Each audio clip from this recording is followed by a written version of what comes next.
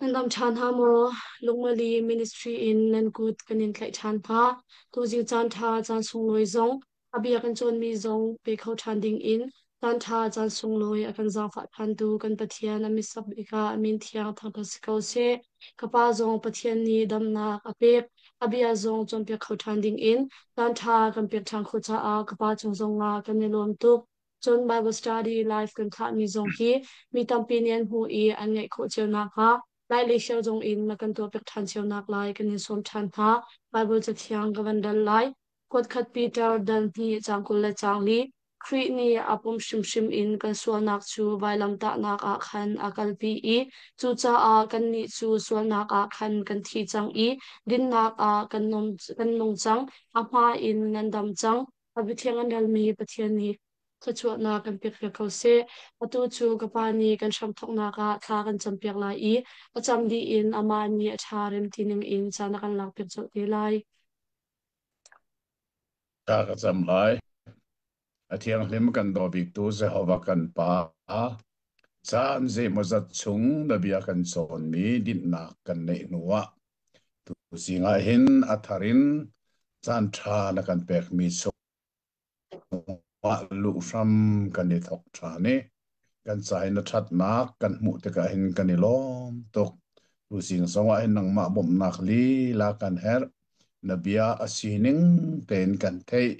kan ni nun pi khona nga chu nang ma bom nak chung longa om mi si kan ngal cha na kuta kan ni chan sun pa nak tu na ta se ko se jisu binin thla kan cham kan pa amen patian amen o kha asile lungmeli ministry na mangin Bible kan son mi akan ngai tu na amasa in ngai thiam zong kan hal nai je chatia kan Bible son mi hi chan saw non pe lo in kan chang je chatia chon lan ka thei ban tu kan ke hi saleya upal le kapan ni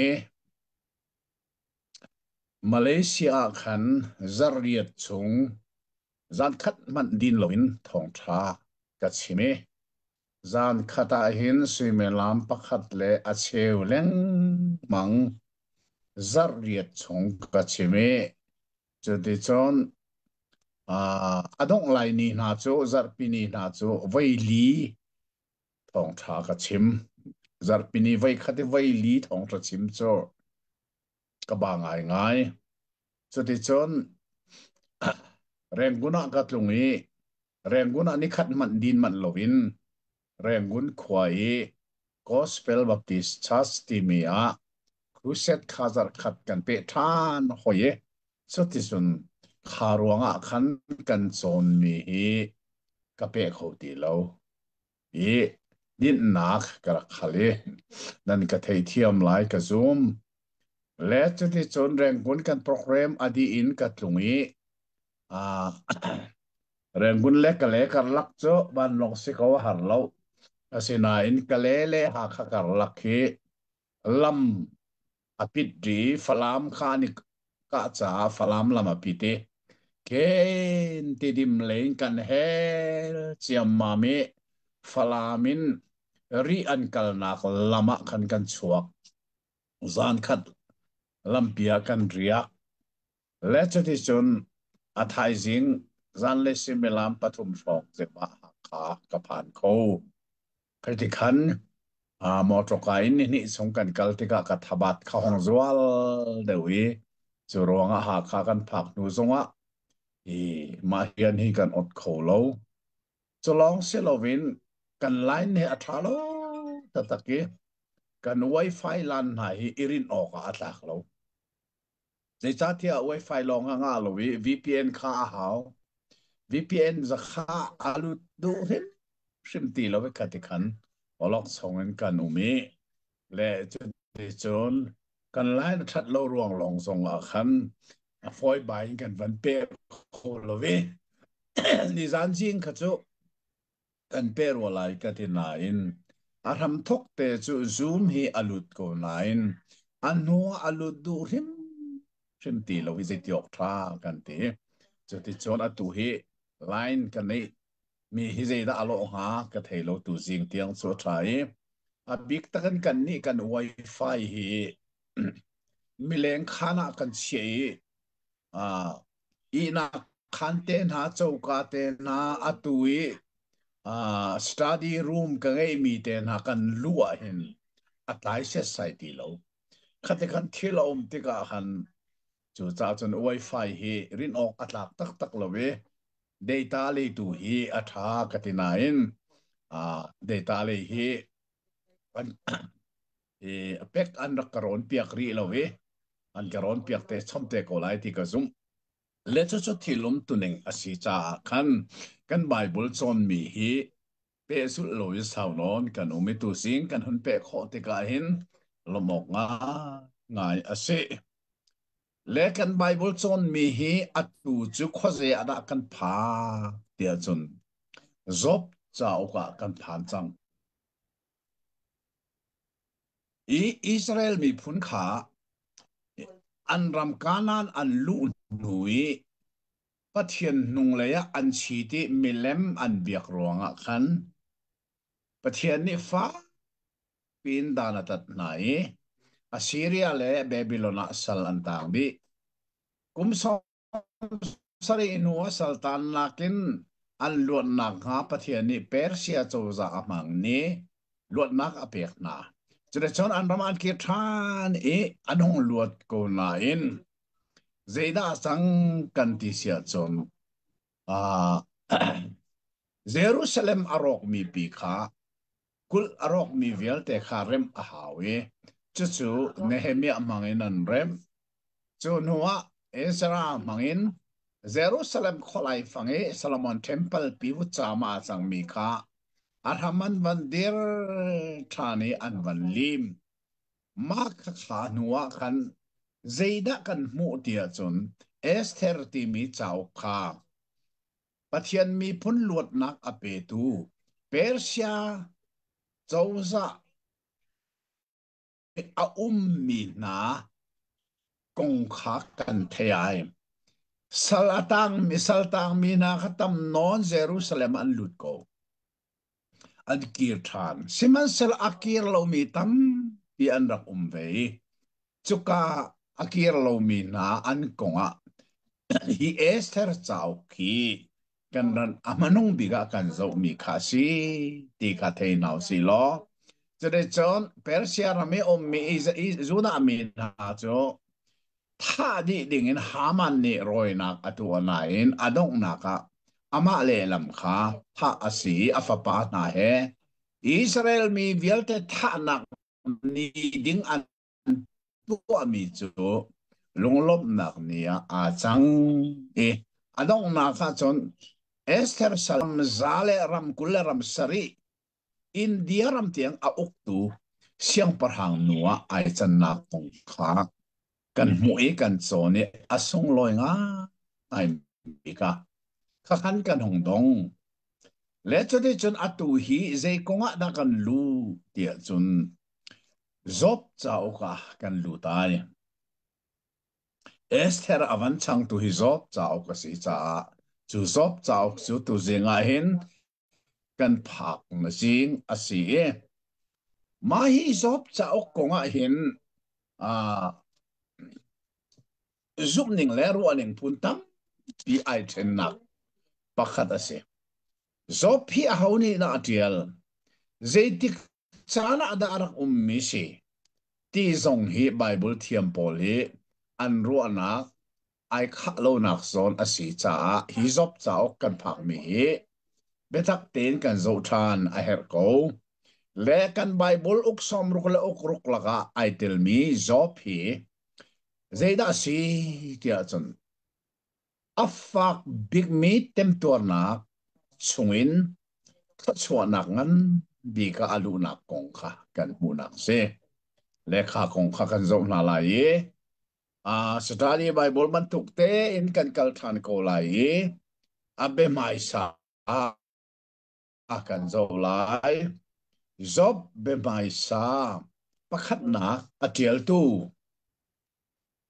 zop chauk chu aram thokin adong tiang zop kong long te asiti chu kan ngal na in a hauset ni na hi chauk khi atial ti mi tu chu kan ngal lo asikho ko tia aru ana an chua mi na chu ama zop Elihu Moses le Solomon na an si ka khana kha zop chaw tiel tu an si kho ko ti aru ana an chua mi simo hina pali laka asibik lai tia an ru khun mi chu zop le Moses an si ama zop le Moses mo daldong na ka zop thi na kong le a cheu chum na chu Moses tiel mi asim hana atam bik chu ama zop tiel mi asi ti kha an ru mi chu se asinai zop chau atiel tu fiang ten angal tu chu pathian long long asi ti chu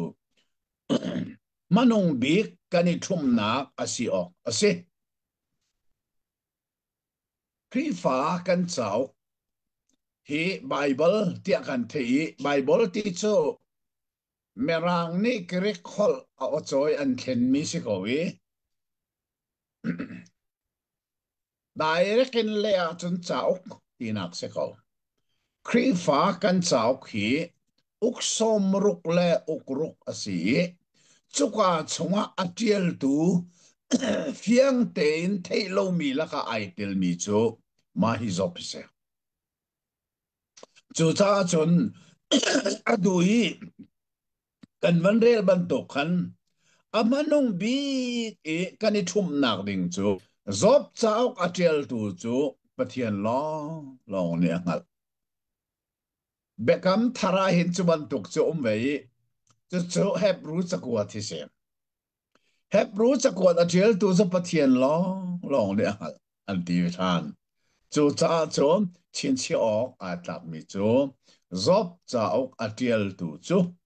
pathian long long ni fiang te na ngal menong ni kan ngal fiang lo ti kha kan ni thum nak ding se pani nak atiel nak mun le chan atiel tu a fian lo bangin atiel nak mun le chan kong zonga a fiang kho ngai ngai lo a chan konga mi tam deuh ni an zum mi chu Abraham chana arak ummi aselai ti kha an zum zeichati athia kumza le som li song asitika Abraham Isaac Jacob na chan mi aselai tika zum kho ase John arum na kha satil asitika khana chan liao rum na khana chan liao rum na he a khat mi asi ti an ruwa asenain adi dong na ka chon kho zai mun le zai chan sit ada tiel asiti chu kan ngal kho mi pin le si kha atiel tu afian lo tika atiel nak a mun le a chan zong he afiang kho ngai lo mi asi ti chu asinain Abraham chani arak ummi chu asi ti kha zum kho nak pani zai cha athia kum zal som li si kha kha Abraham te na Isaac Jacob te na an kum he ai ruang John arum nak chu satila sitika khaliau chana mirum antimi satilin ranan nak rumi zob zonga si cha Abraham chan leo minung si ti chu zum kho chu arak si ti se le chu de chun a mun le a chan kong fiang ten kan thelo ti kha ngal si lo apathum na atil chan pathian chu dot nak le velin akhat mi asiliawa zeirunga da miding asimini khatlokin harnak atwar ti mi hi chau the ai pai mi behal nak asi ta ten ru a her ngai mi chu miding lo mi le mi thalo mi chu an din lo le an that lo nak man tuk bakin dan tat an si an te man tuar zonga an tu mi pe an zun chu Bible na tu ning ten na zun lai ati ban tu an tu ning in pen zun chu kan ti lai siman selo zop khat tuk mi ding mi fel pathian ti mi thil thalo la ka ai sum kho mi pa kha zeiruanga na khat tuk i sung le sa tak nak le tem tur nak kha tuar ti mi behal na so ading mi pathian cha a chaman tuk til chu to kha atak mo tu ading a simo ti mi behal na kha kan ton mi behal nak chu ase zop hoile pathum na ni an le mi chu tem tur nak vial te hi sual nak ruanga asi zop zong asual ruanga atwar mi asi tia pemter antim alung pemter antim mi chu na sual ruanga na tuar ti kha zop hoile pathum ni zop lung ka pementim ban ruat manumu a hoile pathum na be sim kha tha ten rel na manu dan mu ko lai kan man chong phan lai kan the ko lai chu zai cha tem tur nak vial te chu kan tu mi minung le kan zu ni that lo nak le din lo nak le sol nak hin thai chi kan tu a chon tem tur nak zatlak nak sung zatlak nak le that lo nak kan zun ti mi kha volei si ning a si chu volei si ning he zop hoi le pathum ni zop kha lung pe man tim simhan selo ro du asenan eli hu ni chun tem tur nak hi miding thian ter nak cha asi ti ati undang dawin an hoile la ka pakhat eli hu ni chum tem tur na khi sol na asilawin miding thian ter chin chin din ter chin chin nak cha asi ti kha achim ve siman selo zop tur na konga betak asimi chu aswal nak ruanga amu mi dan tat nak silawin pathian sian nak in satan ni apek mi tuar nak asi ti hi atin mi kol tung tak tak su se ma hi tha te kan ru a het ngai ngai mu zop kong he pung chime ka rak thok kai zop kong he sarmona ka simbal mi si asenain atu bible tha ten kon rel than kon lat than ne Bible siang in na kong chong chulong silowin thiang tharau lam roi na gen Bible so ka zo i atu study Bible tiang ka ham tu ateka hin zop konga hin afyang ngai mi pakhat chu aswal ruanga atwar mi asirum thrim lowi ze ruanga da tuar tia chun pathian sian nakin setan ni fana ka pek mi se so pathian rem tinak in pathian natlak nak in setan ni izop kha atwar termise maka khakan thei her nga ai mi chu se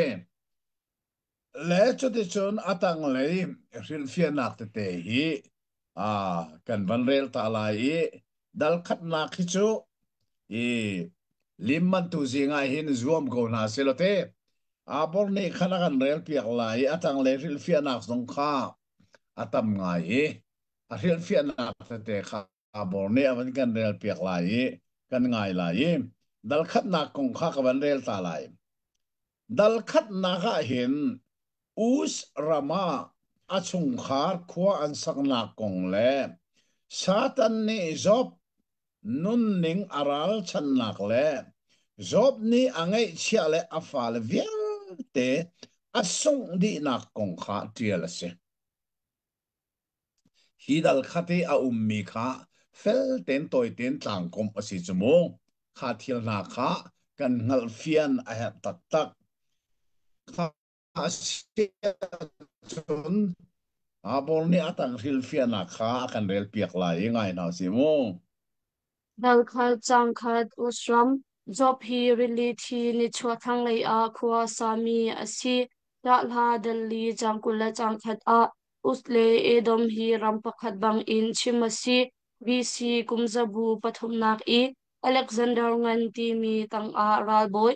Ptolemy ti mi zongni edom hi use arak ruachi mi asi job asulam hi afiang lau pathian lei a amar mi asi lau a dau mi sarsat mi ti zong asi khau mi asi tlamtling job hi solna kong a soi ok umlau mi tlamtling ati nak asi thenglai lau zai cha tia chathiang ni mi velte an sual di i pathian sumpar nak an bau di romdal thum changkula chang thum tia ati chatial tu ni job hi aminung hoi ni lungput lei a solan pho kho lau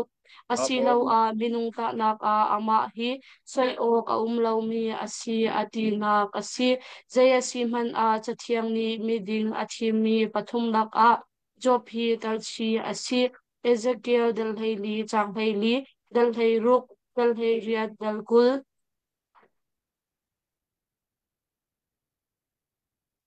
Oh, si makaka. Hello, cậu nan thầy mò. kapawan thai kho ko Oh, atha ngai ngai tua khan feltein. Study Bible azop kong hi hitihin trilfiana karak tuwe. Amai sabik chu job a nak khuasak nak mun. Us ram ti mi kha. Khozaya da tia sia chun. Reality ni chua thang lei a khwa asa mi se. Reality ti mi kha philau. Kanan rama hen tidil pania pakhat nak chu kalili tidil tia se. Jisu lelam kal tu zong kha kalili tidila khuan saton. Ti long zong ani chit. Thi chiala tilet zong al athau ti mi kha kalili se. Makha kalili bak khan Jordan tiva ti mi hi luan ram ai thok. Jordan tiva chu Galili ti dil in achuak mi si. Choteson akal thua mai kha Jordan tiva kha ri lithi ti mia alut. Zero nga da ri lithi ti amin hi an sak tia chon. Alut leilong a ubi achuak lei a ti lo. Ri lithi cho Jordan tiva kha achung le na lut. Asinan achuak mi ti lo. Choronga ati kha athu to ideal peng cha thur to. Chu sa amina reality merang hol in that sea anti mi se. Choronga chone job khwa arak sak nak usti mi ram chu ma chu reality ni chua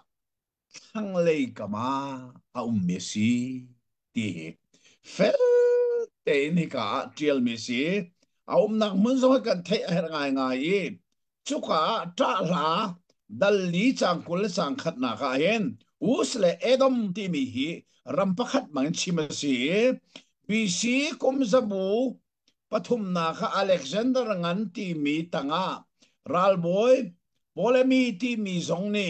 edom hi us he arak ruat chi mi se ka chu cha job khu asak nak mun hi felten kan the hawi reality that's see ni chua thang le ya ti kha kan the hawi chu no wa tam thing ti mi kha silfiana zopi sol na konga soyo lo mi tham thing atina asitheng lai lo zai cha te cha thiang ni mi vial ten sol di pathian sun pa na an bau di the rom dal thum chang kula cham nu ati cha thial tu ni zopi minung hoi ni lungput leya sual an pho kho lo asilawa minung ta na ka ama hi soyok lo mi si ati nak si zai si mana cha thiang ni miding athi mi pathum laka kha kha chin chiao tak tak tak mi cha thiang ni miding ti mi pathum thim na chula ka chun sopi atel jongzal zang fanak ten abor Ezekiel dal heli chang heli de kha man kan del piak ta lo na mu kho chun Ezekiel dal heli chang heli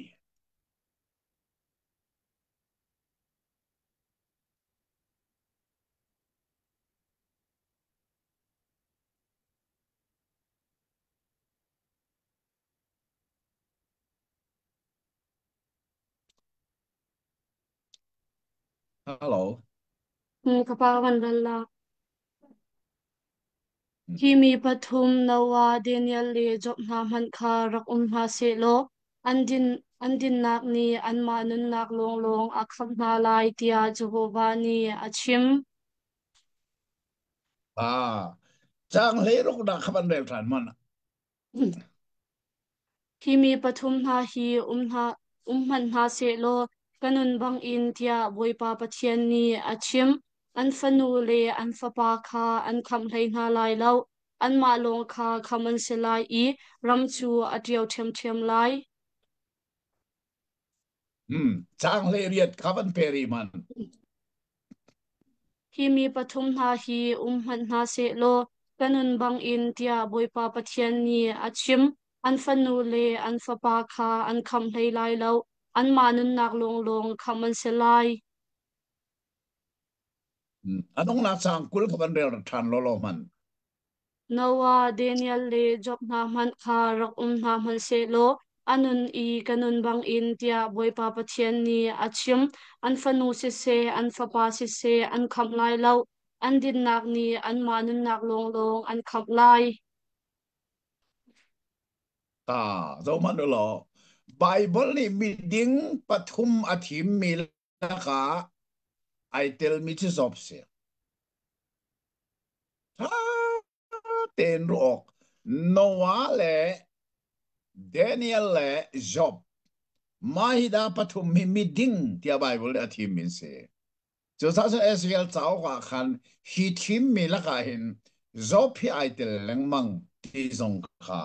กันเทชีจูไอเฮลง่ายง่ายมีเสีย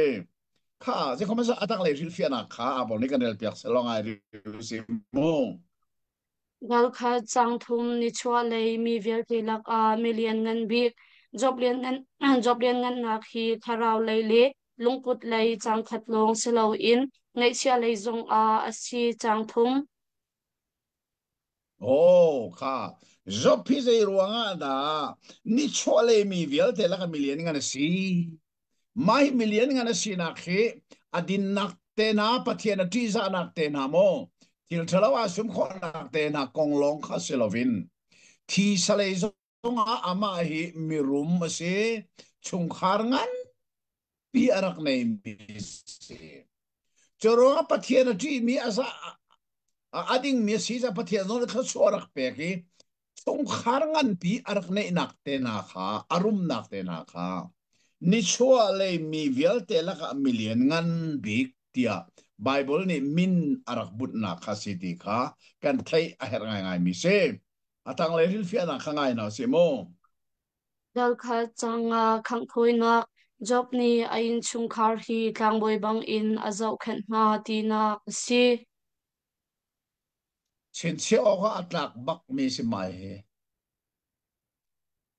atuai kri fa in chung khar ti mi se tlong na abipi ti mi zong kan thai ao job ti mi chu a chung khar cha tlak boy rian bak tuan zai cha tia ka phap nu le ka phap pa na ne hin sual nak an to sual lai ati rai thoi na kha tu peng chu cha san a chung khar cha rai thoi na atu tu job pi a chung khar cha tlang boy rian a tuan ti nak se kan ni zong he zoom tu vel te sa tlang boy kan si chang cha kan chung khar chan tlang boy rian na kan tun bal mo kan fale chan tha na kan champiak na mo kan fanu kan fapa sola pal mi na he mo chet long mo kan mo chet na lai an cha na tha kan champiak mo mo pathian sina rai thoi na kan tu piak bal mo ti na he kan ruwa a her tak tak mi se chorong a sop nuni kadi chon ok atak big mi cho achung khar a fale cha tlang boy rian a tuan tu pathian sina nol na atu piak leng mang tu pa asi ti kha kan mu mi cho se kha tang le ngai nau si lo dal kha chang ruk pathian fapa na van chung mi an si dal som thum par ria chang sari from thok nak dal ruk chang hi fian tar nak zau Setan ama shim shim zong van min ha uktu araksi bepuan dal hein hi changkwa bang in hi pathian fapa van min ha tan na ka hin adal khomi asi Pathian fapana ani tonnak a setan aitil khona kong kha zeiruanga tia chun ama setan hrim hrim zong hi van mi vielte uktu perak si chu cha chun pathian fapana ni ani toni pathian an biak nak muna setan aitil khomi khoro har dinga selau nin zonga hen zo mano pathian khri fa bulak zonga hen kani pum nak zong setan ya chan chan aitel zong zal ko aitel khau ko ti kan thei peng hao kani lai mi zong he kan khri fa buai setan ni fa pin aitel ko zarpi zing kani pum mana setan ni akan len khori setan ni aitel ko ke ma zong ne ka simlang mang mi lai mi zarpi zing pum hi cho tharau le thil nakin taksalai thila tam deuh chang atuna chu achim man chim ngam loading hin taksalai thil long long taksalai chol chak nak long si chang lu mu zi ni akan te tuk chang mai she ta ni thuk tukin kan krifa bui ai rol nak le alang nak song city kan te a her ngai ngai mi se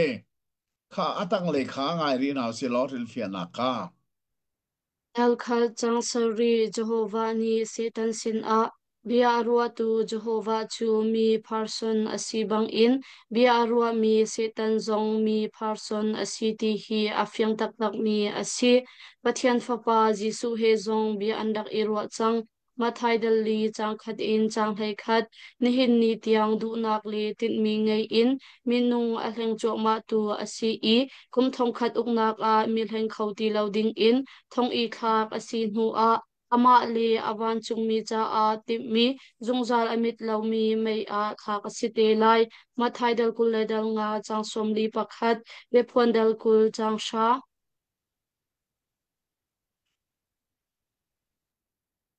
chen chiao ka atlak bak mai bul kan zo lang man kan chon lang man kan thei mi atha lo lo hi ka hin kan mu mi chu Jehovah ni setan sina ati mi hi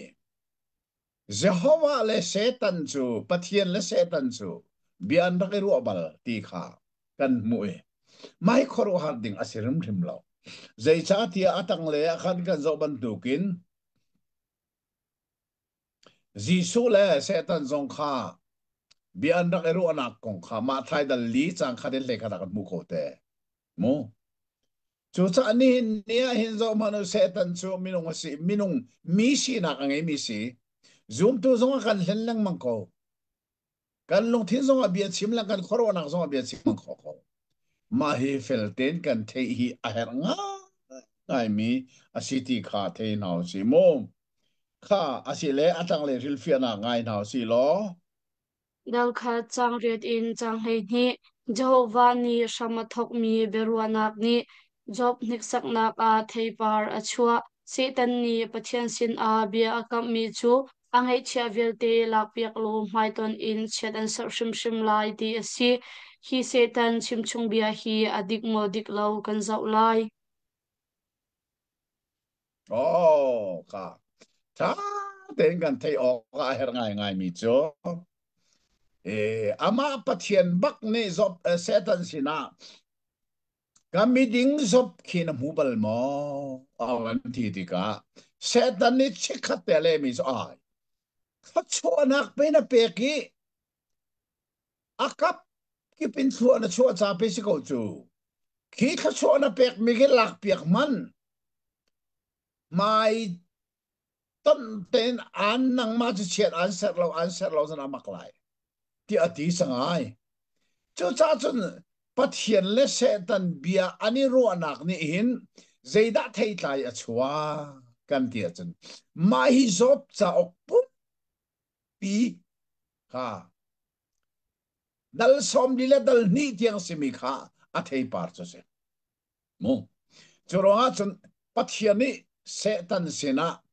kamiding zop kina mumo ama bantuk vale chunga dum lo da ko atiliawa setan ni ai thove ai akap kipin pe thachona pe ko chu thachona pe mi khilak piak nangat min nang ma chu chat answer lo zna maklai ati change kha thil ni khan zop chao ke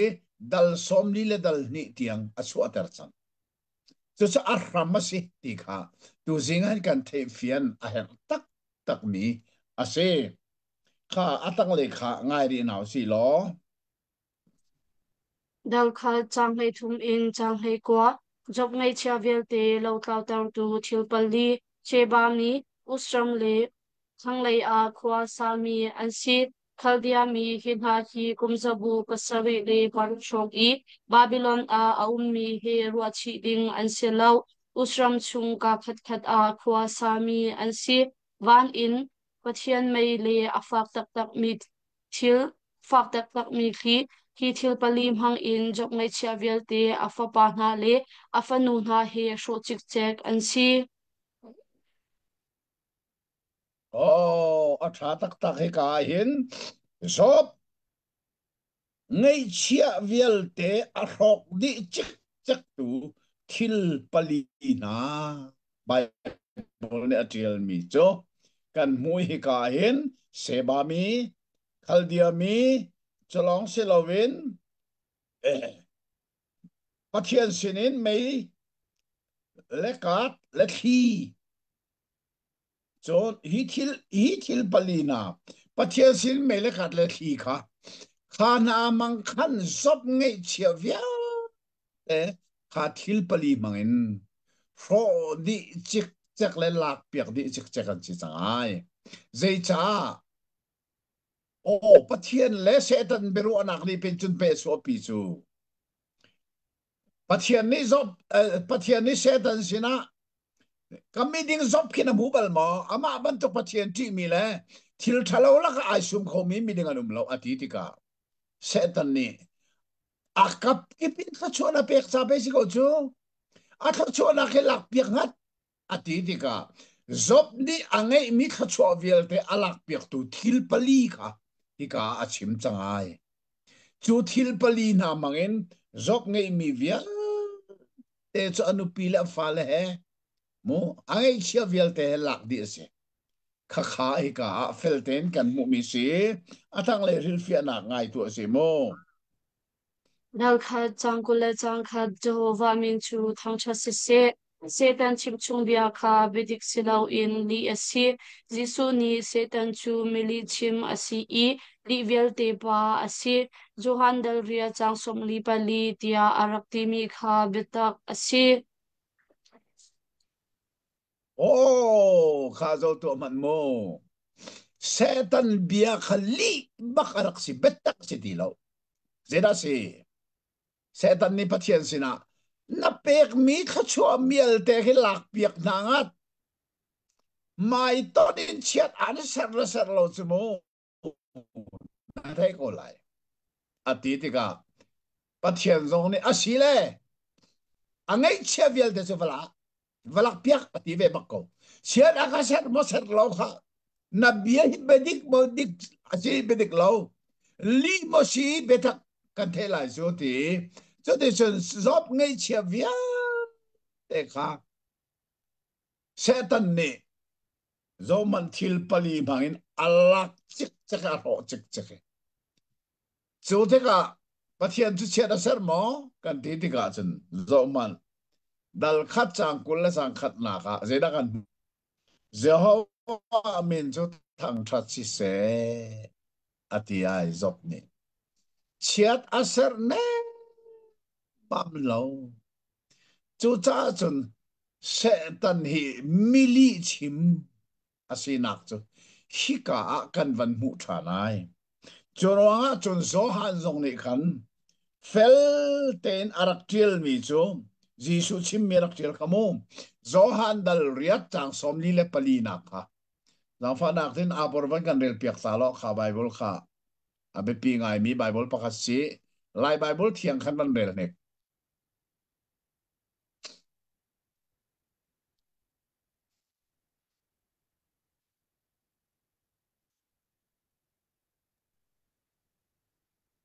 nan ni chu nan pa khuchefa kha nan si I to nan du mi chu nan pa du na kha asi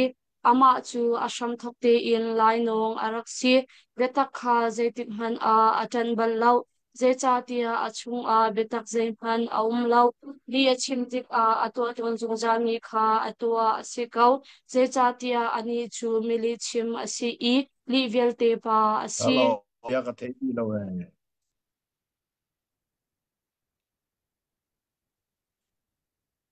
oh na bia ban check pai ka ban thei ti lo we pa ka ral za fa chana nak ong te man thei chang ban le than ne nan ni chu nan pa khuchefa kha nan si I to nan du mi chu nan pa du na kha asi ama chu asham thopte in lai nong arak si betak kha zaitik man a atan bal lau zai cha tia achung a betak zai phan aum lau li achim tik a atwa ton zung zal mi kha atwa asikau zai cha tia ani chu mili chim asi I li vial te pa asi oh tha ten Gisu bak ne se tan chu mili chim ma si li viel te pa si ti ai chu cha chon cha ok som ngarang lo ka tel mi la ka au me mi chu li chimi ramdang kal hi hel kal pi tak sola si tia cha ok karak tel bal ha khol le flam hol bakan kan dak so pun nuin zero te lai mini hin li chim hi poi lo a kan sia mi zei to kan da apoi ti mi kan ngal khona hading cha cha ka tel mi se za ti chon za fa nak ten abor bet tham chao kha wan kan zo piak ta lo bet tham chao dal kul le dal khat nak chang riat nak van rel ta se lo ngai tu se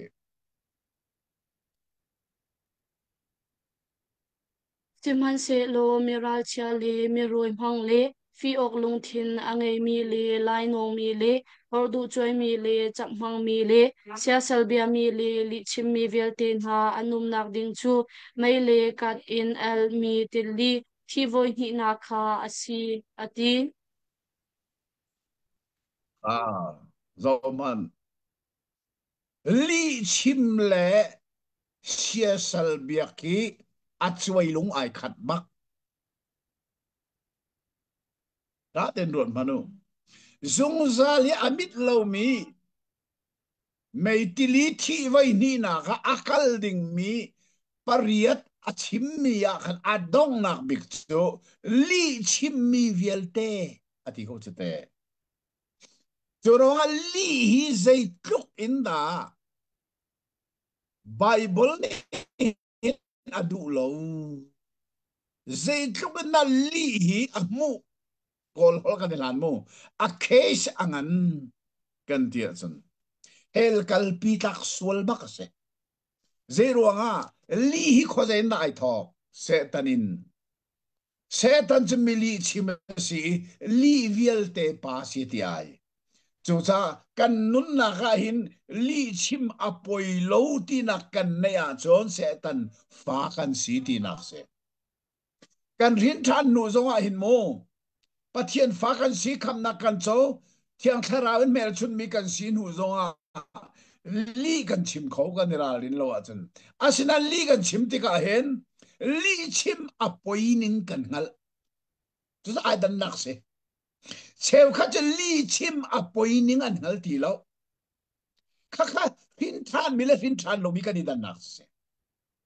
chu na chu li chim poi ati lo mi na chu hela an kaldi lai bible ne ti zero nga setan fancy cha si chu setan je li viel te pa si ti chu te chu cha chon hi zop chao kan chon mi a hin tu si nga fel le fiang te kan thai a her ngai ngai mi chu setan ni mili chim arak sinak chu zop cha oka fel ten kan mu tu chu dai da si pathian he biani ro liawa pathian ni setan sina kami ding zop kin mu bal mo ama man to pathian ti mi thil thalo la ka ai sumi mi dengan lo le chunga ati job ni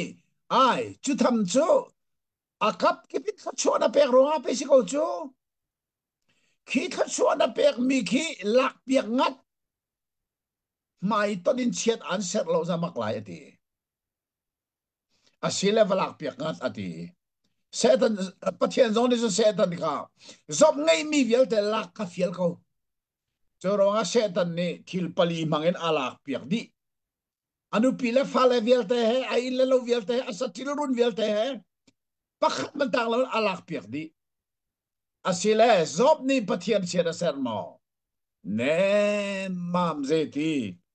tu zingi kan chon mi dal khat adong na ka zeda ti Jehovah amin chu thang that si se chang kul chang khat nak te kha jang fa nak ten abor kan rel piak ta ne kanu kul ni pachung in tiang in kanu pachung in taklong in karak chuak i taklong in ka kyo than lai Jehovah ni apek mi Jehovah ni alak than Jehovah min chu thang that si ko se tia ati hi vel te a hin job ni swal na ka tu alo i pathian kha amo chet lo ro manu se tan ni li achim mi kha alang changai li vial te pa asinak so hi ka zong alang tha chu cha chun tu tha ten hi sop chau a chong angai tu na ni kan thai her mi chu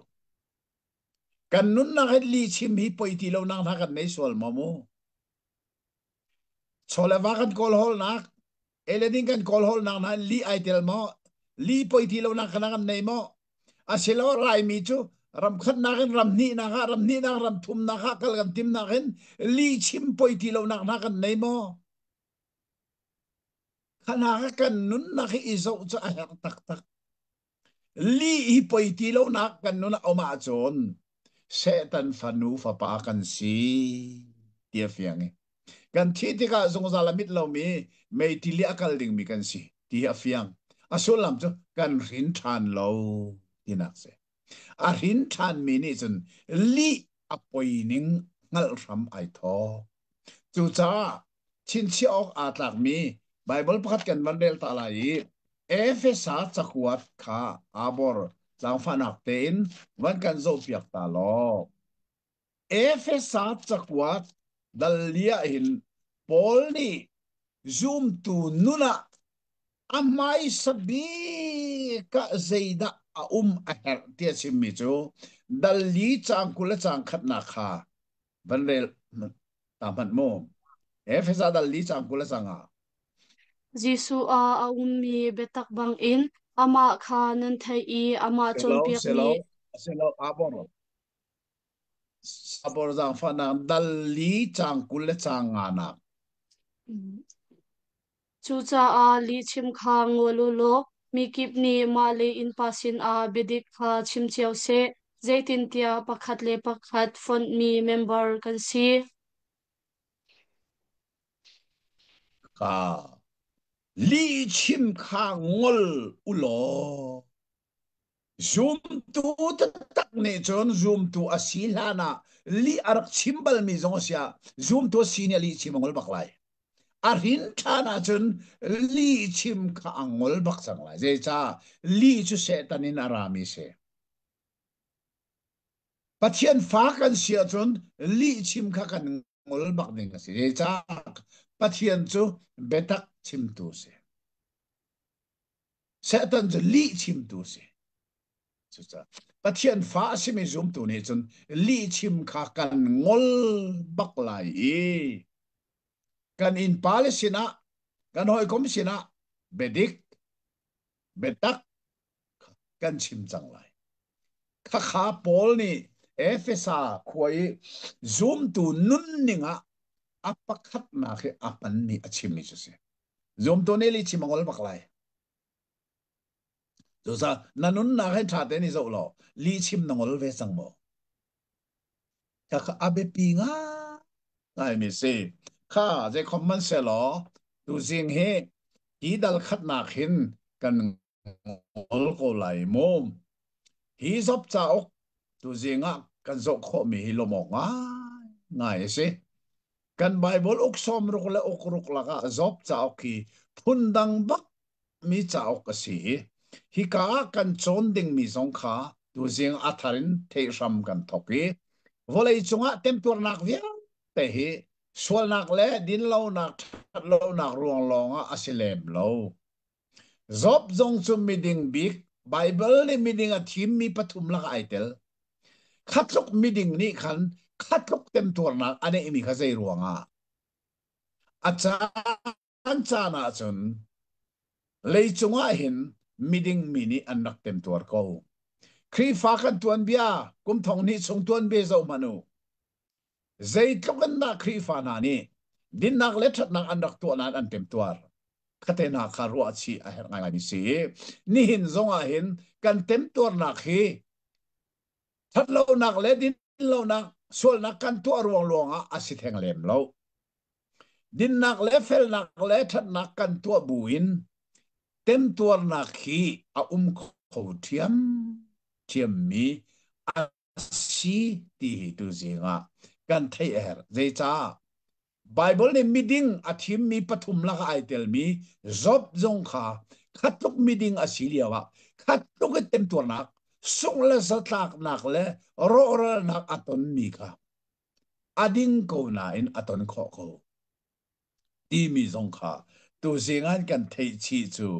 abe pi ngai chu ka tang kan kom mi chu se tan chu mili chim asi zong zal ti phil lo kan nuna li ni mun ma alak ri asia chon se tan fa kan si ti nak se kan rin than ta tak lo pathian betak le thiang tharawa rin than ni kan silo ti kha kan ngal a her chu cha chon kan rin than baka chon kan nun naka li chim kan ngol bak lai te cha pathian chu betak pathian si cha pathian fa kan sia chon li chim kan ngol ding si ti tu zinga kan thai a her ngai ni se ka kan chon mi atha ngai tu vial te kan cha pathian ni atharin tha so na kan pek ko se amen Amen. si le sung loi ngai mi iton nak kan van nei than na lomok ngai ase internet line a lo na ka kwal ka vatlong tai cruset kan nei ni san kha a kha kalak phan thane chede chon tu sing hi a internet line na atu tianga chon avan thae zoom mangin kani tong kho than kan chon leo mi zop chauk i aram kan do mi dal khat tiang kan phan man na in dal ni kha vai ni tiang chon kan ti mi kan chon liawa internet line akan tlak piaki akai khoti lowi chu ruanga kan ngol mi ase ma hi zop chau khi chon oka atlak ngai mi pakhat ase zai cha tia leichung kan nun nak hi lunglop nak le dai nak ta cho van lu nak longin kan lowi achan chana kan du lo bi me har nak le ngai chiat nak le thin phan thalau nak le zatlak puichum nak song kan tong ton chu cha chon ma hi zop chao khi zero nga da zop ni in hi tlok lo mam in zatlak puichum nak le har nak hi arak tuar timi kha behal nak au me su behal nak chu ale nak kha a bible li la chu kong chu atu hi zo ram kan thok mi se a ram pi bik chu sei da si tia chun se tan le pathian bia ani ruana ken ai thok mi se pathian mi na pathian mai ani pum chan a phak liawa se tan zong an sina arave tia dal khat nak chang ruwa kan mui chode chon Jehovah pathian ni se tan sina achim mi chu kasin zop khin arut balmo volei chunga ama bantuk soi ok lo midik pathian atiza tu le that lo nak a hial tuan lo ia pathian ne setan kha chim liawa setan ni ale nak chu akap kipin pe kha chu na pek chu choronga pe zop ni nang ma anti za e thil thalo la ka al su me mi ding si go chu ka chu na pek me khilanga nang ma chan thang set go lai tia ati asile balak piak tia pathian ni afia lai chu cha chun zop angai mi afale asatil run le a in le lo kha makhat tia an rok ral di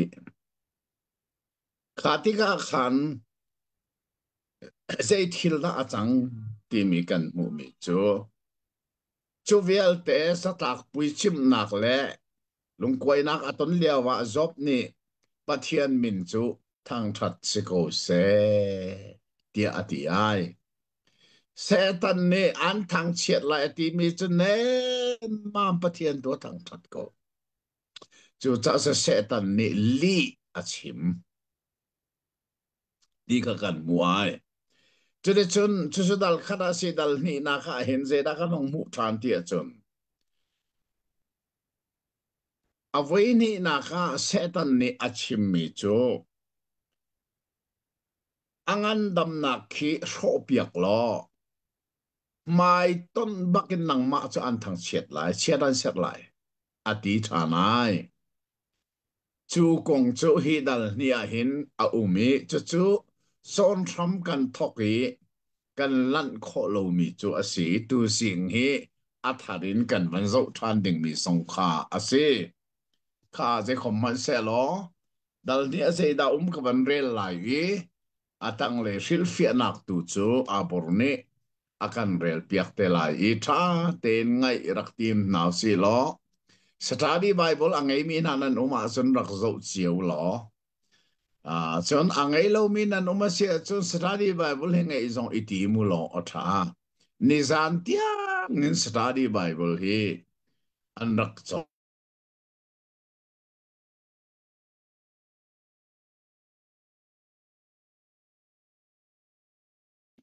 an theiri an ban thok tika chon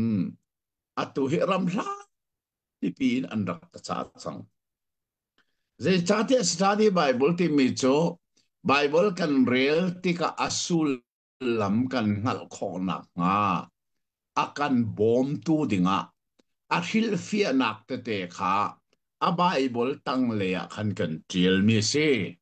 kha hil fia nak a hil fia ti hi angai ngai te mi zo hol se lai mi ni kan hola kan man chang hil fia kan tilang mangko le fian ter tina ka se kan fian ter mi kha tha ten kan zo sia chun o tin rak se ti kha kan real mi bible asul lam ngal na ka akan bom tu dinga ma hi tu mi se ti ka thei si lo cho de chon dal ti ka rel lai a hil fian nak te kha bor ne kan rel piak lai dal ni na khi satan ne job ngandam nak aral chat nak le job hoi kom pathum na ne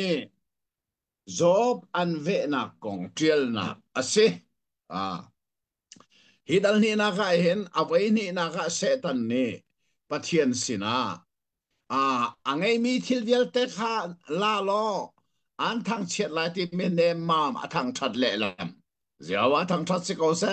zewa ni a pe ke zewa ni alak thang ko ama che thang that se ko se ati nuwa setan cho ai thani angan dam nak lak piak ngat nang ma cho mai ton in chet an set lai ati thani chu kong chu si ti ka hidal ni na ka hin pathian ni vakal lo anun nak tu chu vala ha angan dam nak chu va rok ti khase ko chu cha san tha ten ron mano zop ni atuar mi pathian ni asian mi se tan rian tuan nak ase ti kha ram pi se pathian nol pek bakin se tan ni zop ngan dam nak arok tha ti kha hidal ni ahin kan bumi se kha atang le ril fia na kha ngai nau si lo Dalmi changa maiton in chedan sar shim shim lai setan ni pathian sin a bia kap mi voi hi na kasi a voi khat na kha li asi I atu voi hi na kan zau ri lai ruan ma mo avoi khat nak chu tha chua na pek tuk cha pe zop ni nang ma chu an thang that ti go chu tha chua na pek mi vial te ke lak pek na nga ta ban ti avan lak pia asena en zop ni se ze na chim ze hawa ni a pek ki ze hawa ni a lak than ko ai ti chu cha ze hawa chu thang tha se ko se a thang chet ne mam ti lo setan ni li a chimi setan chu Jisu ne arak chimmi zo handal riat chang som li le palia chun ani chummi li chim asi li vial te pa asi mak tak tak mi se chuda li hi setan sin ara li silavin betak tu chu pathian sin ara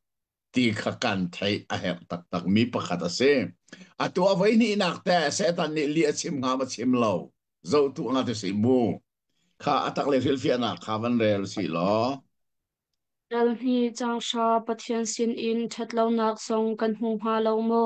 aton mi velte thiltha asi a thiltha lo asi zong a amen ti chu job chung lei nun chu asi setan ni pathian sin a bia akam mi kha betak selo in li fang fak ase than chu cha a jisu ni ani chu mili chim asi I li velte pa asi arak pi mi kha setan ko kek chu arak se shim shim kau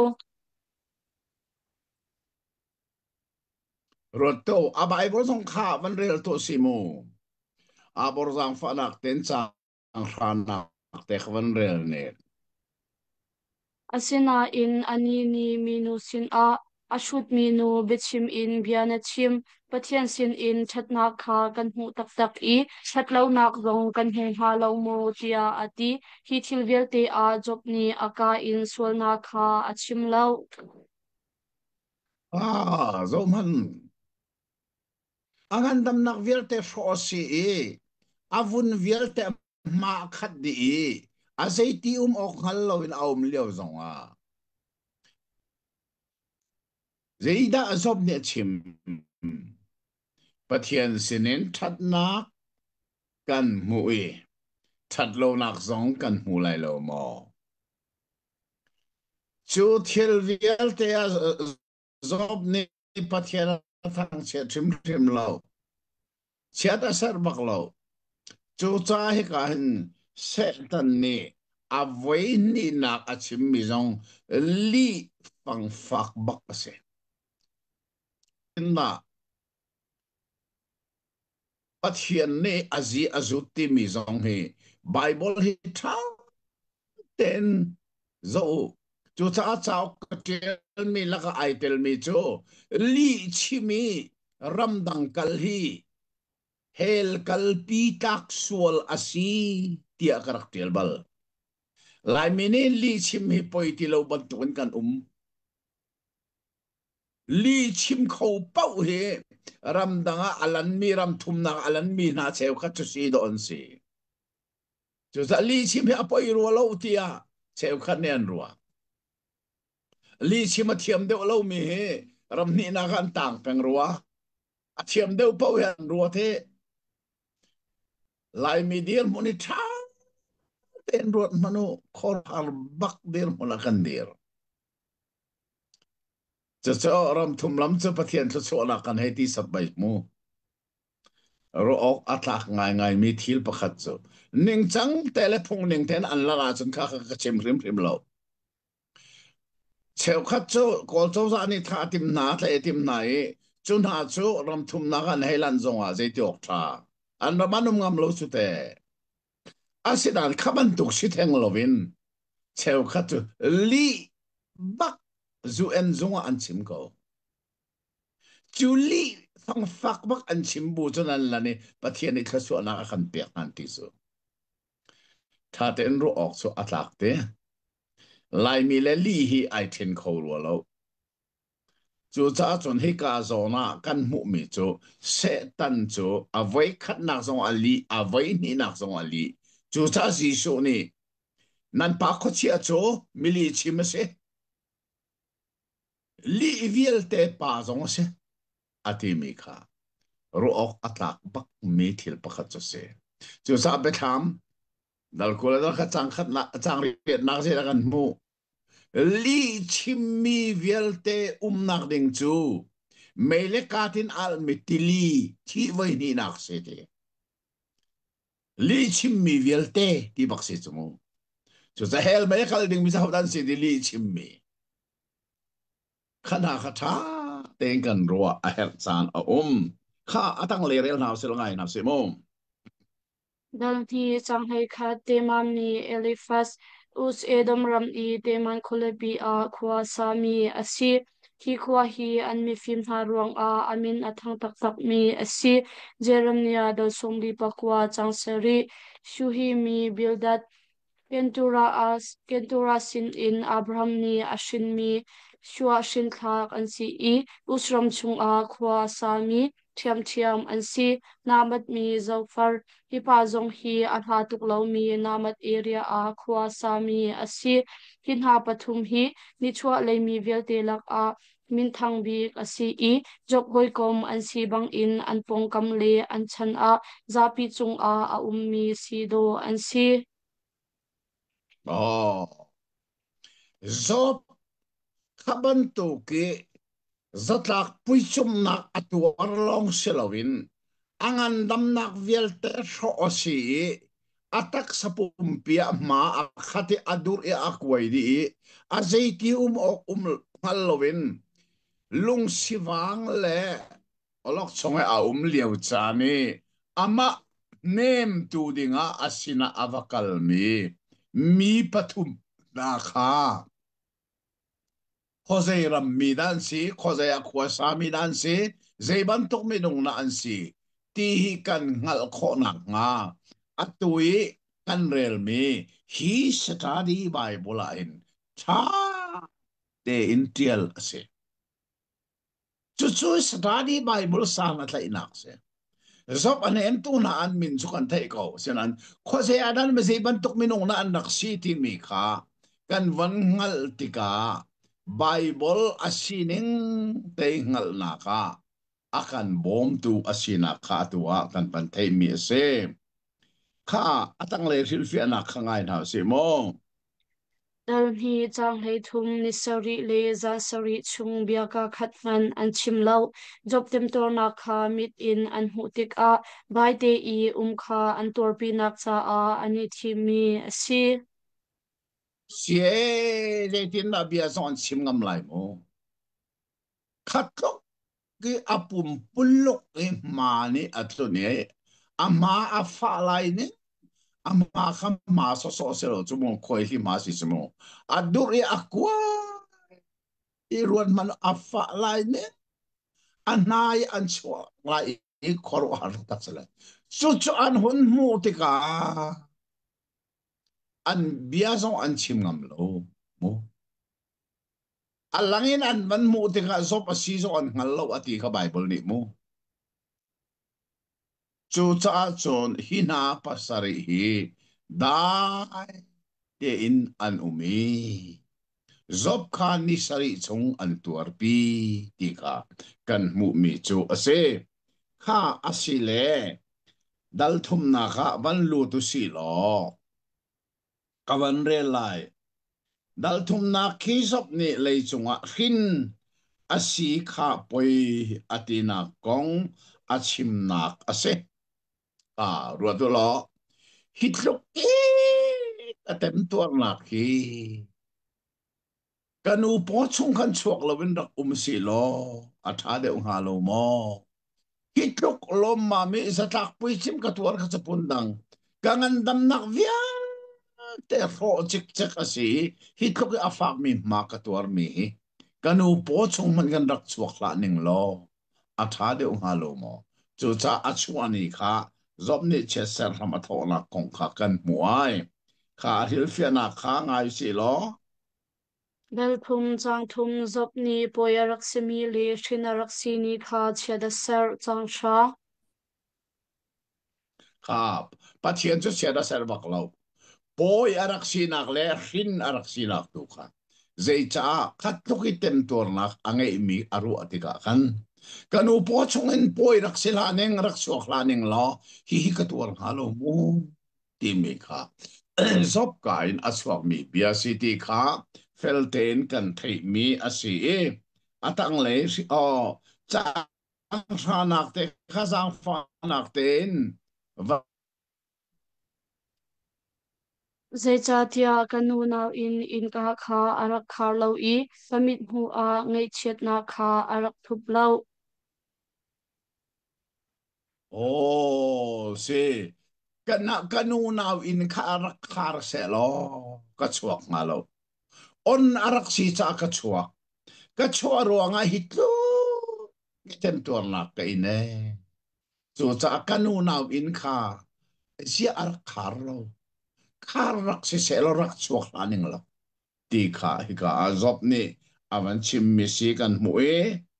Atu cha ta atang lai hil fia na ka zo tan si lo. bel thum chang hei khat in chang hei kwa na win I arak liao le achwa ka man a rak thi se lo than a dai te in a din lai I atu I tisa in atem to nak vial te chung in alwat kong ha ti chu asadu thangan bi kasi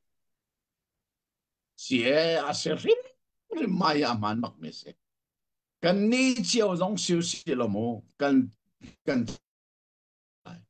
zai cha atem tuar na kha fak to.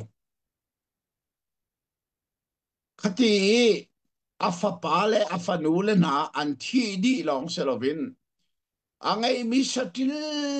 vielte an thi afale in vielte thi chiani a ro chik chare. Kha chupun nang vasiri se. Kha vielte nui atak sa angandam nak vielte atang mi umlo ro chik chek avan si nuwa chun. Amo osim sim lo minung le amo. Chu cha chun now in kan rak chwala ning lo. Ti mi chu. Asadu ta ngan bi to se. Now in rak chwala se lo katruk ka atur nga lo.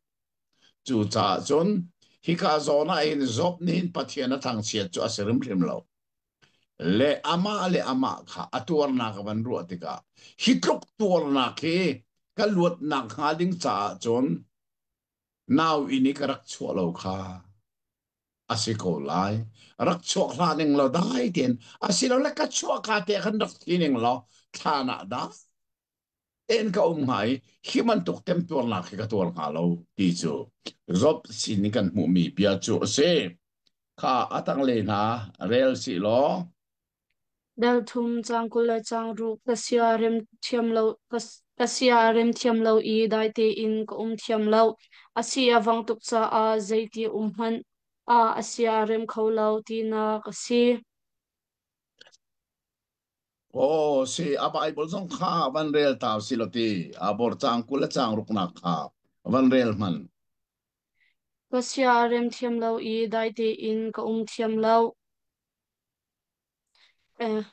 ka din thiam lo zaitin tia boi bai na kha aphan ai oh kasia arem thiam lowi dai ten ko thiam lo ka di zaitin tia buai bai na kha aphanai a khel a le zonga a siarem le lo khat le khel arem zonga siarem le lo thalin ai zonga siarem le lo a thut zonga siarem khol le lo azeiti a mana khan serem na khapakhat manum kholo chu cha chun hi ka kan mu mi kasia arem thiam lowi avanti na ke atuar mi kan thei pi lo a chan mo a chim mi zong he kan thei pi lai lo atem ton mi khavan ruat manu no ama khamun khat long se lo chu apum pulukin ti si chu bible apum puluk masih tika kele izonga amanen or le kele izonga amanen thal badaki izonga amanen athut zonga ato chora ma khanen khatika khan ka sia arem thiam lo zeiti a ummana sia arem khoti lo chu cha zop hi minung le kama zeit lukinda mo hia chimbi na hi aman asi awang dok cha zeiti mana asia arem kholo tina kha asi ti kha hika kan mu mi cho se chu se dal thuma kan man mu e dal li na khi kan lo si lo kha zang fa nak ten dal li na ke man ka man re lai atang le ril fia na kan ngai na lai mo dal li na khi zop hoi kom eli fast ni zop tem tor nak vial te kha sol nak atu aruanga asi ti achim ram bathok kavan ron manu ama nem to dinge arami minung pathum laka mi pakhat ni zei kong na zop kong a zei da chim ti mi kha dal lia hin ai thokai chu atang le ril fiana khaban ngai man si lo Dali jangkhat Elifas job jangfa tu hoikom pathum lak a amasabi ka bia chim tu asi I anlak a upabik song si do asi dal nga changsha kha zop nem tu ding laka arami minung pathum laki apakhat nak Elifas antimi pa mahi dal nga chang sha kan zo ti ka hin upabik zong si do si si dal nga chang sha chu kawan rel man lai izei da ti mi kha kan ma chunga hin sampar mi le upa ngai napanak in a upa de umi an umda ko kha banrot manu churonga chen ma hi Elifas amai sabiki zop konga bia chim tu hi an malak upabik zong si do se data aiga dalhenga chang sa kan ma chunga hin sampar mi le upangai napana ke na upade umi an umda ko ka mai Elifas si do si dia kan mu mi chu si cho de chon atang le ril fi na khavan ngai si lo Dali changsari in changriat Elifas chimmi velti tangkom nak chu changsari le changriat a I chu chu na tu mi na zun ti hi asi job kha swal nak asilo a thatlo nak khai chi atu tu asi I azun mi zong thatlo nak asi ti kha achim mi vial akol tung tak tak chu asi hi adik mo ti mi behal nak umse lo zaitin da kan le lai kan ruwa nak selo in achung biali la a adik mi le nak chu a chu chu zauri usi à zop chao kong hi tha te ru hao mi chu phung chim tu cheu khat ni mu minung kan sual ning la kan pal ning zop chao ka chim mi chang chel ban to kan si hei ti te na mo no khin mi fa se ti na a sol nak to alon om kho lai ti ban tuk te na zop chao ki zop hoi kom na ni zop kham mi sual na si ya an si mi atui na tentor mi vielte zong hin na sual ruang na tentor mi se ikakan bantung zela se na tu mi na zun ka ruan manu na tu mi na zun antimi mai Elifas ti mi pa zong ne hin achim mi bia viel te tlang kop nak chu chang sari in chang riat kha si ti si saban rel ta mal se jang fa nak ten apor atu ban rel ta ne atu ruat man aswal lau mi ahawda alaw tabal asilaw a midik kha khozay ada hlod an sibal kamhu ning a chun swal pal nak lay athuang I boy nak atu tu ni chu thiam chu an zun ton ruan man zop anem tu minung pathum laka pakhat amai sabik pa Elifas ni chun zop na tu mi pe na zun ko chu atui na tem tor nak vialte khalani sa tak pui chip nak na fale pasari anthi na na satil run via te an lo tlaw di nak le na fale in viel te thi chiani a ho chik chak nak le atui nang ma tiang na pum hitok kan tem tor nak na ngai mi hi na tu mi na zun mi se na sol ronga na tuar mi se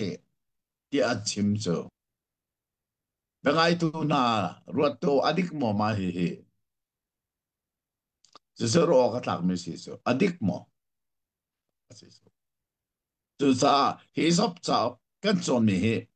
ro atlak tak tak mi chao karak si adik mo dik lo kan zo ri lai chu ati hi atu iril fia na katil mi akan mo adong nakte chu cha zo ri usi kawanti ka hi kawan hi aril fia nakte kha kemani kawan rel than man lai Elifat chim mi vel te tang kom nak chu chang sari le chang riat a au mi chu chu na tu mi na zun ti hi se zop kha sol nak asilawa that lo nak thlai chi atu tu asi azun mi zong that lo nak asi ti kha a chim mi vel te akol tung tak tak chu se hi dik mo kha ma su si chu bel na om zum adik mo zop kongi thil sinin tak tak jai set na se zop ni at zatak pui chip nak le atem tur nak vel te kha atu mi azun mi chmo si aswal ruanga mo kha thil vel te kha chunga pathian indana ta ti mi be hal na kha chu kha kan ruwa nak silovin achung biali la a adik mi le nak chu kha ze da si ti achun kan ruwa nak kan chim ton chu ruwa nak kan chim phung selo mai ko a hin adik mi le nak sa biali la chung biali la mi se kan thai ngai mi se chu ruwa chon je common selo tu jing he dal nga zong kan phan man i dal nga ka ban rel tari lai mo khar ngai manu lo dal nga nak zong he eli fast ni achim mi bia ape nak asi zaida ape ti mi kha van ngai sila chu ma hi eli fast ni dal li long achim lo dal nga achim mi bia kha ape sa chu chu zaida si ti mi kha atang le sil fi na kha van ngai silo abon ne kan rel piak se lo dal nga chang hei sori in chang hei riat elefas ni ahun pe than mi a phundang in chang a kom than I chu chu chang hei sori le chang hei riat a hin a chang a kom mi chu job tem tor nak vial te kha je zong to kho pathian chim shin nak asi ti hi asi adik ma mo ti chu tang mi behal nak chu asi à rồi mà dalia chon zeti na tem tuar me he na tu mi na zun avanti mo dal nga chon zai da kan mu than tia chun na tem tuar nak vel te pathian ni an chim rin na pa sie da nan tat nak sie ti nak ban tok se lai bible thiang a hin chim rin nak le dan tat nak he aman aman ninga a khen leng mang mi be phang pakhat ase le chu cha chon dal nga zong a hen zeda tia chun atlang kom nak tak tak chu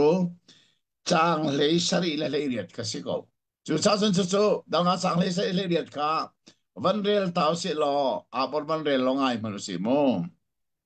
zau man pathian chimhrin mi chu milung lo ma si chu cha a zai zong to kho chimhrin nak chu zai rel lo in ha zai tin tia ama ni atuk I ama ni atuam ama ni ahliam I akut in adam ter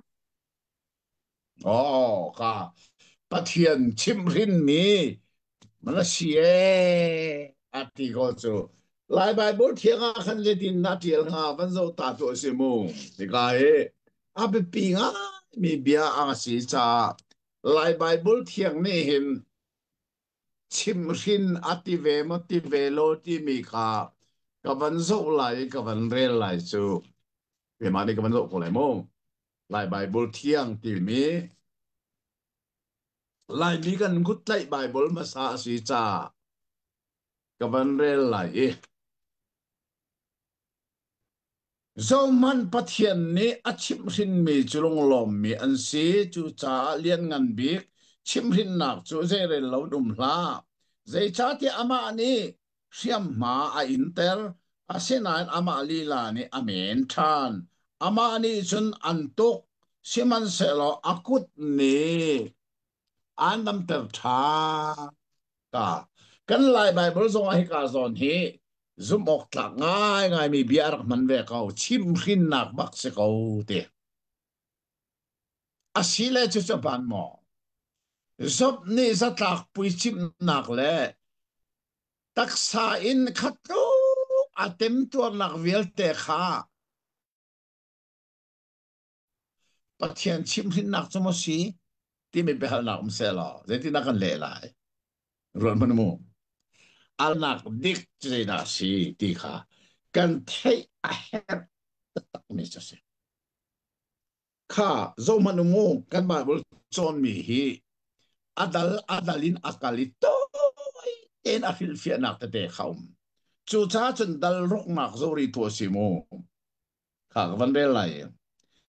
dal rok nak hi zop ni ama nem tu bia ale voi khat nak se kha chu te chon elifas na tu mi na zun asilo la pathian ni an chim rin mahi zatak pui chim nak le atui na taksani atem to mi vial te hi nang mana tu mi na zun ati nuwa pathian ni an chim rin nak si ati sumo kha konga zop ni zetin dale ti mi kha atu dal ruk na kha kan muai chu cha chun ale na kha ngai si lo tha de in zob be chimmi kha ngai tu si mo asita ko ati mo a serim dem lo ati da chu chu zo si lo a bor ni van kan rel pek se lo Dal ruk changkul le changkua in chang som thum job ni elifas bia ali nak I tanga kom mi chu changkul le changkua le som thum a hin a elifas ni na tu mi na zun na that lo ruang a pathian ni an chim shin ati mi kha job ni na chim mi kha lan tar lo in kiri din lo nak hi tar so hla u atu tiang in adir mi kadin nak hi pom u kalai a hin din lo na ka mu tia ama elifas long han silo in ahoi le pahni chimchi in azom cho ha asulam in chima chun katem to nak velte hi kaswal ruang a katon mi le kathat lo ruang a pathian ni dana katat mi asine mam lo nan pal tak tak tina kasi chu chu adik ha mo apat laida kha ron manu zob chao khe hilfia na katu na ga hit mo adik lai mo apal lai da chu chu dik mo ti hin dal ki pa ni hi ka chia chu mo zai ruanga ti chun kha ruat manu elifas ti mi pa ne zob atui na satak pui chim na tuar mi le na atui na tak sai na tem tuar nak vial te hi na tu mi na zun pani na kha pathian ni chim rin ta kha an ru an chim rin na swal ro ati nak se ko se pathian nol ngai lo pathian ti nak so chu zob ni ale ai ne ma asifrim frim lo ati vi ai kakadik nga mo ti mi jo si chu zo manulo asul lamin chima chun ka tem to nak vial te ka sual ruanga ka ton mi le ka that lo ruanga pathe ni dana khatat mi asine mam lo nan pal tak tak tinak se chu tha de no chu adik ngamo apal lai da ruok atlak tak tak te churuanga chun dal sari nak tiang hi tu zinga kal lo usilote dal sari nak van re lai mo dal sari nak zong he zop ni elifas bia ale nak ale mi ape nak ase zop ni avan pe nak mo elifas de na tu mi na zun na that lo ruang pathian an simrin ati mi kha adik modik lo ti mi kha zop ni avan pe ai su ape nak su dal sari na khe si cha atang le sil fia na kha abor ne van bel tari selangai manu se Dalsari changkul in changkul la changkhat hi dal zonga jok chimmi betlang kop nak su changkul le kulakhat a hin a jok li pathian le kha zo in suang da ka ngai mo o minung pha chong tu zeruang a da namhi chon a nakachantar zeruang a da kanol bor nak ngai thiam in kaswal par nak nakalak piak lau tia ati asulam chu elifas ni natu mi nazun na that lau ruang a pathian ni dan antat ati mi kha adik mo sual nak chu ka ngai tak tak ko mo ka ngai asim han a ze ruang a da ngai thiam lo le lak piak lo in pui chon a nakam han tia pathian kha azom cho than ruat manu mo mai hi ka a hin tha te ro ok atlak ngai mi pe fang chu atukan rel ban tukan dal changkul le changkul la khat na khasi chamo kha tlang kom nak leng mang si cha atlang kom nak bia kha apor ban kan rel piak ta ne changkul le kul la khat kha sual na ka ngai mo o minung ha achong tu na chung a zeida katua zeiruang a da na hui chon a na ka chantar i keima le keima thiurit a ka chantar zeiruang a da kanol bor na kha ngai thiam lo in ka sual par na kha na ka lak piak lo zeitin tia atu lei dip a ka itlai i betak te in na ka kol lai asina in kaum ti lai lo tia ati ro to mo an bia he khoro har tak tak se zop ni hin hi ka dal saria phunda na simmi chu elifas ni arak simmi na tu mi na zun akati e na that lo ronga pathian nan simrin atia chun asi sual na karak tu ata taki simrin tak mi that lo nak na karak tu asia chun chu chu jia pathian na ka ngai thiam lo zia chu chu na kalak piak lo rak ka ngai thiam lo rak kalak piak lo chu hitok tiang tiang hikatuar ngalo asina zero nga da na mui chona na karwa na kaser ati changa kha zop zong ni hin angal lo mi pakhat om ve ai chu chu kasual ruanga katuar mi aselo atina in zai ruanga da katuar ti kha angal lo ama nem to elifas zong ni angal lo mi chu zop ni zatak pui chip atuar mi le atak saangan dam nak velte aro nak achan kha na tu mi na zun ati mi apal bagza a zain apal atu mi zun mi selaw asinan zero nga nakakatuar angal velaw chu chazen zop chau so behal nak a umpeng go mo behal nak atang ko ri ruok atak tak tak ha chu cha chun tu jing he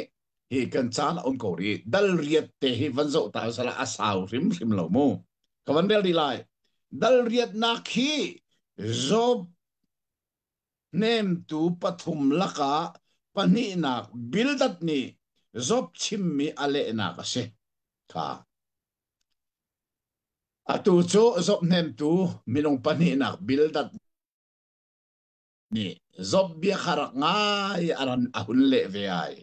chu ale nak bia chu atang le ril fia nak ka van ngai malusimo abor kan rel piak lo Nalria chang thum bildat ni jobbia ali mi velte tlangkop nak chu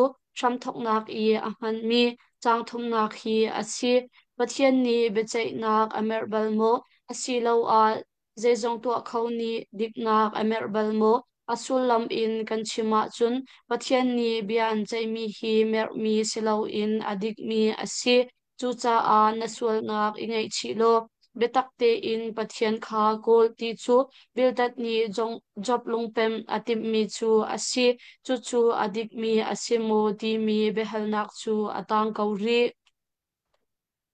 à ruột manu zop chao chu khor war ngai ngai si simu bel na tang pen go chu he so lo thil to ning tha ten ruột manu ma hi minung pani nak asimi pani bia achimi kha atang khop nak chu chang thum nak ha se go chu chu chang thum nak chu abor ban rel ta man mo dal ria chang thum nak kha pathian ni bechai nak amer balmo si lo a zezong to khau ni dik nak amer balmo kha zo manu poi chim nak na tu viel te le atui nang andam nak tiang so si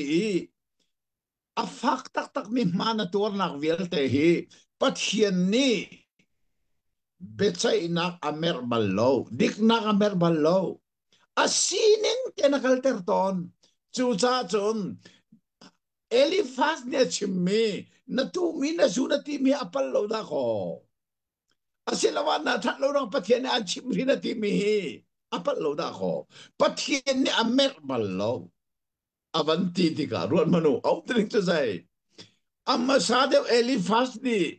zoptem tur nak velte kha atu mi azuni athat lo ro ken chimrin ti mi kha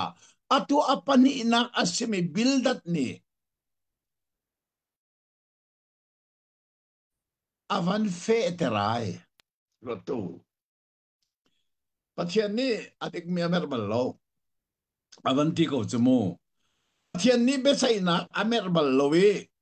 zeijong to ko tik na khat ballo om nung cho ding te in bia achai dik nga in bia chai ton cha zop na tuar mi adik mi se ko chau lang ko ti khasyom tin cha ka swalro nga ka tuar ti hi ngallo tuar chau lang ko ti nakse pathian ni amer rim rim lai lo ti asile silfia na katu mi adong na ka da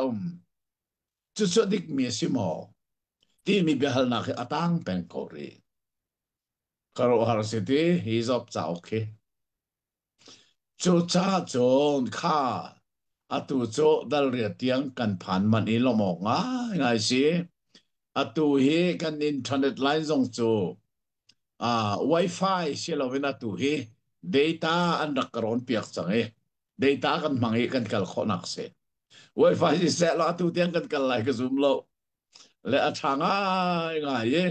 atu hi lung mili ministry na ne data pek an rakron piak maka kan man khoi tu zingan khoro harbia na kan thei zop ni atuar mi kha atu mi azun pathian ni atak bak mi simrin na ka chunga tlunter kan ti chumo an ti chumo ma chu apani na pa zong ni pathian ni chun besai na mer ballo dik na mer ballo chu cha chun na tuar mi asining te se ko ding ten pathian ni tuar ter ko ti anti chu sa dik mo behal nak atang chu cha chun thai zinga pathian ni remati sia chun kan zo lai chu atang mi kan zo te lai zop ni atem tor nak vel de ka sol rong asimo silo kan zo te lai chu le tu zinga hen tha te na ram thokan nong tiang kan kal khowi lomok ngai ngai se thai zing le a pe than kho ding in chan tha ngak nau si lo ke zong ka khwal ton na kan ka trungi tu tan zar kar vel te hi ka din lai mai zar zong khi sa chon ninga ni tiang chu ha kha idin ka tim ri le a se na in niruk ni tu khi pathian ni rematia chun don le ya kal ka ti mi christmas mang dingin don zong hi kan ni don khwa chu Mizoram India sim card an mangi lai na tha te ko lai India sim card an karon piak te lai a tha te ko lai ru chan nak ngai ko si mo chu chun kan pe kho pen ko lai ti ru chan nak na ngai nau se tu zinga kan chon kan the mi bia vial te hi pathian nei kan di laksa tharin tha so nak kan pek pek ko se Amen. amen asong loi ngai mi chana kan van itong thani lomok ngai ase chon kan man leo mi se thil ri zong kan wifi hi rin chan atlak tak tak lo cha data kha USO Melung Mili Ministry rian tuan tu na ne ka phone a hinan karon piak hi to ni tu tan zon karon piak ke hi phone tong tham he ka thiam lo to ke ka fa le le ka sina ho mananum lo chu cha chun data pek chok song ka thiam lo le chu cha chun an ma tu ni alangin an van karon piak chomi ma hi ni zan jing na khatha ten kan kal kho lo mo ko si tu jing zong hi kan kal lai ka zum chun kan man mi chan hi tom pal te kan van thial na zia cheu rong zai cha tia chun khosik chan a si ti ka ha kha cho ki to ki jing le chol chang le tho hi a foi lo tar le upa le kan si fo ni chu cha chun pasari la cheu rong kan ot mi kha pariata ot chang si lo tia ka thi atu hi pariat aban kin hlan de win kan van ot khoi lomok ai ase za chan dang zonga jing lei pariat thong kolram pariat e abor umna India chon pasari aselai cho chuka chon Bible kan son mi hi kan thok ton lai ti mi zong kha angai tu na ni theina usi lo chon tu tan kan chon mi hi athangai ngai mi pakhat asi chu chu zei da si tia chon ama pathian bak me kamiding ati mi chu zop ase zop chu pathian ati za ruanga thil thalo laka asum khomi miding ase ti kha ama pathian ka bakin achok mi se asena en setan he an mani tone pathian ne oh zop ki na pubal mo avanti ti ka setan ne amasa aban chimmi chu akap ki pin thachona kin nakul li chu sa chun pe si ko chu thachona pek mi vial te ki lak piak lo na thang an siat ko lai ati ti ka wala tia se pathian ne setan ka afiel chu ronga chun zop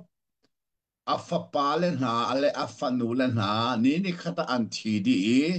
asatil run via te zong an lo an tlaw di an rock di afapale in vial te zong thichia ne a ro chik cheke ni khata khaban tok zatak pui chum na kha tong siman se lo setan simmi khadik modik lo kan van te kan van zoi bible kan pumi chu Jehovah pathian chu thang that se ko se adile lam chu cha sun setan ni khan li awan chim anu ani tong thani pathian ne zia atha chu avial te na lak nu zo ak chiat aka ser tung lo ati tika angan dam na kilak piak lo mai ton bakin chiatan ser lai ati sang chode chon pathian ne setan kha afiali angan dam nak chu va rok lo anun nak bel chu na la lai lo Chan pathian nol pek bakin setan ni zop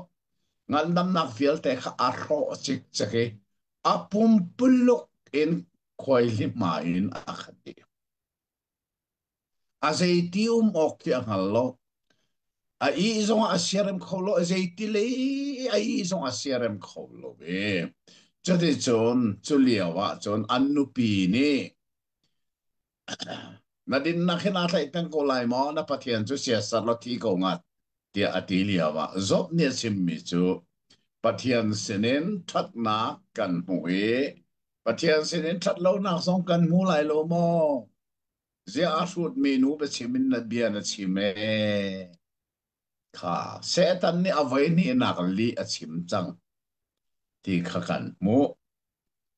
chu ti chun khaban tu ki tuar kho tuar ok thalo mi ba ni apum polok ki atlun e aum liawa khan a hoi le pathum ni ama ram ding in anra ni sari chung cho hol bak lovin an zo ko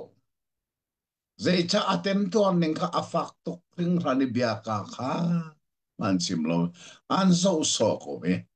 ni sari nu tu wa chun ama ram tu ding laka mi pa pakhat pa ne alifa santi mi pa ne zop sina be sim ram athoke achim mi cho na swal ruanga si hi na tempin nang mani na tu mi nang ma ten na zun mi si ko ati chang kha tha ten process dik mo dik klae zai cha sop ni atem to na kha swal ruanga se lo atu zun mi se rum thim lo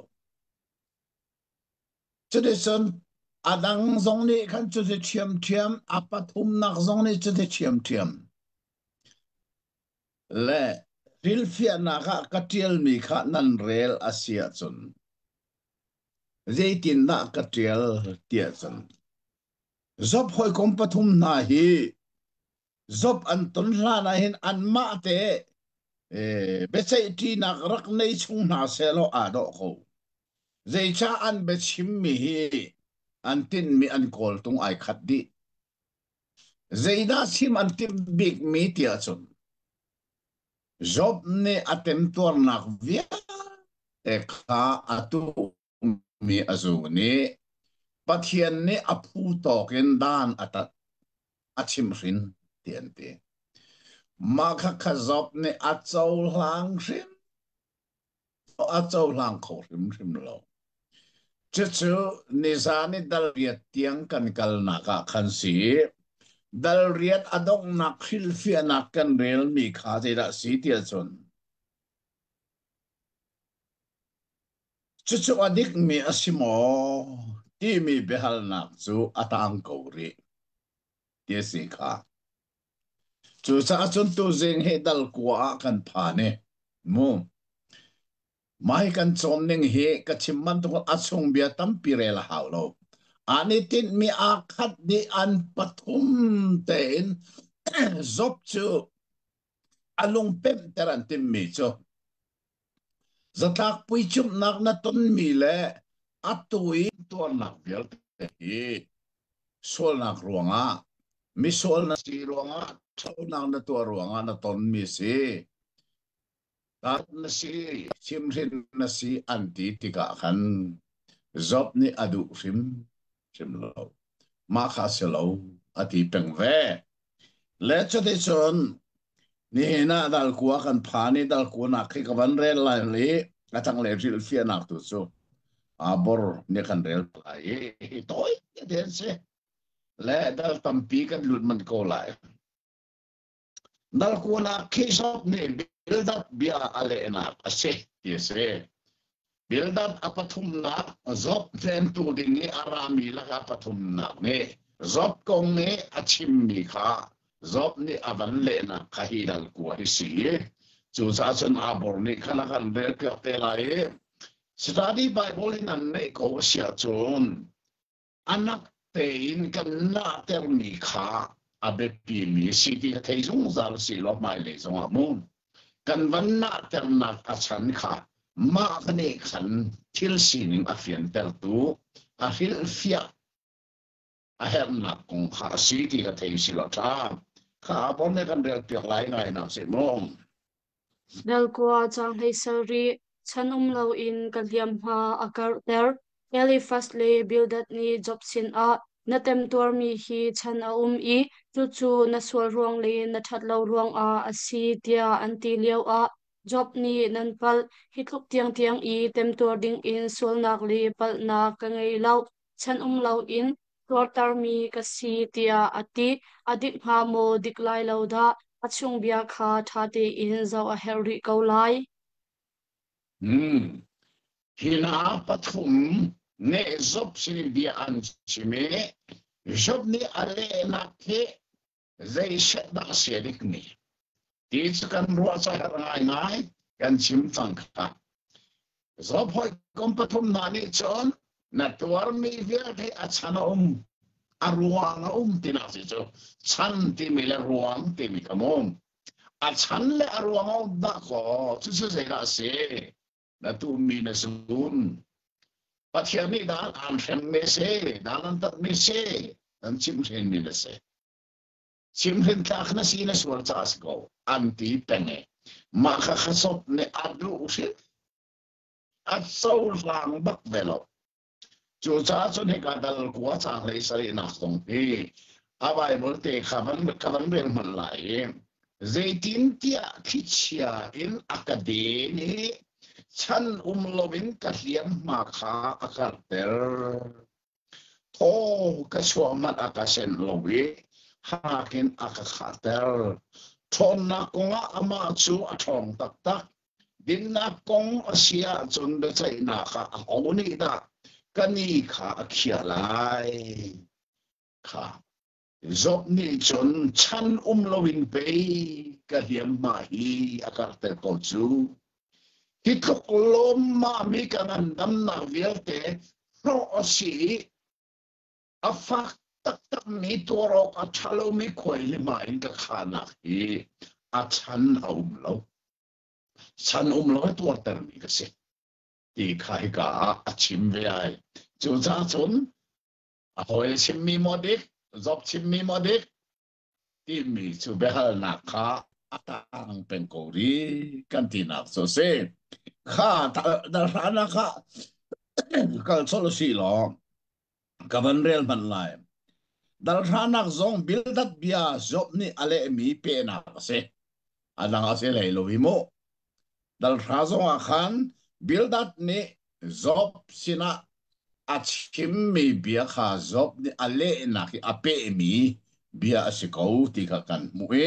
atang le sil fian na kha abor ni are lai ngai na si mo Dal sha chang ruk mithalo kaselo ti kha nahal I ahoilan ni nasol rong le na thatlo rong a antilin zong a job ni achau hlang kholo mithalo kasilo zia ahal tu chu pathian asi ti kha job ni achim kauri adik ha mo apat laida ti chu atang peng mi behal nak chu asi oh kha ro mano e zob le hoi le pathum kar rak bia hi ru ok atlak tak take behal na atang peng ko re au chimmi de usin adik angai ngai dia chon hi ka zona zob ni dal ha chang ru ko achimmi hi pathian sina achimmi bia si chmo mithalo ka silo ti kha nangal kowe nakut chongen kham khau tu an lo ti kha nangal ko na in casual pal na khan na kol I casual na kha na dot hlan nakutin nakasariking te in nakathom asinan nang mani nakatho ati sangkha zo manumo chu cha chon mithalo ka silo ti khanang mani nangal pathian ni angal cho hi ahoi pa bildat bi ale nak sinain zob ne chon pathian ni khati sang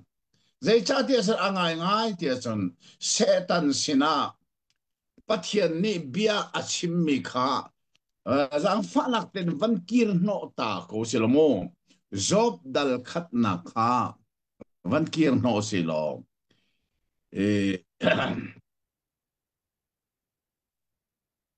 zob dal khat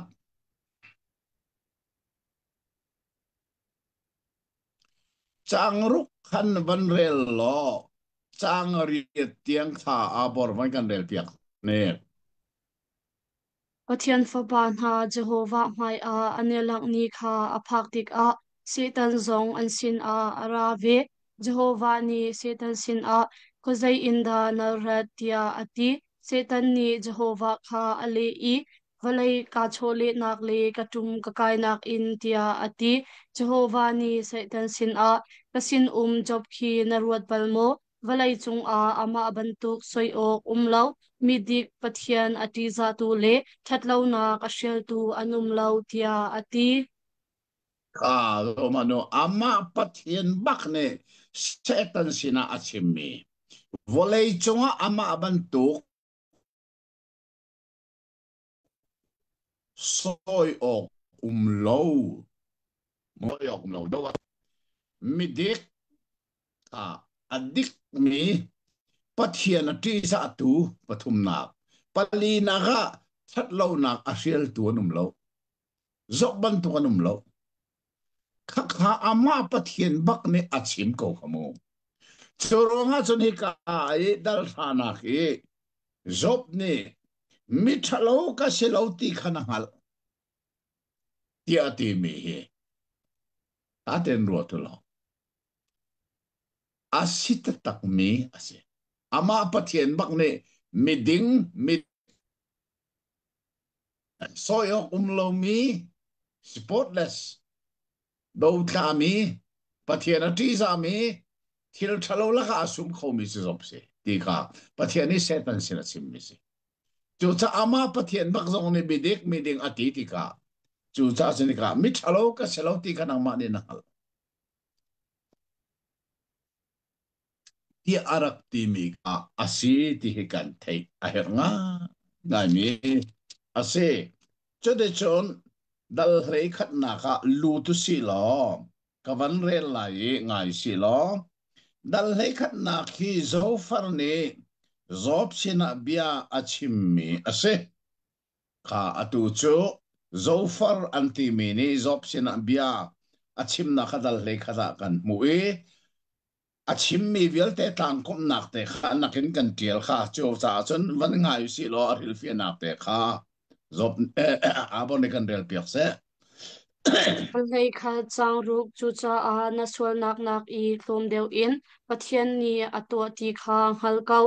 ahoi le pan hi elifas le bilda chimmi zul in zofar zong ni joblung pem atim mi chu pathian ni na sual nak na I hlom deu man in danan tat tia ati hoi kom pathum ha ni hin anchim ha mi hi rak chei diam chang ha se lo chu bang job ni aton mi tem tor na kha aswal man azun mi asi ti mi bitlang khat an ifundi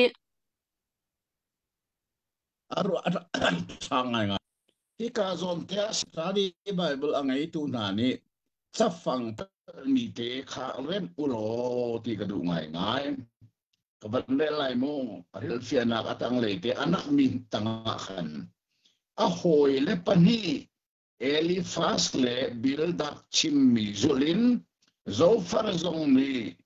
zob lung pem atim mi cho pathian ni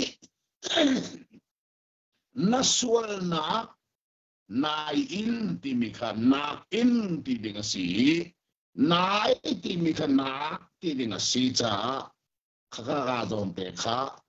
nan study bible la khan rem chiều lo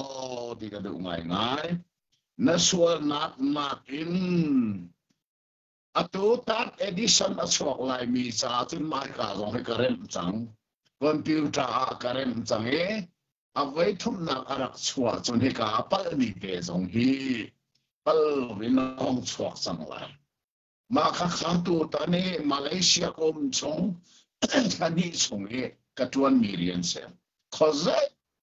pana Kuala Lumpur Khalipia ka umnan kaleng lau vai khate chu ka thaba to kai ka ti tiva kan kal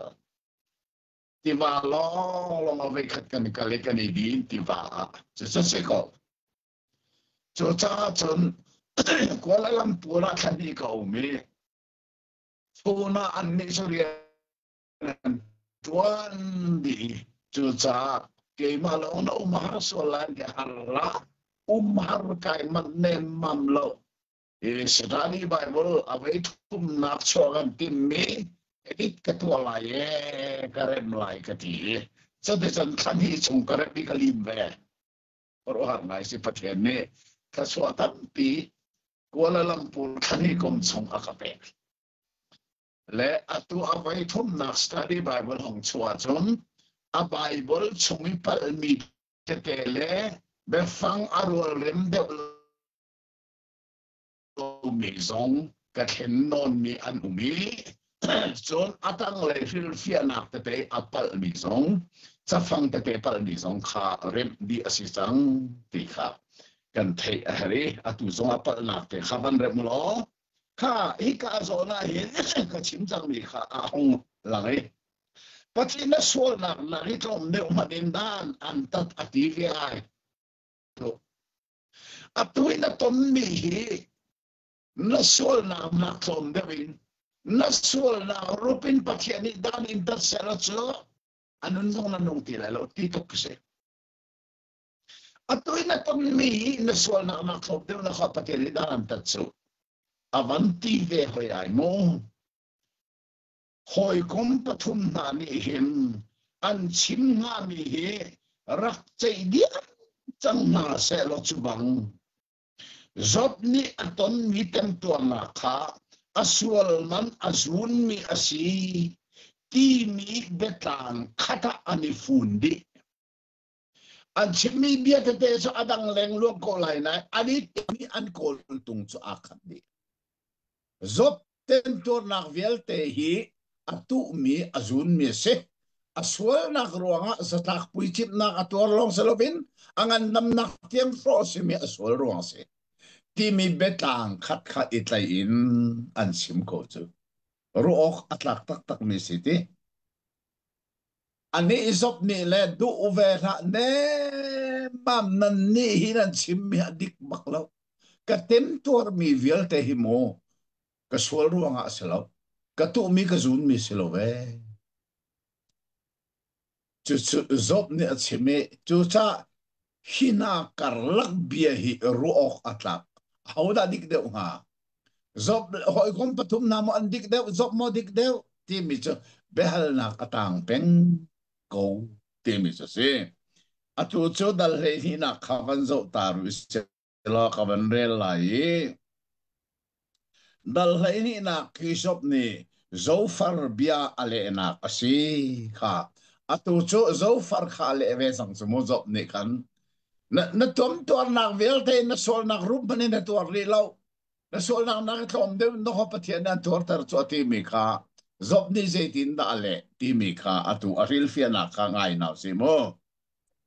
dalhain hi changli midik soyok umlo ni so tong mi kasi job ni zofar ali na ka nan ma hi pai mi film chu nan raksi hi tia beeng in atong hu a midik soyok ka umlo mi ni so atong mi chu keima hi kasi tia ahun ti than zofar ni naswal rup in pathian ni danan tatlo ati liao a ani ni midik soyok umlo kasibu in hoikom ni anni so mi chu keima hi kasi tia ali tik a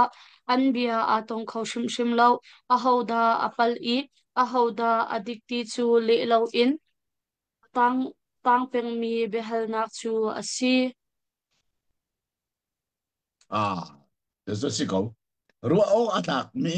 behal nak sa tang teng ko aw da dik aw da pal zob hoile patum mi man dik asilo zob mo dik hoile patum mi man pal asilo zob mo pal ti mi su atu hi behal nak atang peng ko ti kha kan muai chang li na kha ka van rel ta man lai mo ke mani mo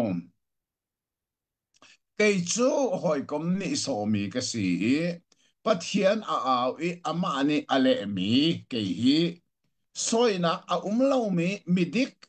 ni so atong mi ka se ai ti ve bak ko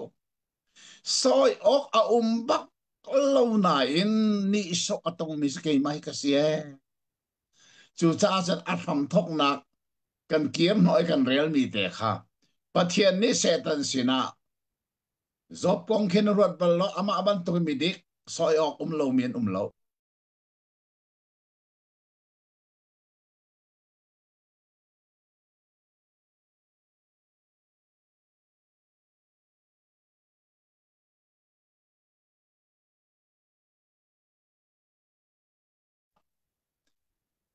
an tong lai ta soyok an sote an dik lo te asin an zop tu soyok lo ni dik asin ani sotong ka tiso ani be an bele na asiti ka in ruok chu atlak na ngai mo ki thil na ru atika in adong na ka a hoda apali a hoda adikti chu le lowin ka atang peng mi bel na chu si atu chu dal le thuma kanong lu chang dal le thum na khi isop ni zofar ale mi pe na se ka dal he ni long selon dal he thum tianga so ni ale fo ma na kha kan ban mo e su kong chu sei da si ti kha a hil fia na kha van rel si lo ngal si mong dal hei thum chang li aton tu le manangai lo mi siboi job ni ama him tu a hoile pathum tha ni swal phot antip na khe pe tlai in betlang akom than mi chu li aton tu le manangai lo mi siboi bang in a hu na chu cha a akong kha je jong to khau pathian he long long ru ti adu chang thum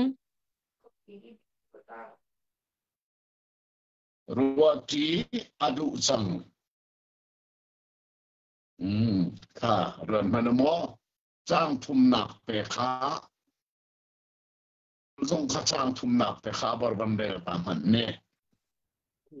asina in zeizong tua khau sin a chimning pathian he ruah ti ka hei du da oh kha so manu nan ma he de ruati mang zong hyo asikau ti lo le ti tok si bu zai cha ti chon ka si lo ning in nan chim la mang na tuar mi dia te na swal rup manin na tuar lo pathian ni na swal na ka na swal rup silo na swal na atak min na e tom de manin daran pati an chim rin kia an ti ti ka zop ni chen pathian he long chim ti ka du sang ati ko chu zai cha sang li na te a asenan nan ni chu li aton tu nan si nan di lakin man ang ilo mi si boy nan si di bak sa ko li aton tu nan si ati sang nakaka setan ni pathian sina li vai ni arat chim ka mo zop cha o aram thok man chim ka chuban ton zop ni hin a hoi le pathum kha li aton tu nan si man angai bak lo mi si boy nan si le cha ke ma ram tu di nan ra atu ina ni ka ram mo nan ka ram ne mam lo he zatlak pui chok na ka ton mi ka fanule fa pa pa sari ka sung na ka sa tinun ya te karum nak vel ten lo di adong maka ke makangandam nak zong iti hinaumi ka vun vel te arok di sang mahi vial te hi na sual ruang nan katimi su nan karam na mo man anelo mi si boy bak li aton sommi nan si ti ve sang na kha chu cha chun hi zop cha o ka thil sining hi zop cha o arel tu nanin tha ten kan ro mai le zonga kan thei zung zal ti a het ngai ngai mi si zai cha te zop cha ok ban tu khi kan cha ok som ruk le ok ruk la adang om ti lo tu ka se tu sa chu na si cha a kong fia te kan thei chu a het ngai ngai mi se chu cha chun zop ni chun nan ma he be ru ak du ti lo zai zong to kho pathian he long ru atiu se lo ka du e nan ni se li chim mi li ton mi nan se man nei lo mi si boy zong nan se ti bak ko na mo ama hoi ko man sinain zop ni hin a mit mai zong zo du bak lo khate kan zo alak na sumo kha atang le kha kan zo ri na lai dal le li na kha zeda asi ti zo than na si dal le li na zong hi zo far bia ale mi pe na se avan pe than ko ri chu zop de hin dal hlei ni he dal hlei thum he dal hlei li he zo far bia kha zop ni avan le na si ti kha the nau si lo kha atang le hil fia nak te van ngai man si mo dal hei li chang sari in chang hei ni aton mi tem tor nak ni alung adong ter tik a job ni minung si nak nak in thingkung si nak man atha deu tia ati zeicha tia thing chu hauzong a achor than I minung chu thana thak no a chun chua than le chor than ti lo tia ati hi tharau le silo in taksa le thisa sinak minung he choi khai tik a tina si atha zop chao khimo 7 day pol le Jehovah Witness anti mi pol ni hin zop chao chung bia hi ani lak sual chiam ma mi minung ni tharau anei lo athi tika van kai ding le hel kal ding tharau om sim lo ti hi Jehovah Witness le 7 day na ne an zoom ne sa so gong cho FB zo avai khat sao no nin cha zong ka tiel minung ni tharau angai ining hi Bible a hin te pariat pasari a umi chu bekam lune bekam thare ate te kha FB akarak tiel zai cha tia chun 7 day pa he chu kong chu kan rak chai ti sang mai zop chao khi ani lak sual bak mi asi cha atua zop ni achim mi zong he no da chang sari in chang le ni tiang kha zang fa nak ten abor ban kan bel pe kol a Bible khamo chang sari kan bel I thok lo zaitin tia thing chu hauzong a achor than lai tia ru chan na ka angi no achor mi kha adong lai lo valai a asham chu tarman se lo asham zong lei ri in thimhan se tirim kha a ahung chor chia ma lai I bun mi bang in ngi an chuak ko lai asina in menung chu athi I laudiam phu masi asi atharau kha atha I kozai ada a really in ti kha anlo ral I tivapi areu I araudi chubang in mi chu ait I athauti lo van ha an lo tiang in an thauti lai lo asilo a aning hilnak in an thauti lai lo o than a he ka thup lo na thin hun adam than pau chu ka thup ko chan ka ro piak lo ka phil so ha mi athi a chun anung than ha mo a her mi ka rian velte a ka ha lai ka than chan a phak tiang in kha ka zo na zop ni achim mi athia chuna lo diam ko ze man te lo ti mi be fang na kha 7 day le Jehovah Witness Paul ne menong ne thi kholo mi tharau ne lo ti an la ton mi Bible bia pakhasi sumu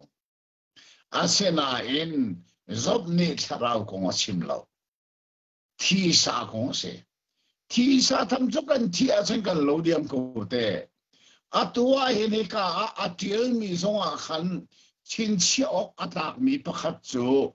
chang shanak te kha ke mani ka ban re lai mo asinan minung chu athi I lodiam phum se azaidan phum apum kha asi atharau kha athai ko ya na ati lo chu cha chon thing he avanita chone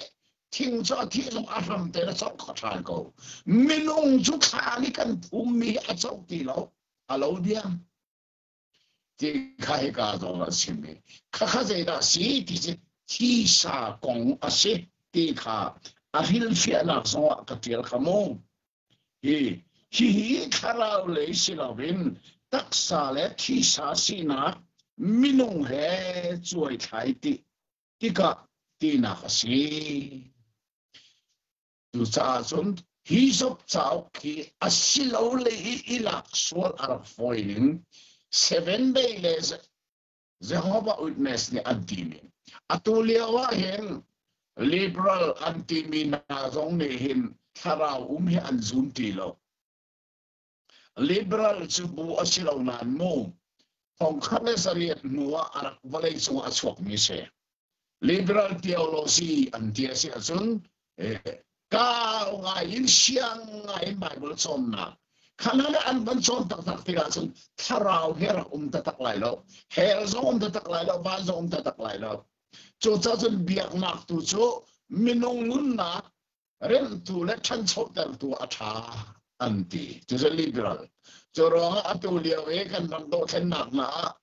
FIFA bu cheu khat ni cheu khat la tholom pek zong apoi lo ra thom chok na pek zong apoi lo anti na achan big chuที่นูทาราวอันจุงตีเราจ้านุ่นชงใจท่านชาวนักลองกันรัวจ้าตัวคนเราขมันต้องมีนาเหกันโดดิ้งกันเรียนบักซีนั่นให้ที่สมุง่ายที่จนครีฟบูฮีมูข้อมีราลงตัวเรื่องอาจิสุเนี่ยเรื่องมิสลามที่ฮิบไบเบิลอาซากันมูอฟิยมมิสจูข้ากันจุงตีเราจูจ้าจนที่นูทาราวจุกเราหนักนะเห7 day le Jehovah Witness lo selo ni na liberal sin than lo mi pastor la krifa upa po zong ni him setan ni asen mi kam pian umi hi sop chao ken lak mi si ti zong ka kan thei chi a ngai chu cha cho ni ka sop ni thing kung ban ta chu le thing kung chu kan hao lo a chok chan ko e minung chu khana phak nu no sop ti lo taksa kong achim naksi tharau kong aselo ti kan thei hermese kha dal lenga kan phani kaban re lai cha te ngai mano dal lenga na khi berwa voi ni ram thok na asi Eliphaz ni Job sual pot atim than na ase kha dal lenga ri hin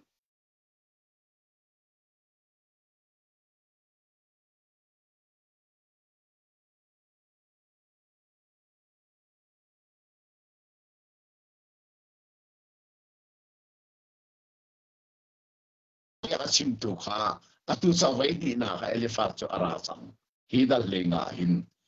hi kil lau si lo second wrong avai ni na beru na city ka pil lau si ata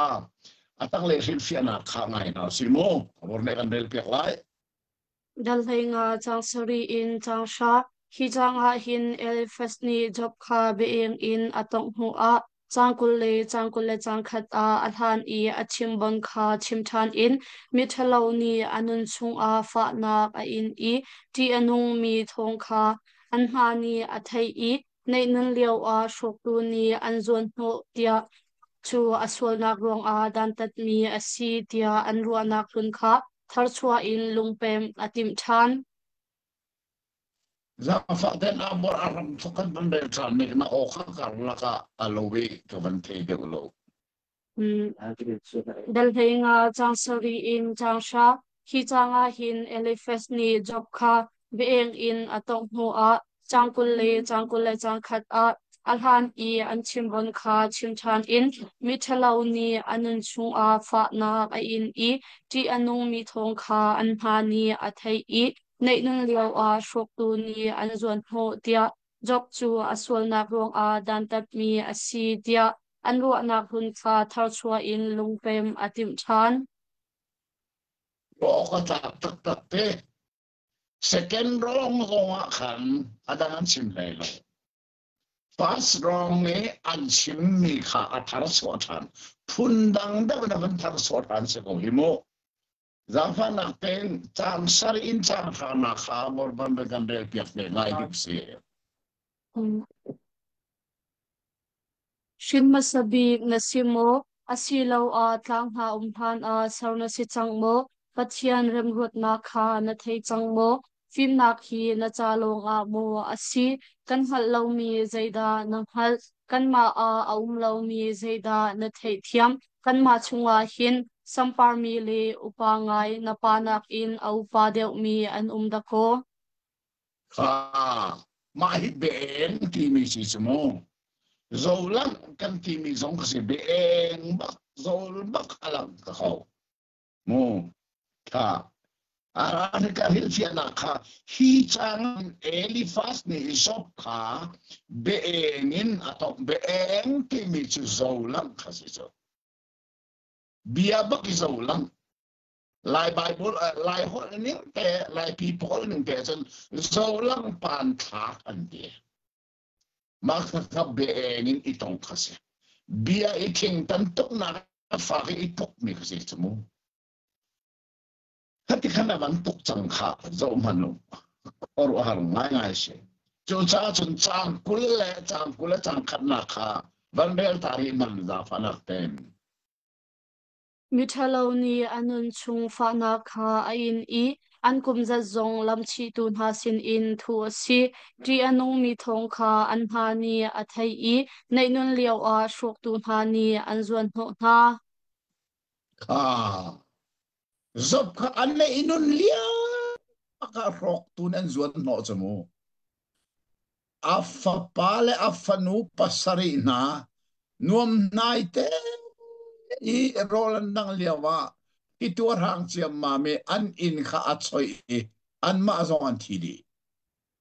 Asatil run viel te ka, mi fir da mi apol ni an kai an la ni an kalpi di mo manron man chu cha chun hi kai atui avan chim mi kha leda si ti anong mi thong kha an na ni athai nei nun liawa rok tu na ni an zuan no na chu ama asop bak kasi chu ti anong mi thong na thai zual kowen rai na fanu na papan chidien te na satil vial te kha an rai an lak di eti mi thong te thong chia kha zop kan tan chmu chede zual ro a pe si chu ti kha avai khat na ge an chim me kha atu avai ni na kha an van thar chwa tha ni zop khalung pem an tim ko chu chu ta second wrong zonga first wrong an chim mi thiam thiam kha zop kha alung pem an tim mi se chu sa hi bible hi tha ten kan ruwa chu arak her tak tak mi ase chang le dal le ru na khaban re lai dal le ru na khi zop ni avai ni na ka elifas bia ale nak se ka avai ni na ka elifas ni be eng bakina tong ni chu nuwa chon na ton mi viel te na thong chen thei mi viel te mi thalo na si cha na swal ro na ton avanti mi kha zop ni je tin da ale ti kha a hil fi anak van ngai na si mo abole kan del piak se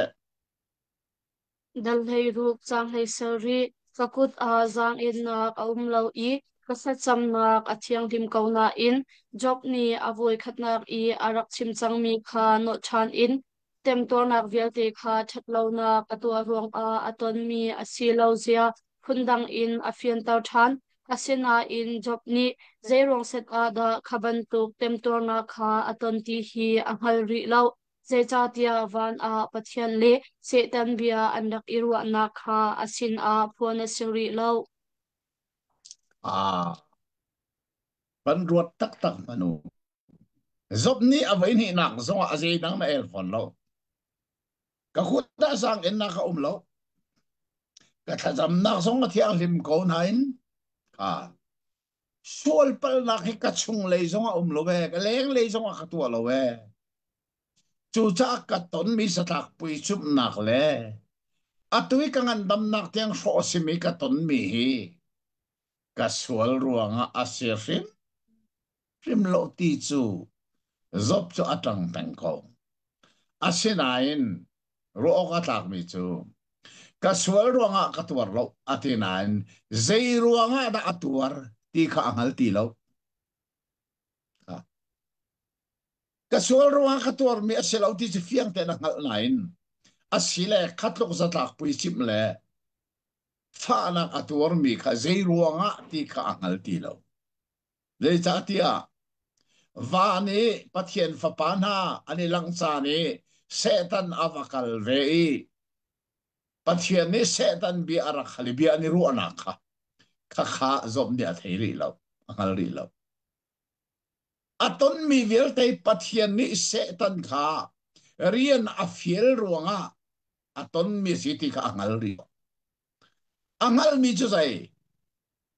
ahoy le patum ne na swal ruanga na ton ante mi ka swal ruanga selo ti long angal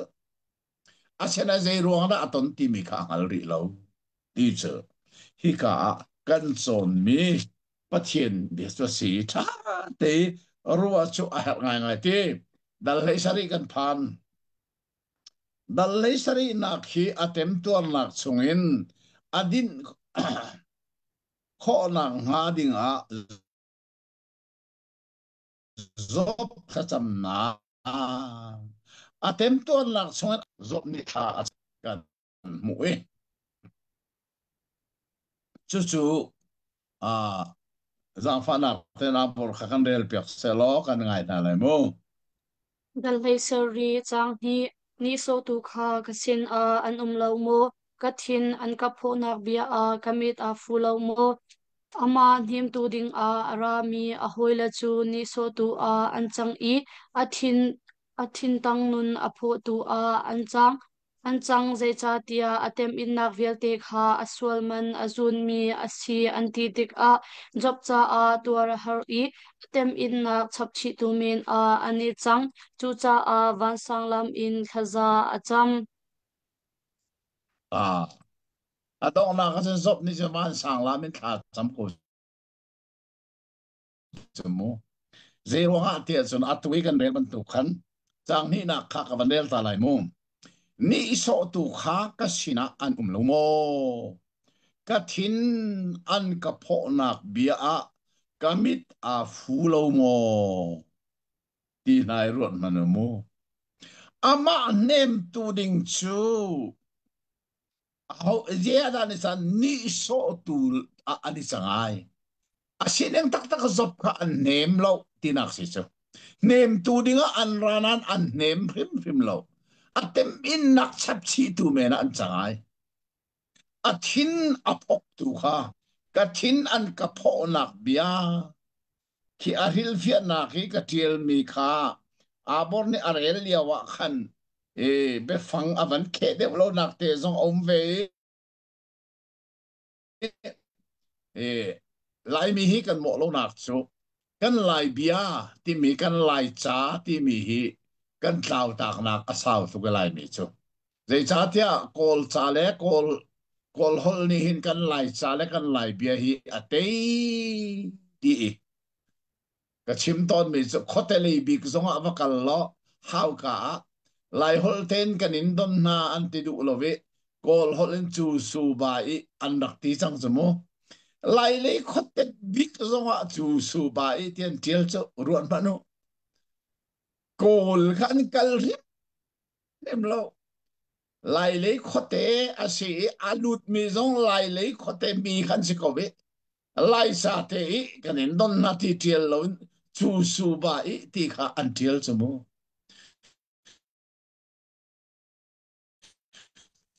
sutluk kol sa ni hin akan run jik jek ato ha khe lai dor long te se ko be ato tu zong lai bi long te se ko dai an dor min khisa o lai sa atiel mi pakan bananum lo an dor sign bot kol cha lo ong ha khama tung le pi do ta market silovin tang le market mo chuka market po ngi dor pakhat na chu at thong thanu dor si mo kha kha lai hol ten thong thanu ti khavan tiel duran kol hol bak kin thong thanu ti kan tiel chu ruat nanu kol ni hin akan run di chik chak chu cha kan hol la kan cha hi kan thiam ti loi atu Facebook chan avan phane lai mini lai cha tiel bun lai cha tiel hau chang lai cha kan van tiel ning chang lo an tiel ni avatam kho ning chu naya manung bi ki Christmas kong cha kapos mi na chu Antipas antimi na min deu amang mi pani avan komen ve jisu ti ding meka zusu atisu a komen mi ka le na kha jisu min tiel man na thiam lo kha kati atang le o minungai mu kapal tak ko be arak ti chmo jisu ti meka zusu atisu chuban tu kin pathian ti min tiel jong kan thiam lo tharau ti min tiel jong kan thiam lo pathian nai pi fa te kan ban tharau nai ti a fa mi te kan man chumu a phung a selo ti lai min an thai ti lo ruat manu chu cha chun kan mo lo cha kan rel jong kan mo lo ve chu cha khai ba ni ka ban rel than man lai mo ama nem tu dinga arami a hoi le chu ni sok tua an changi a thin tang nung a phok tua an chang timika a thin tang nung a phok tu a thin chung le a phok tu se lon a tang tiang a tang mium loin a thin an pho di dinak se a thin tang nung a phok tu chu cha ji zop nem tu dingi ara mi minung pathum kha a hoi le pathum kha nem tu an city lo ma sa kan simmi ka phin lo li ton tu nan si atin lenga man angai lo mi si boy nan si atina smo atu hi zo manu zeda ti than hoi ni so tu kha ka sim lo mo ka thin an ka pho nak bia ka mit a fu lo mo ama nem tu an silowi ni so tu ali change a thin tang nung a phok tu ani sang cho zero nga zatak pui chim na ton nak le na tem to nak vial te hi na sual man na tuar mi si an tiro nga si chu kharwang khan zop ni chun tha tu a cham chang ko ze tiok tha ti tha tu a cham kha chu cha chun ze cha ti atem in nak vial te kha aswal man azun mi si tia asi antitika zop cha tuar a hari atem in nak cha sap chi tu me na ani chang chu cha van sang lamin tha tu a cham ama nem tu ding kha nem tu an city lawe atem to nak chap chi tu an changai athin phok tu ni sang choro tha tu asam ko avan sang chang zop kha ti kha hi ka kan bu mi se dal heriat na kha ban kal ta lo si lamong karelai dal heriat na khi bil dat ni avai ni na kha zop ale na ka se kha bil dat ti mi cho second rong no avai ni na kha sim mi pa si kamo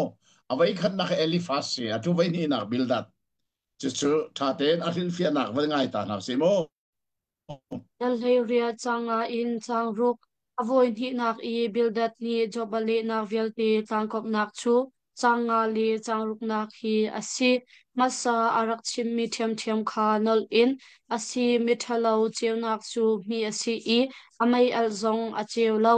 apuan in I cheunak kha amui I apong I mai in kha mi asi tia ati asulam chu job cheunak le mai in asi mi afanu le afapa na le angai chia velte an lo tlaw nak le angan dam nak tiang alo di nak hi mithalo asi ruang a asi ti kha phundang deu in joblung pem kha atim than bedok nak a ahman mi zong mithalo khosak nak a chun chubang in asi shim shim hi pathian ahal lo mi na hun chu asi tia job chu misual sual le pathian ahal lo mi a arua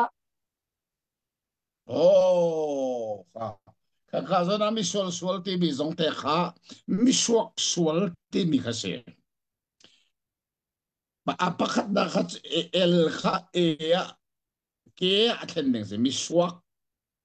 sual ti me mai mi zo hol da sin nan la ya kan man be tha ko ka te mi suak sual mera ne wickedness ati me mi suak sual mi sual so so se lo mi suak sual bak mi ti na kha se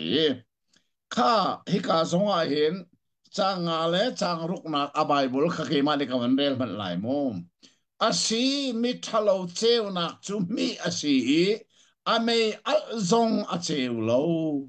อปวนอินิเจ้านักขามุยอปองอิเมย์อินขามี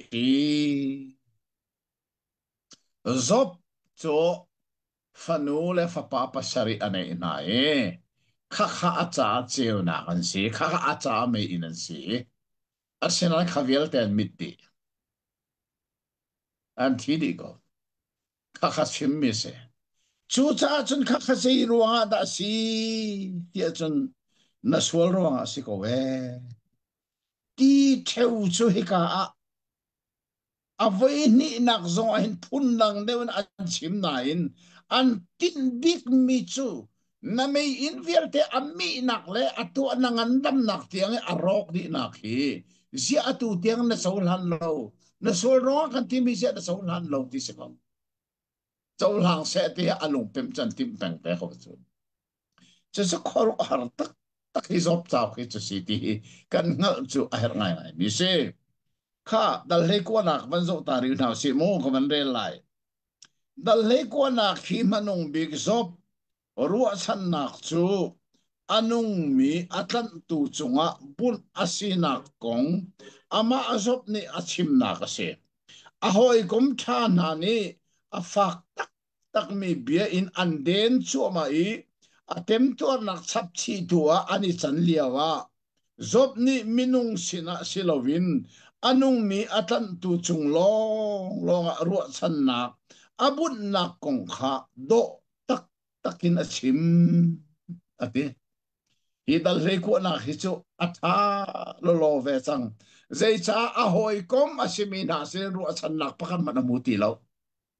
chorong aru chan nak chu apathian ama atlan long long a khan job ni achan changa ti kha khan mu e kha dal reku na khaman rel se lo aril fiana kangai si mo Balhei kwa chang rup pachung a pathian apal ti le asur in akadum ti kha hal kau u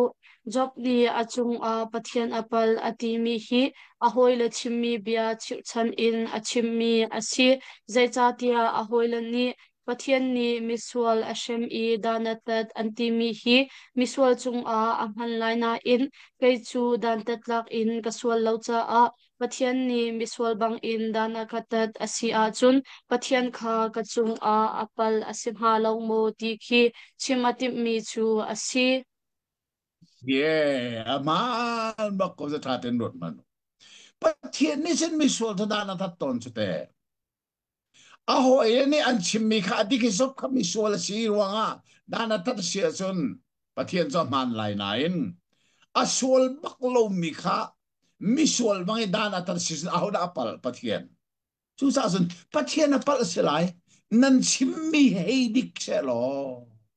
pathian tu apal lai he ati bak changko kha rook atak tak tak mi se atang lehi van ngai lo lo mar se mo hil fi anaka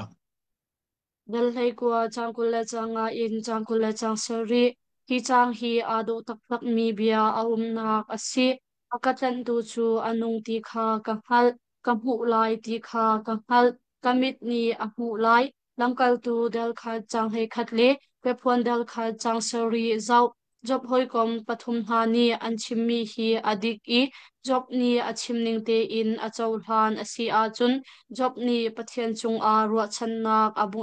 abun ngam ti lai lo asina in atu tiang in atlam tu anung mi pathian a ruwa chan nak angai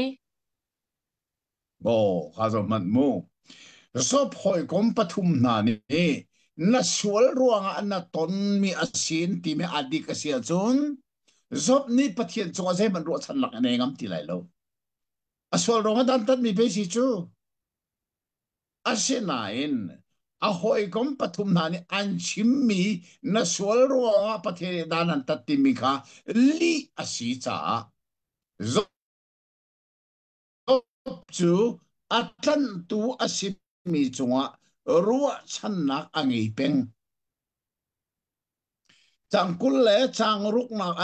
kulanga lin kul sari su ka vanre lai mi ke mani mo zaitin ti akatan tu chu anung ti khakangal anubi ka vuleya adir te lai kavun hi ro asinua katak sa in pathian kha ka mu lai ti khakangal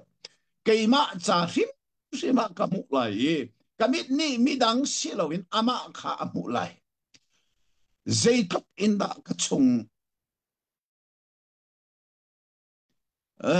ka chung in kalung thin ni angal ti ko so churonga chon zop ni a hoi kom pathum na chinin zaimat betha ai ro sai ngom ti lo chu cha chon katlan tu chanung pathian long long ro san na dei sa achim man tokin san tai lo mi si boy nan si that nem nak ngai lo mi si boy nan si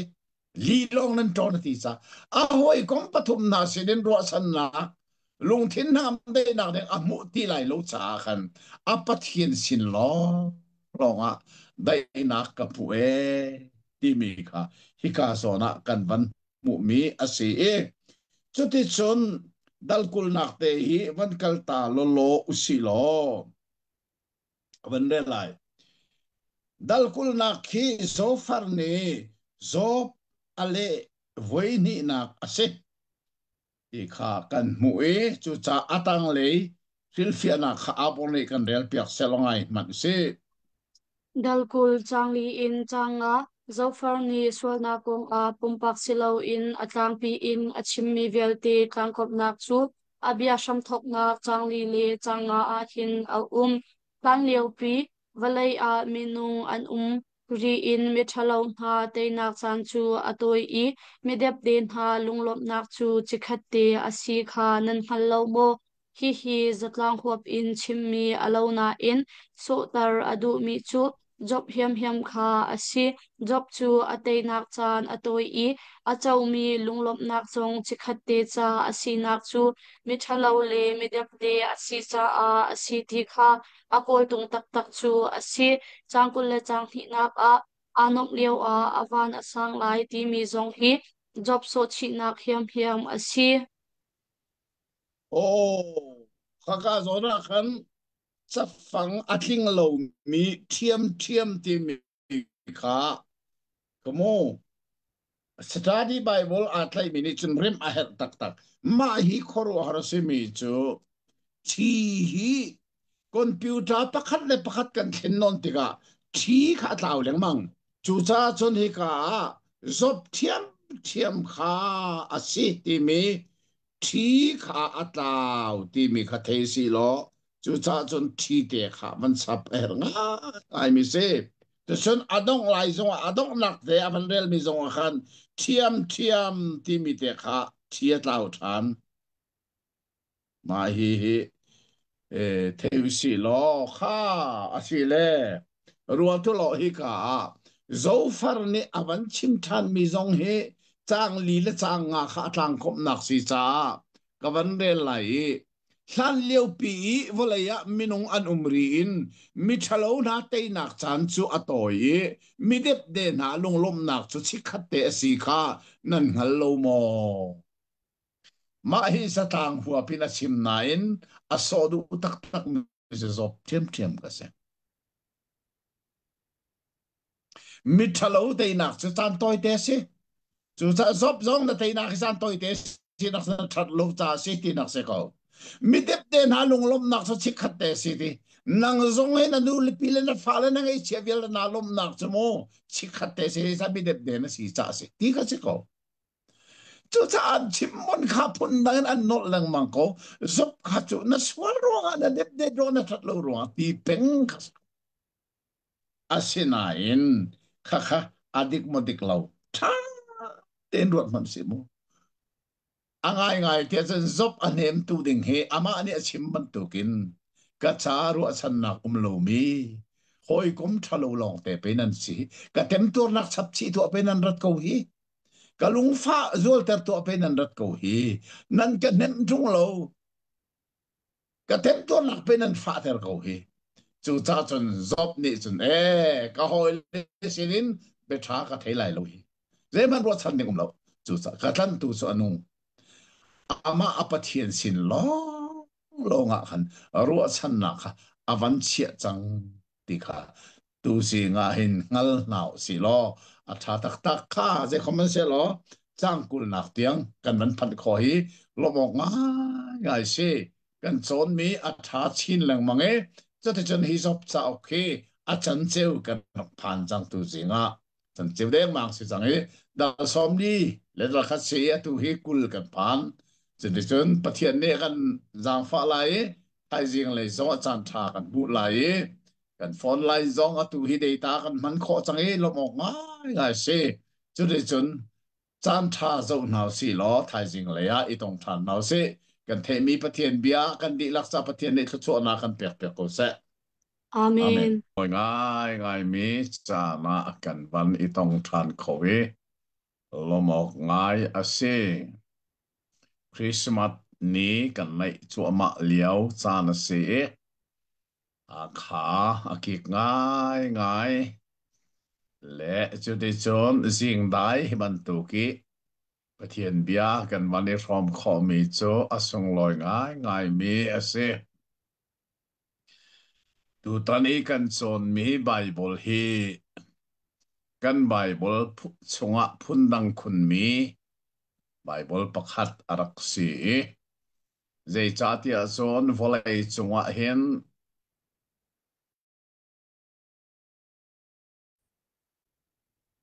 sol na gun ha ne an tua mi aman an mani an mui an tu thai chi chu an ma te ni an zun ton mi chu volei sining zong asi thei a foi ngai siman se lo pathian mit muwa miding soi ok lo pathian zong ati za i thil thalo laka ai sum kho pik mi zop chathiang ne miding pathum athim me laka ai tel leng mang mi pa achunga thil atlung mi kong kan chon mi chu khoro haranga ngai si te minung ne hen atu mi long arak sun lo hi te oh amu ding asime amu lo chan na ve thiam thiam ko ti so alange hitlokin miding le mitha le pathian ti mi thil thalo laka ai sum kho mi pa sop ne zatlak pui chim nak aton mi na le adong nak ka angan dam nak na kho di asi azaiti mani ban asiarem kholo mi zoptem in na kong kan son mi hi khoro harasete churonga chan ama nem tu ding asimi mi pathum zong ni khan zop kha lungpem an ti mi na su ruanga na tuar mi ase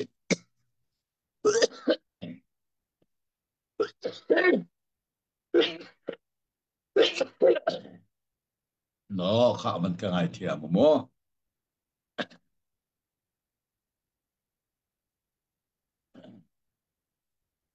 na sual ruanga na tuar na tu mi na zun pathian zo na phut mi simrin nak na chunga tlun ter tia anti zop ne nai sai adu velo katem tuar mi vial te hi katsungi atlung mi na hi katu mi kazun mi asirim rim lo kaswal ruanga kamu mi aselo tia ti asinain zei ruanga da atuar ti mi tu chu angal lo fiang te nang hal mi zu katu mi kazun lo kaswal ruanga selo ti zongal asina zei ruanga da khatlok zatlak puichim nak le tem tuar na khatur atuar chan kha ngal ti lo churonga chon anem tu zong ni an ngal lo an nep mi pa zong ni an ngal lo chu cha ngal lo in akal pengi adong na ki kan chon mi chu behal nak chu atang peng ko ri ti kha kan chon mi si ka phil lo lo tha lai chu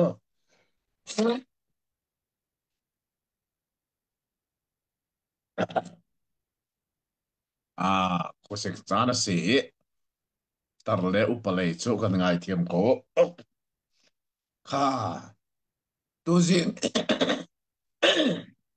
tu jing hi dal kul la khat na kan phak singa se chu cha chon kan van zo lai e study bible nei mi ni na study bible zo chiu lo zai cha zo her na se apal mi te kha cha phang pal mi kha ton kha khong kharem chi a we chon study bible kan dak nei chang cha tha to ke atu hi my study bible ningin kan zo hau ko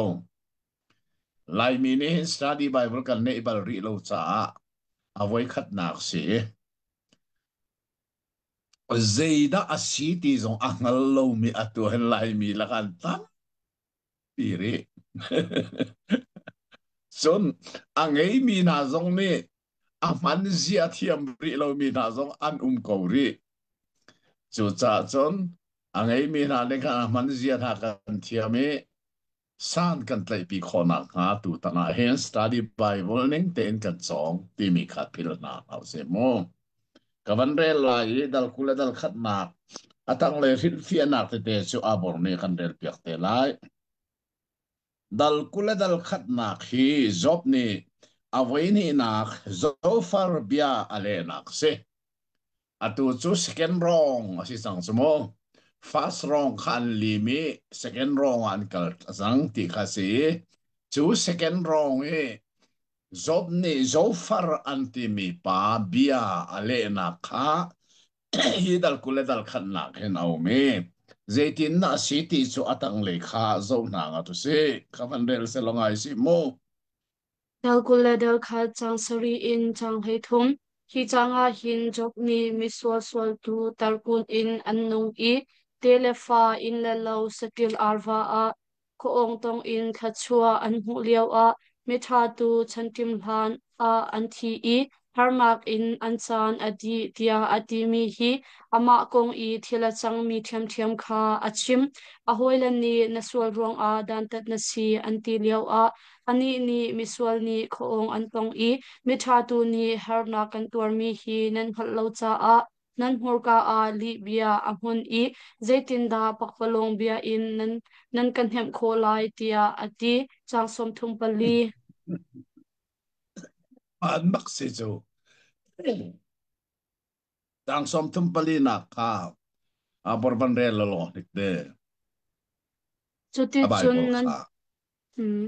chuti chun nan hmur nan hmur ka a li bia a hun liao a zaitin da pakpalong bia in nan kan hem kho lai kha zo man nan mura pe li bia mun chu a ti ko zu mo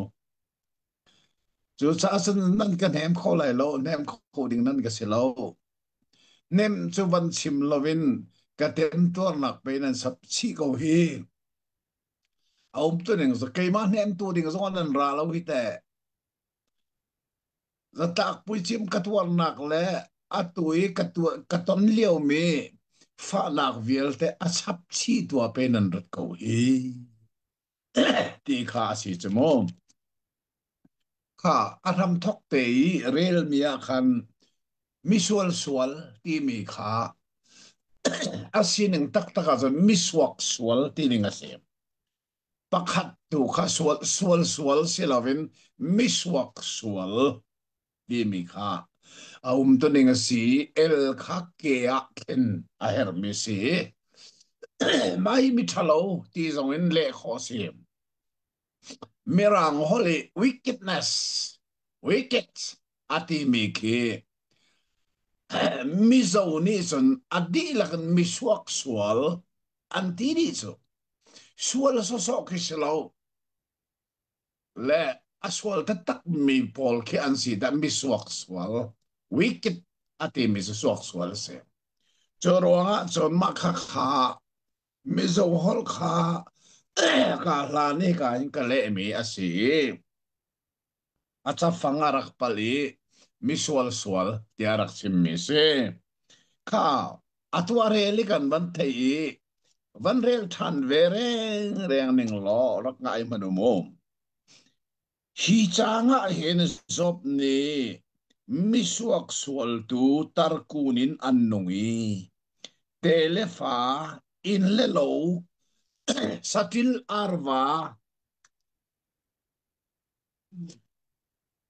e kho ong tongin tho chua an mu liawa mi tha tu chantim hlana an thi harnak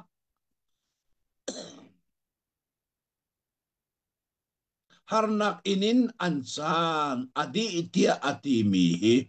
ama kongi thil asang mi thiam khachim rod manu zop chu pathian mai zonga miding mitha thil thalo arial khomi a bible be fanga chun soi o umlo spotless merang ni tismo lai hol pakhada chun makha douta this is all douta ase asina anzo man lo afanul afapata ta kha khazong kha an sual hrim lai lo ama zop ni sol nak an to swala tia ni chiar te an cha rai thoi na to piak min se choronga chon khat loki afale du anong me na kha ni khata an thi di an chan atim hlana an thi di go man ruo to lo ruo ka tla kai ngai cho cha cho ni ka zo ni zop chim mi hi ama kong hi achang mi thil kha chim ti kha thein hau si lo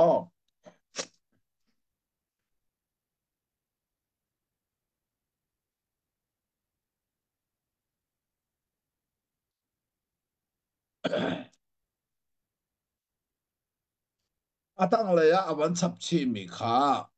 zeda si te a hoi la ni na sual ruanga dan tat na si an ti liawa ani ni mi sual ni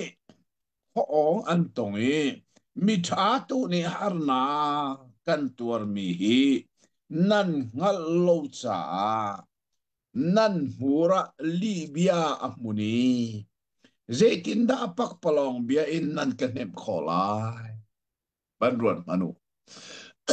to cha chon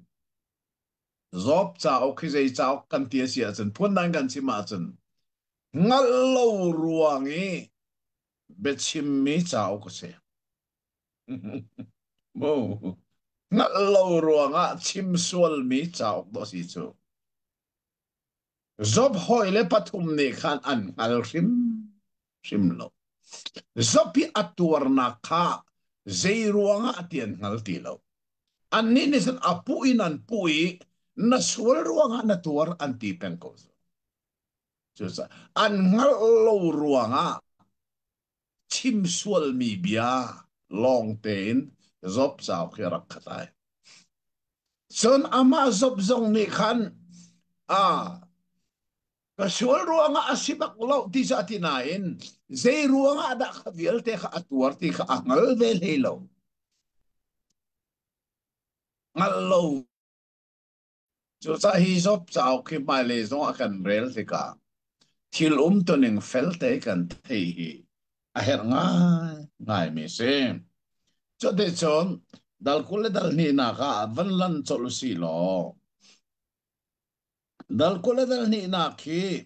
Elifas ni avai thum na ka zop ale na ka si ka Elifas ka vai thum ainol tinak si cho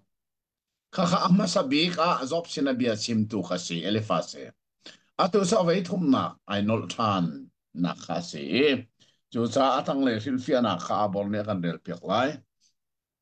Dagula dal ni changa in chang serhi avoid khatnak in avoid thumnak tiam a job hoilan ni andir hun kha filter team in job chu achol rong a pathian ni dana tatti chu an ani tlai pen kau khi chang a elefa chimmi velte tlangkop nak a i chu chu naswal na kha angan tuk i dok do chat dong chat lo in naswal pa ruang a asilo mo ti in job chu aso chi than a tu ning tak tak chu a hoilan ni naswal ruang a asi anti i job ni aselo nan pal tia ati peng ve ha se ko so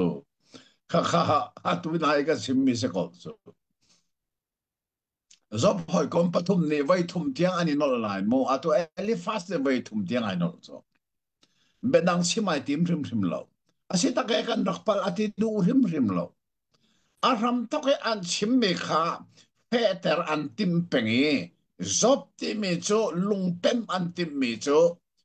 zatlak pui chip nak na tur mi vial tele na ton mi le atu i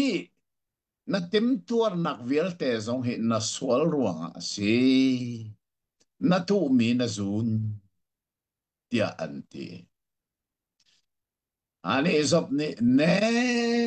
mam chisunan pal bak za bakin dan pal ka swal ruang ai ka tuar mi salau ka tu mi ka zun mi salau ati ve chu cha chon zop cha o ka hin ngal lo mi om di ka thei tang se a hoi le pathum zong ni an ngal lo mi ama azop zong ni a ngal lo mi chu sa behal nak atang peng kan ti zong zal be ka si chu ka asile dal kula dal thuma kan lan chol lai mo khul rangai ti lan kho kharak si chu ka ban del man lai dal kula dal thum na khi job ni elifas ale e voi thum nak se ka elifas cho voi thum ai nol ban tu ken job zong ni avai thum na ka awan le nak su dal kula dal thum si zaitin da ale ti chu a hil fia na kha van ngai man se lo abor ne kan rel piak ri lai mo dal kule dal thum chang hei khat in chang hei hi job zong ni adio nak hun kha thial lo ti in a tlai ko ri avoi thum nak i elifas ali nak vel ti tlang kop nak chu chang hei khat le hlai ni a kan ni kha ka ke ni fekti in a tlai a tlai alam alam kha pial lo ti in ka zul amur ka chuak nol pe kha ka kal tak lo i amur ka chuak bia kha ka her mi rul nak in ka khondeu tia ati asul lam chu miswal a nan ka pu mi hi ase khau shim shim lo ti na asi ab ai bol zong kha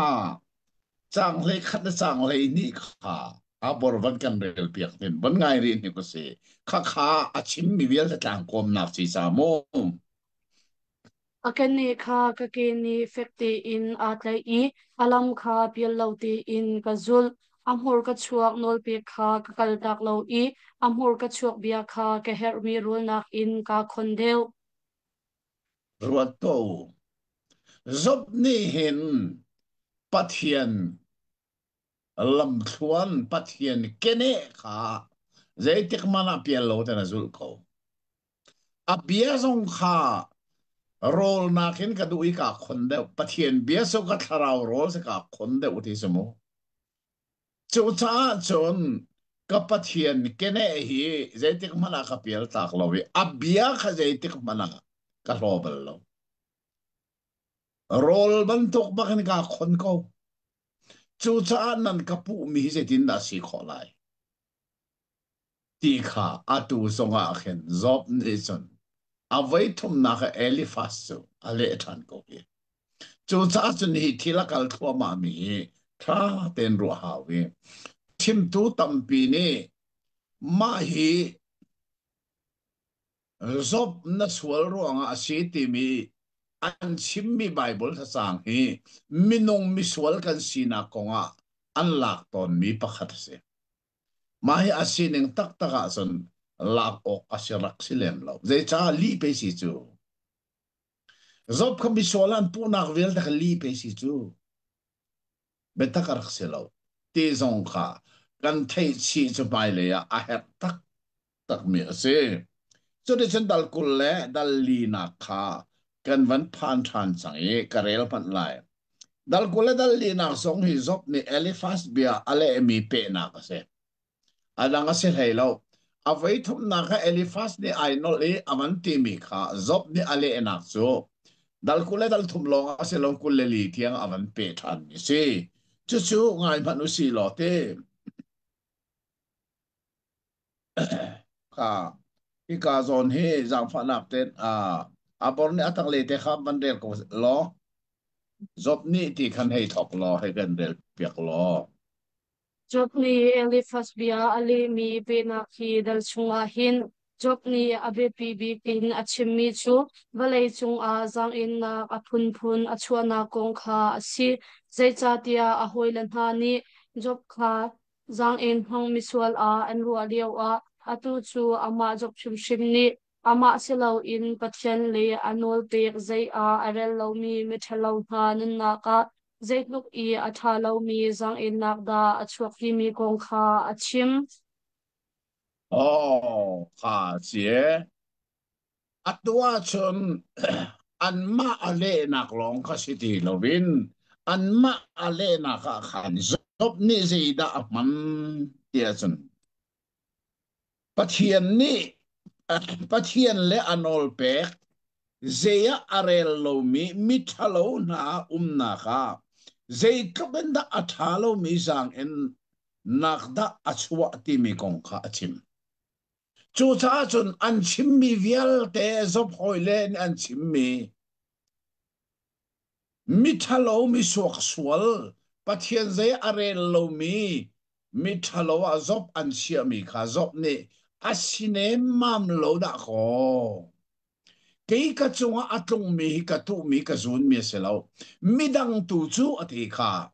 pathian zai arel lo mi na le anol pek azul du lo mi na abia zai arel lo mi na an chung tua pe kachunga atlong nan ti mi vial te an chunga atlun ton chu karuat manamu chu cha chun nan chim mi vial te kachunga chim ding aselo pathian ati za lo mi na chunga ei chimulo chu chu adik deuh lai chu chu thil si ning si ti kha hi ka hin zop ni avan chim thiam tiam na kha kan van mui chu ti chon dal kul le dal nga na khi kan van zo than lai dal kule dal nga na khi bil dat ni zob bia ale voi thum nak se kha ani nol chiao che mo voi thum tiang ani nol chu atu chu elifas ni ai nol nuwa ama sang tu bil dat ti mi ni ai nol na kha kan mu ve chu chu chu dal kule dal nga na hin au mi chu de chen atang le fil fia na kha abor ne van rel se lo ngai tham simo job ni nan chimbang in misual ka chum shim lo kadin kau ati mi kong a bildat ni toite in ali mi chu zaitin da pathian hai a minung adin kho lai zaitin da nu shin mi chu athian kho lai arfim han amit mu a athian lo a chun tholung le changchel men asimi minung fa le chin chap chu zaitluk in da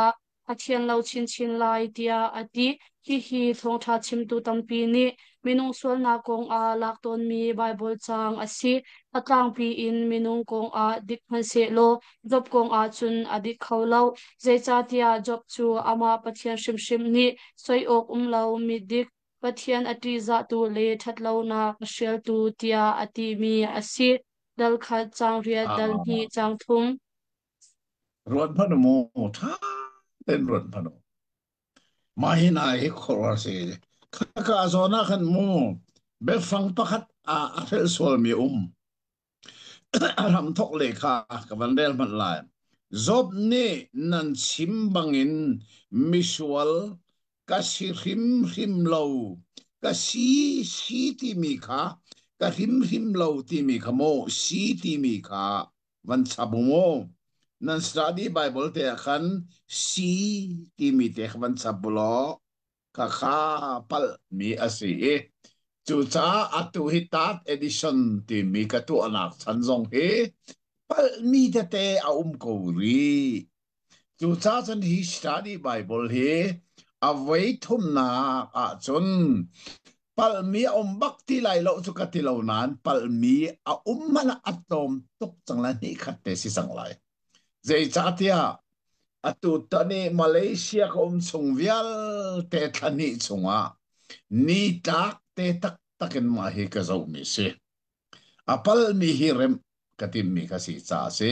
hi ka zonga ka van pal mi te kan mu kha zob ni na chimbang en misual ka si rim lo ka ding ko ati mi konga bildat ni toy te in ale mi cho zaitin dia pathian maya mi adin kholai zaitin da nu mi chu athian kholai ar fi man amit muwa athian lowa chun tholung le chang chel men aseme minung fa le chin chap chu zaitlokin da athian lo chin lai ti ati ka ma hi pung chim tu ne lak ton me city kong dong ka ban tiel ka bo hi thong thabia chim tu tampi ne minung sual na konga lak ton mi bible sang se ma hi lai thang pung chim tu tam big zong na lak mi se minung pathian maya aswal ning chim na konga ma hi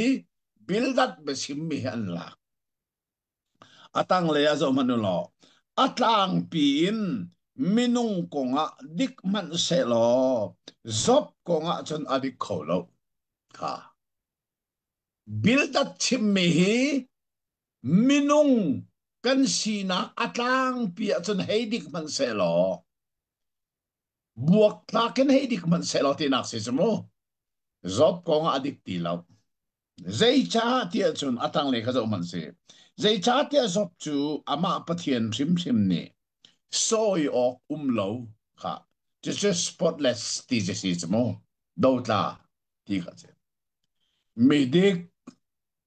pathian ati za tu le til thalo ariel tu tia ti mi se midung nan al ti mi se lo pathian ni pe ti chu ama pathian rim ni ati mi se chu cha chen zo phi mi thalo a mi suala an chia mi he adik kho lo nak chan chu ama pathian rim ni pe soyok lo ti chu ka pathian ka chuak mi si zok konga chu cha chon hi bil da chim mi hi buak takin minung konga dik man se lo ama zop konga dik ti lo e tu chu kan thei fian chu a her ngai mi arak se kha dal kule dal ruk kan phan zo si lo dal kule dal ruk na khe zop ne bil dat bia ale voi thum nak ase atu chu zop ne avai thum nak avan le than nak song kha kan mu e ma chu wan ngai ta naw si lo tha te mo kha ngai naw si lo atang le te kha bol ne kan rel piak lai Avoid thumna ka job ni bildat alemi hi dala hin job ni chimatim big mi chu minung dar thomnak le pathian thon na kha choi a athai alhei in pathian ni asar mi van level le university ahom han ruwa na ahlo i ahom han bob na hallo in ama ni arua i ama ni aum tarmi longte an city hi chimatim changsari nak i valai hi pakpolong chung a thlai ti mi ha hi valai phim thiam na science ni an hal hlan kum thong som ni rang lo a khan chathiang ni kan valai pi hi shambut nak ngei lo in pakpalong a thlai city hi arak chim diam chang je cha tia chu chu sartu pathian long long ni ato kho mi asi oh zo mat du lo kan volei hi atua pak palonga ai thai mi se volei hi atanga ado tu nei lo pak palong baka a thai mi si samo ma chu atua volei chung phim thiam nak science ni an bu mi si chu ruwa tu lo ma hi na hi ma hi zop chao kha arak umi zop ni bildat ale ena konga hi thil na arak umi chu khoro har tak tasim chang sari nak te kha e jang fa nak ten abor van kan rel piak ta ne chaklai hi along mi hun a azam i valai hi pakpalong chung a thlai kha a thai si lawin a thai tinak mo a thai hmm kha kha pathian ni hin volei hi pak palong a thai mi se khoro har tak tak hi zop chau ki arak mi na he kum thong khat le zariat nuwa edi thong khat le zariat nuwa volei chunga science film na ahong karlwai mai an mu mi chu kan volei hi pakpalonga ai thai mi se di khan van hal chu zop chana khan zop ni arak chim diam chang pathian ni volei hi pakpalonga arak thai chaklei hi along mi muna azami volei hi pakpalong chunga athai i min ha chu khoro a harbia bakse cho cho je ro na zop ne chim te san pathian len ngan nak le pathian thil ti khona chu cha chun le le van ti mi mirang ne toy ten universe anti mi kha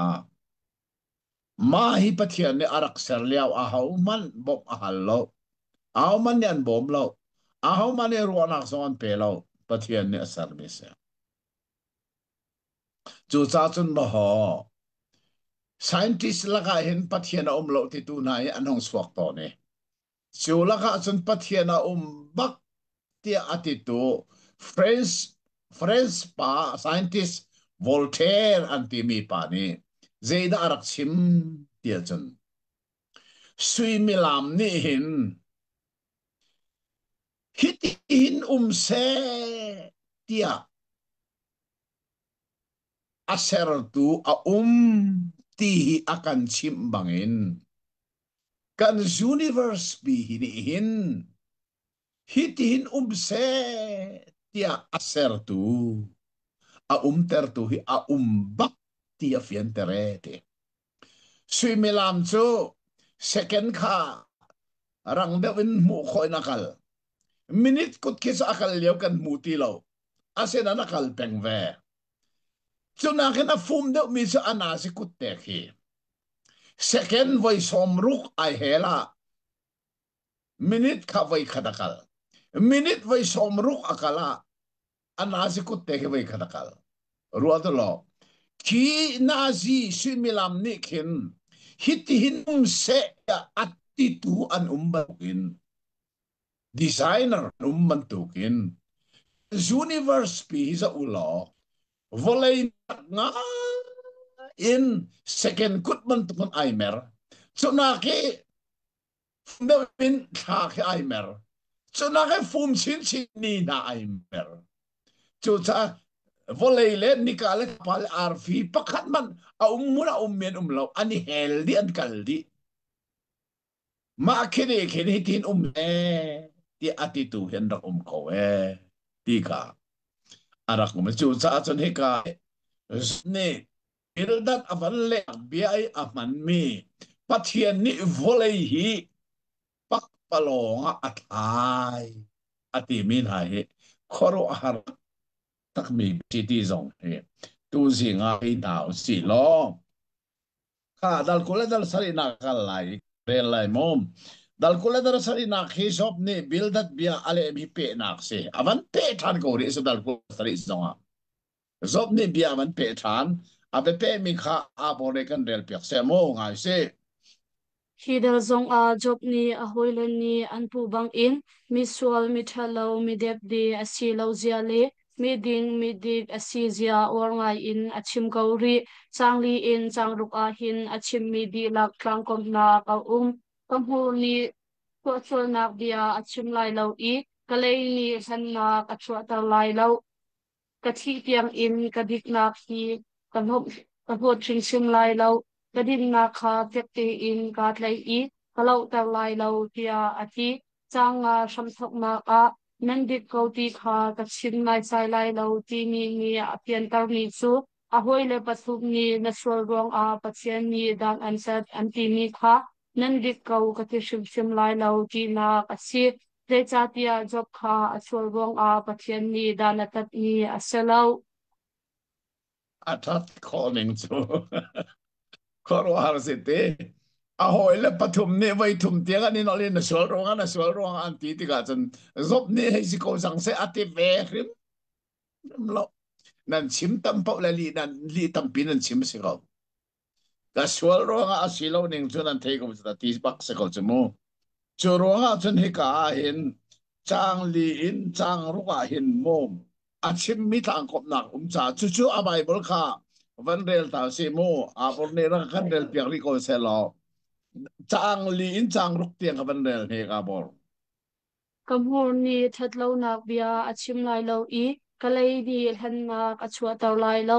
nan dik kau ti kha kachim nai sai lai lo kachi tiang in kadik nak hi kalhon shim shim lai lo kadin na kha fekte in kat lai I kalau tar lai lo kanan sung vial te kalung thin ni akamu chet lai lo kha rot mano chu cha chun aninol atam tuk changai pasi ko se atir tim lo voi khat na a voi ni na a voi thum nak te nga na sual ruanga se na tu mi na zun zatak pui chim nak na ton mi vil te le atui hitlok fa nak na tuar mi na he na sual lo wazi tin na na chungai ban tu atun lai anti voi thum tiang ani nol te ka zob ni vasiko jang se o siko se mo na chim ning chon si se ati him lo we zai tik man anan bia hi ka chau lang lai lo zai cha nan chim ning in thila sirim rim lo ati pe ko na khoro har bak se hi ki bible mo chu thil cho kan ni zong ne fel ten thei chin chin si lo mai le azop cha ong nai kan rel tika zai kong set da rak si ti mi ngal lo min kan rel so la sia chun mo atu cho zop kong he zop cha khe mai le kan rel tik zong a kan fiang bak lai he chong mi pol cho kha thei cho atha bible cho thei cho rak thai chu cha chun khil fia nak zong nei cho rak kher bak he atui khil fia cha ok ka de ko we atu hen study bible chok arak katim tu na an ka halbik mi so na ril fia nak chau khan ti chang chmu se chatia study ti mi camera hol si ti ka achiman thiam lo mo si ze dak si ka thelo na ril fia chau khan ti o si bo ni zan ti ni zo khan an ra than chmo lam pin mizoram bakin an ra e ma hi rak chok bakan nak tim kan ra an ti na ril fia nak chau khan ti than chmo ril fia nak a selo da ko study bible si ka ti ti o si monte si e ril fia chu si chu bible kha atang le a ril fia nak te ka tiel mi si cha ril fia nak chau an ti zonga an mo lo a tha ko chu cha chun atui kan nei mi study bible zong he zai tlon na zop pong zong an arak that mom dal kula dal riat kan man zo ta lai dal kula dal riat in dal som thum na dal khatiang hi midang bia iten ti lovin zop ni pe thua ma in achim mi si kha kha thei fian a her ngai ngai mo dal kula dal riat in dal som thum na dal khatiang midang bia kar laka atla ti lo zop ni ape thua ma in avan chim mi si ti kha kan thei a her e chu gong chu abor ni kan rel piak sel atang kha zon hau si mo ngai hau si dal kula dal riat a jok ni chimatim dik mi chu film na kong asi minung chu pathian mui keng le pathian he ilo in sarasi bang in nun nak angai mi sarmi velte ni an ngai lo mi kharwa kho na film na khi minung long long ni kan ngai chu chu sartu ni asar mi minung chung a atai in arakchia mi asi asena in minung ni asar tu pathian ti za le upat na apek lo I that lo nak a shell lo a chun a phim nak kha phim nak tak tak silo in phim nak dio a chang asilo a pundang in chima chun a phim nak a zer nak a chu lai I a pan hi phon chu phim dar ti mi a chuak chu chu job ni minung sin a zauman jehovah ti za hi chu chu phim nak asi chat lo na kal tak hi thei hal na asi tia ati changkule changria ti in job ni tlanga kom atrat kho ne so ika zop chim mi tlang kom nak a ril fia nak ka tiel mi tha ten rel lo nun nak tho ang e mi vial te la ka minung kani thleidan nak saram vial te zong ne nun nak thon nei di an naren thon swa di ve kho thil nung vial te zon chwadi ko asenan minung bang tu khoru na kan nei ballo chusa pathian ne ama mui kengin ama he ilovin minung a ser ti mi kha minung nga pathian ne arak chia mi phim na ke khoru har tak tak se eka katiel mi a hin ichin ken oka atlak nga ngai mi chu zeida si tia chan mini sertu ti zale upat apek lowi mo asinan minung ni asertu pathian ti zale upat nak apek lowi thatlo na asial lawa chun afim nak kha phim nak tak tak silovin phim nak dewa achang zo mano kan lai mi lak zo a hin mo zo tha de zo mano mi phim cha thiam kan ti mi tam pinum ko atui kan rambo ruak na hin zo lo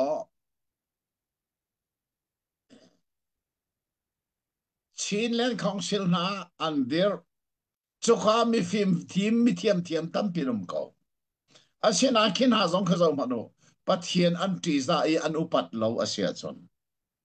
zudin sa in ha mang min sia chon mo an phim na ke phim nak dev se cái số cái tí tôn cổ chọn phèn tay cái tí cổ kan nong le zo ka chim lang mang he tu tan bible kan chon zong kan chim dak thalian mong sa khong zong kha lai mi la kan pa pakhat bi fi ma si kan ti se nain pathian rak ti za ti lo we oh pathian ti za na kan hello mi cho phim nak deu se kho ti za kon tlak lo zai cha atang le ka til mi tha ten dan rel mo a silawa phun dangin chima chon a phim na ka zer na a choi a pani fan cha phim zer lai mi phim cha phim zer a tambik zo mano ram khele kal mi zong mo pathian ti za lo mi pau cho phim zer nak nan khat di lai a zer nak an tel zong zal lai pathian ti za nak an nei lo mi cho zo mano pa si tor tiang ki zo atui su SA pastor lai pastor tampi zong ki pathian ti za nak pakhat man an nei lo cha phim zer ti mi phim zera ani chang chu cha mi ni pathian ti za nak le upat na ale I lo pau pawa chun a phim na kha zer na ai tel zung salai ma kha kha atui ka til mi tha ten zo manulo ata atang le tang kom chu cha sop ni minung sina zo man Jehovah ti za hi chu chu phim na si that lo na kalta khi thei ngal na asi tia ati chang kul chang riat na chu cha hi chang kul chang riat nak te hi I bai hat okha atlak ngai ngai mi bible pakhat se lang fa lang ten abor chang kul chang riat nak man rel ta ne minung sin a zohan Jehovah ti za hi chu chu phim na ka si thatlo na kalta hi theinghal na ka si tia ati zo man hi chin chi otang mi chu chin chi zo a foi mi chu dal kul dal riat chang riat nak asi zubo kul riat ve ve si chu zob dal riat chang riat nak he I bai hat okha atlak ngai ngai mi pakhat se chu cha phim chu zai da Jehovah ati za tu hi chu phim nak se that lo nak akal tak tu hi thei ngal nak angai mi chen se chu cha lai mi phim chu that lo nak an kal tak ti lo zudin zon thiel ti lo an kal tak ti lo zo mano ma po chom nak long aruat mi phim man tam kho ning he tha ten ruat man atu leo ram khel na in atu leo kan ram boy nak na zo lo ma po chom nak long a chan rem arak bang mi kan lai mi la zai thong dan tam kha phim zer bak to se ti anun ning chwa ruat man mo atu ram khel kong zo aruat lo America I chin ba pis ruai tu zo an bol pho nak chen zai da se do then nak sa phai san tho lu mai ma phai sa sa an vai von di go me chu vai von ti mi chu sai an ma pocket money an lu ter go chu khat tiang khat pathian ti sa lo di chu an phim nine an zer di chu phim zer khase khana khata ten to zengan kan thei hi a het tak mi asiti kha dal kula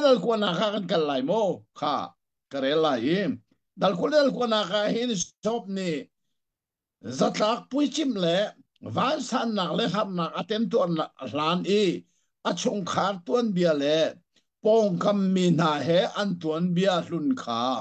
zan mang bangin ahun ro nak le a hoi le apathum ni sol an phot ning in anun lo ning pa angai lo cha pa nu angai lo cha nu mit angai lo cha mit asinak le nu mai le ngak cha arak zo khen liu chan kha zan mang bang in ahun chim tha ban rot maro hi dal kul la dal ko na hi tha te kan re la chun zop ni sei kong da chim kan ti san dal ko mu zotlak pui chim nak via te arak ton hlana atak sa khabantuk fa nak har nak vial te aton hlana tan liu atuan bia khazan mang bangin avan chim chuka chin chi o kha atlak tak tak mi chi la si tia chun pa angai lo mi cha pa nu angai lo mi cha nu mit angai lo mi cha mit asinak le nu mai le ngak ta zo al arak zo khen liu chan na kha zo phim mu zero na bible a meeting that lo na rial kho tu so yo lo ti ti asan khati zatlak pui chim nak arak ton liu ane nun liawan ama cha longa nei nung arak sim rim lo ti chu hi ka afiang chu mu he pa ngai lo mina cha pa ka se nu ngai lo mi sa nu ka se mi da ngai lo mi sa mit ka rak sibal nu mai le ngak tha arak zo khen bal chu choronga pathian ni biding arak ti na khasi chu mitha so yo lo rak ti na se kha aton bia via te kha hi dal ku le dal ku an zan mang bang tokin zop ni khan avan chim thua mana kha kan van mu mi se kha asia chon dal som thum na khi apor zang fa na te nang mani vat kan rel piak lo atang le ril fi na khamo van nga yu si lo dal som thum nak te kha Dal som thum nak a hin besham athok nak a ahman mi chu asena in atua chun ti hi asi dal kulle dal kwa i hal leo asi chan nak atuan bia hun le atu i asi chan nak atuan be thar kha choi a athlai nak asi kasetil kilveng tu ui chawlak i adal ding man a kadu lo mi fapa hna ni an kan ni su ai ti mi chu rawaling mi bia asi plan liao atom bia le ni hin atom bia chu van le valai bang in a tha chang ti na asi chang shana a an ka fi i ka mai i chil chak ka mai i chil chak man an ngei la lo tia ati mi ru a chun zanga fak tak tak kating tang kha ngei chet na ka achang i ka thong loi kha a ap mi o a achang tia tlanga kom oh kha don te khan ma dong nak te khan achap mi ti nak si chu achap ti ding kha achap fang pakhat te arak lo kha mo van kate kha van chapulo achap mi ka thang loi kha achap mi o a ai chang trap ti si kha achap fang te kha arak lo cha si kha si e rowaling bak mi bia heka dal som thum na ka hin om chumu ro ok atlak tak tak mi chu kavan rel ve man lai ka satil kil veng tu ui chou laki a tel ding mana kadu lo mi fa pa na ni an kani soai ruat manu zop kha asatil run khan tak toke chu asatil run a chong tu akil veng tu ui chou kha ko ui chau na lak mana ai tel dinga kadu bal lo mi na ni khan minungan sina in ui chau lak mana ai tel dinga kadu lo mi ti si cho khanani khan atu sa an kani so ai mo ka ui chau tuk mani kara karu bal lo mi na minung kha atu chu akani so tu ani sangai bero aling bakte chu cha chun hi dal som thum na ki a tu ding khil fia na kawan tu mi kha ke mani kawan rel ve ri man lai mo dal som thum na kha hin behram athok na kha aman mi chu asina in atua chun ti hi ase dal kula dal kuwa i hlan liao asi chan nak atuan behlun le atui asi chan nak atuan bethar kha chuaya athai nak asi thai lo kho se lo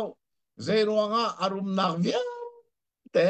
afanule afapa na he anrak ton len nak le anrak nak chan na amit tham na suelo na si kho lai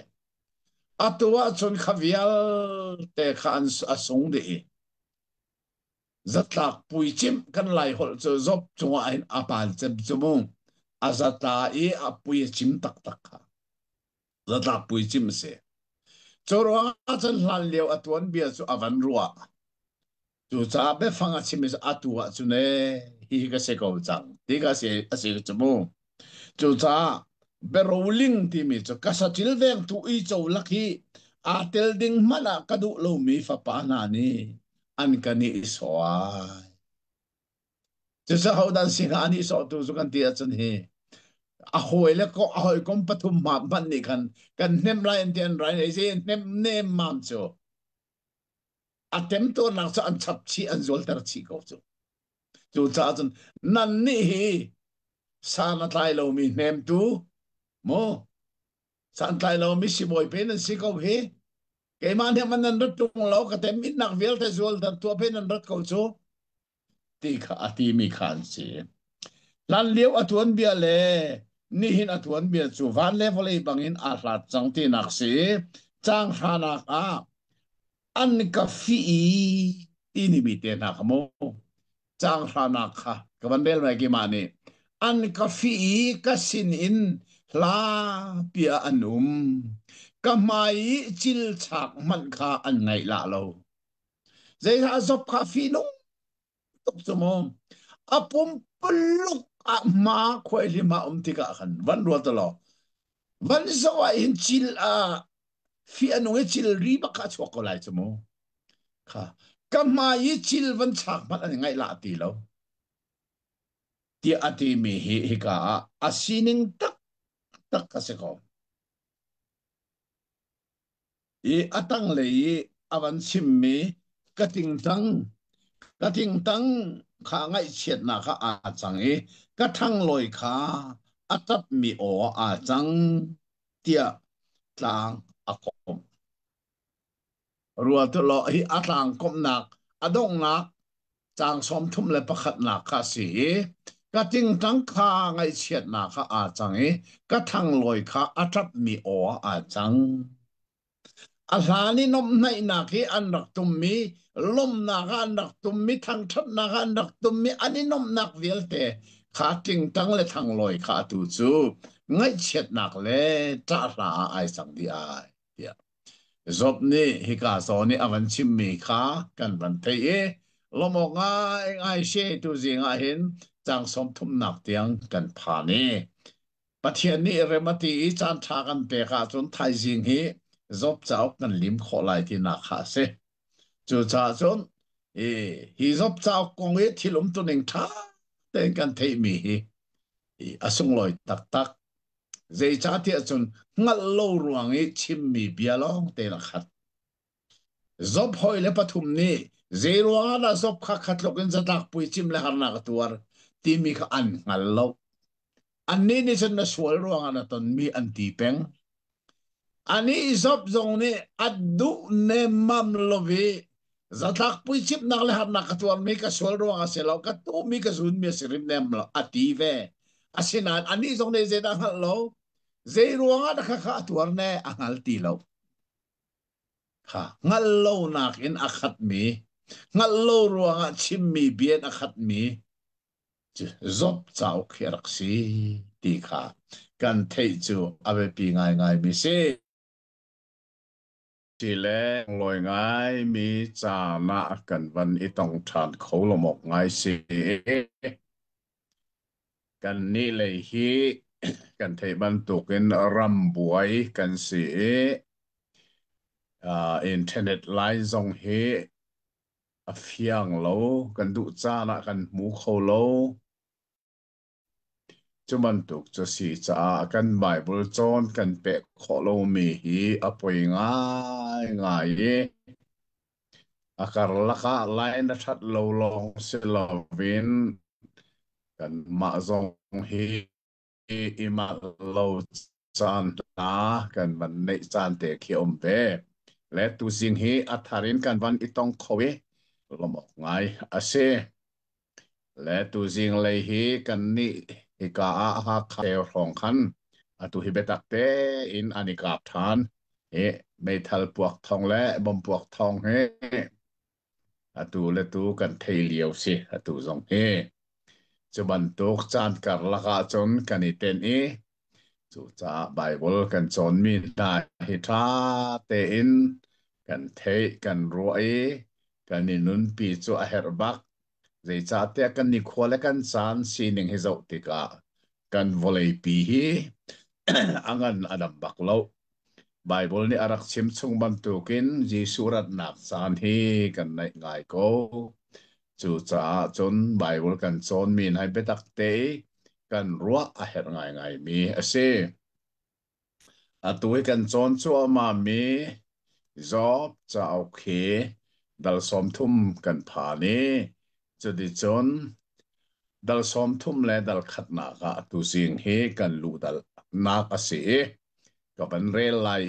study Bible kan nei ning te khan abor ni hen athil fia nak te kha chu akan rel piak lai ngai kan i zoom na lai le hi study Bible hi USA a ummi na hi Bible study kan nei mi angai tu na laka angai ri lo mi le ngai nan du sia chon Mike ni boy sina khan a ko ri ruwa ti su ama ani arakat chim mi si cha cho ka du mi ne du mi na ma sia chon Mike ni boy sina khan nan al kholai ti kha tharin thong song ka manin than na ka sile dal som thuma zai da ka ban re lai dal som thum le pakhat nak hi zob ni bia chim ape thwa ma mi adong nak dal ase dal som thum dal khat ti mi a hen zob ni a hoi le ni an chim mi bia ale enak akal thwa ma mi adong nak dal si dal som thum le dal khata chon zeida ti kha atua apor ni atang lek te kha kan rel piak selong ai na simo I dal som thum pakhat nak I job chimmi velte to tlai tu befang chu a chun ti hi asi changa a diklo nak I kanun a chun tia shama thok I chang som thum pakwa a angai tu na nun nak sungtar tu kasi a chun tia adong ter a chun ti mi hi kapni in manasiton ta chun nak a that na katua a chun ti le katua lo a chun ti in Pathian ser mi kan kum teng le vel te chung lei he leng lei he net mi ngei lo in a chim di kamit ka tha ka put ka ke ka lung thin ka ro nak tha hi a man lo nak ding a ka man a chun man nak ding a ka man lo a chun di in a hoile pathum ha le zung tu vel te kan sin a athar in job ni atu tiang in bia chim ko ri oh atanga ngai ti job ni bedong na ki aman mi hi rook arak tlak ngai ngai mi chu a chun ti mi be fang merang ni if ti mi in ai thok pi mai be fang he bible la amai sabik kan mu nak chu Genesis dal thum chang hlei sari naka khan sorry dal ni chang hlei sari naka khan pathian ni adam sina arak sim mi kha dum lai fangi chele tha theidan nak thing hi chu na ei lai lo na ei a chun ti mi kha na ei am ti mi na ei lai lo ati pathian nol kha anga ya chun ei lovin om kho asenan pathian nol kha anga ei lo sia chun ai kho cha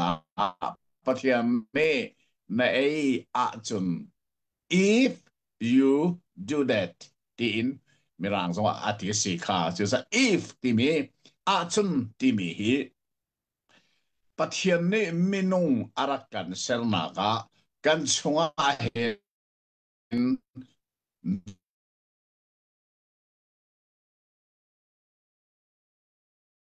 at halau kan ngal mi itim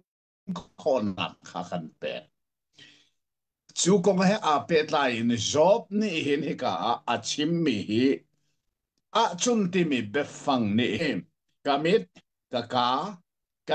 na ka kut ka ke ka long thin ka ruanak na hi a man lo nak dinga ka man a chun a man nak dinga ka man lo a chun tin bia a chim mi hi ni hi na nang le kei cha zong an zai tukin na sulam anei le chung kan nun chung chan toy te hin kan maya tua ding me thil tha le tua lo ding me thil tha hi peng pathian fa kan sin hu zong a hin peng mi se chu ka a chun ti mi hi minung du thim na ka zai tukin da chu thil chu dir pun anei ti ka kan halim choni ka zon te a hin a sa phang pakhat te atling lo mi ma chu chu da si tia chon ka van rel man lai khat le kam te khan ta chun nak a that nak ka tu a chun ti le ka tu lo wa chun tin pathian ser mi kan pum cheng nge vial te chung lei he leng lei he ti mi kha leng ti mi kha el abau khamom eng lei ti si kha kha kha leng ti leng si el abau mi te kha study bible nan nge a chun van chapulo ti kha chu de choni ka zob ni achim mi ama chalong selovin minung asimi vial te zoom tu kan cha zong a hin ruok atak mi be fang kha hi ka man se ti kha thei naw si long atu sa dal som tum le dal ni na kha ka kal lai ka van re lai dal som tum dal ni na khi zob hoile ni zob ko nga bia an chim mi chungin amu ning chim pa in kaka zona chim pa ti mi te zong kha chim ti mi kha pi he a tending ase a pi ni a ti mi pa ti mi a funding se chim pa in be mai sa a chim nak ase chu cha chen atang le thil fia na kha kan rel piak se lo a bor nei ngai naw se mo balsom thumpan hi chang hi Elihu Abraham una busrin pak asi tramthoknak dalkuladal hi changkula changkhat kum ang hak chedeu asi cha a daite in anbia arak ngai asina in asum khoti lo I bechim sham athok chang nei ni a thate in kan ngei pia ko na abia alet kho I joklung apem kho tu nan ma sung in pakhat man nan umlo tia ati chu cha a hi dal hi Elihu ni jokhoi le pathum asik nak bia asi zaitin tia job kha thiam lo an chautar na in adok na ka job bia alet khautu pakhat man an umlo chu cha a Elihu ni pakchia bi semhan ninglo kachim a herve tia arua I job hoi le amo chet na nu a job job bia kha le sham athok oh atha tak tak ka hin mi pa pakhat arak ve e amin chu Elihu yesi kamong maka kha Abraham unaw bus rin tha asi ti mi kha ram thok nak dal kula dal ni chang kula chang khat ram thok nak ti khanan thei thiam nai lo Genesis ti nak si mo Genesis kha ram thok nak ti ka le cha se hi ka arak chim me chu kum le ang hak sia ka se chu cha chon man bia khalai ten karak ngai ko siman se lo nan pat kumin zob chu sol phot nan tim na in alung nan pem kho lo kha ti mi kha hi ka so na elihu ni bia arak chim na kha kan mu le che chen dal som thum dal thum na kan kal chol lai dal som thum dal thum na khi elihu ni zob bia a el na ase kha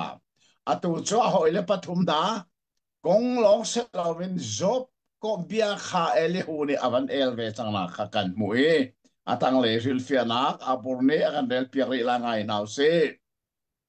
Elihu zong ni ahoi le pathum bang in job kha sual phot atem ve achim mi velte tlangkop nak chu changkwa nak hi asi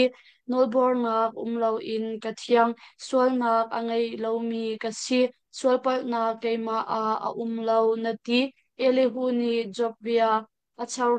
hlan mi chu achim chang asina in job ni aswal na kong rum ro kha chimatim mi aselo zatlak pui chup na arak ton mi le atu I fa na atem tor mi velte hi ahoilan ni naswal rong a pathian ni danantat anti mi kha job ni ael mi chu asi asul lam in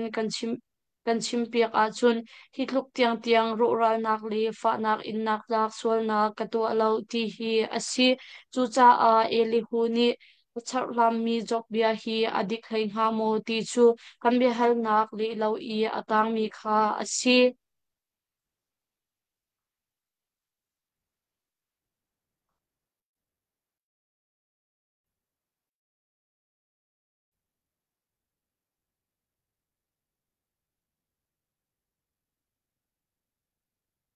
re atang le adok nak pe ban rel mi kha abia chu kan behal na le elowi atang mi kha se kha hi ga zo na en tha ten ro ka se mi chu abor ka hol na thei mo ko thai ko ba oi na thei ko cha tha kha ka van pe lai zob ni hin zob kha na sual ti anti ti ka hin zob ni hin aswal lo na kong long kha chim atim mi asibal lo ti hi the ngai ngai chu cha cha arel chang mi kha ka van chap lai asinan zob ni aswal lo na kong rum lo kha chim atim mi asilo zatak pui chum nak le zatak pui chum nak arak ton mi le atui fa nak atem tuan mi vial te hi a hoi le ni na sual ruanga pathian ni dan antat anti mi kha zob ni a el mi ju se kha ta den theu zob ni mi sol ka selo ti rum ro chi mati mi si bal lo asinan a hoi le pathum le atu zo man apalina eli hu tiang ni na ton mi thil vial te hi na sual ruanga dan tat na sinak se pathian ni an sim rin na na tu mi na zun anti mi ka asirim rim lo ika zop ni hin fienter atim peng mi se ti hingal tak tak mi se mo chu ta zop ni mi sol ka selo ti ka chimati mal lo asinan a hoi le pathum le ato palinak eli hu tiangin na sol ro hi thil vel tai na ton zatak pui chim na ton nak le atuna tem tor nak mi vel tai na sol ro ase anti mi kha asilo ti kha zop ni chim atim mi che se chu chai ka zong han behal nak atang peng ko kan ti mi che se mong kha da som thum le dal li na kare lai ngai panulom dal som thum dal kha aten ro to lo elihu kha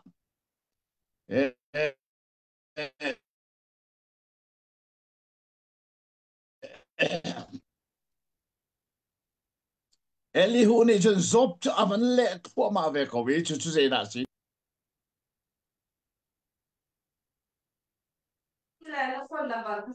Hana wo chip bel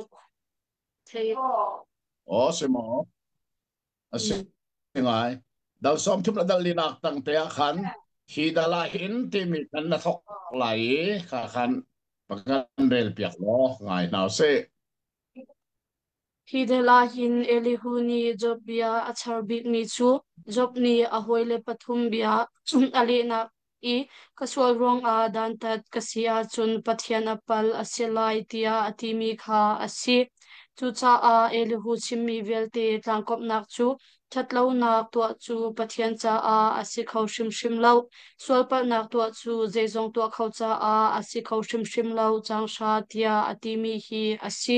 pathian kong long long a chun adik kau sina in pathian le job kar lak i thila changmi a chun adik thleng ha mo zai cha tia job tem tor nak velte kha aswal rong a pathian ni dik ngai in a phu tok shem nak ator tarmi aselo ha chu thiam chu si go chu cha chun mai hi apali nak pa Elihu an ti mi pa ni achim mi zong he zop ni khana thoi mai hi ka tem tuar lak vil te hi ka suwal ruangi pathian ne dan akarat ta sia chon pathian hi ading lo silai ti bakko khatika khan Elihu ni ai thoi zia pathian a chen din lo nak kho lai mo pathian a sual pal nak le din lo nak hi a kho rim rim lo that lo nak tu a chu pathian cha si kho rim rim lai lo sual pal nak tu chu sei jong tu ko cha asi ko rim rim lai lo ti chang ha nak ma chu chu pathian ko aman bak mi se pathian chu that lo nak to khol lo ve din lo nak to khol ti chu pathian ko aman asin an pathian ko se lo vin se ada kan ti chen pathian le zop kar la khan aman mo ma kha kha si chu a tu ning tak tak chu zop tak pui chim nak le ten to nak ngai bi vel te kha aswal ro ga dan tat asia chun asining tak tak pathian kha aman lo ti nak senga ama pat midik mo soyok lo pathian ti za mi thil thalo la ka sum khomi lo tia ama pathian ni pe sim chang chu chu cha chen ama ati mi le adik mi le soyok lo mi le thil thalo ril mi chu zero na pathian ni dana tat lai chu cha chen kha kha dana ta sin pathian ka ding lo ti nak se lai ye kha kha zop ni achimi atu Elihu jong ni ma kha ban char hlan vet mi kha se chu sa Elihu chim me he pathian kong a chen man lai ama pathian kong long a zop he ani pe tai na chen man hlei nga mo ti chu ro ok atak tak tak mi ong chita nai dal som thum le dal nga na kha kavan del sol lai dal som thum le dal nga na song Elihu ni zop bia ale nak pe nak asigori kha dal som thum dal nga zo nang silovin Elihu ni zop bia ale ni ape nak si cha atang le ril fia na kha abon le kan del piak lai ngai man se Hidal zong a ahoile pathum bang khan Elihu ni job chu thiam lo chautar in arak chimmi bia velte kha sulam angai lo mi le hal nak lo in tamtar sa so mi bia a tlang a kom piak than chang thei ruk ruan manu ba kha ru ok atlak tak tak me se chang le ruk na ka bible te kha zop za fa nak te man kan del piak nek abor chu cha a job ni sulam ngai lo in aka arak pau i hal na ka lo mi bia kha arak tam ter kha zo manu lo Elihu ni zop ni arak chimmi aka pawin arak chimmi ka sulam angai lo arak ti chang me chumo angai ngai ke za zop chimmi ka sulam angai bak mi se zai cha ahoy le pathum ni na swal ro ang dan tat na si na swal ro hi ban tu vel te na tanan ti asirim sim lo ka swal ro ang dan tat ka sia se pathia ding lo silai ati mi ka asining tak tak se ko zai cha zop di aton mi sa tak pi chim le atak sana temtor mi vel te kha Aswal ruanga aton mi asirim rim lo. Just adik mi situ.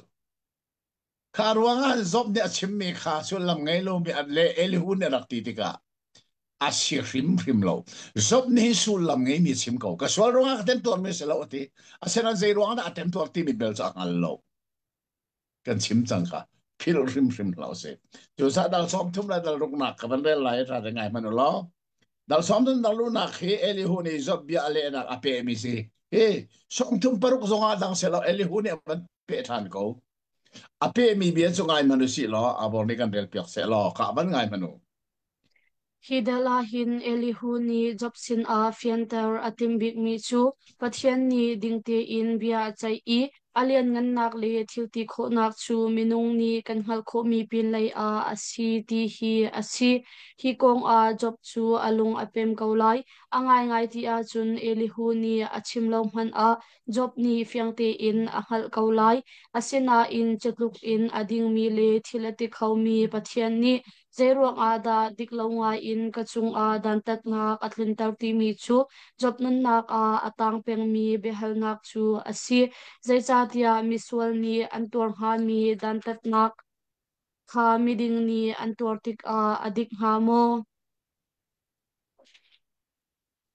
Asi peng ko su te.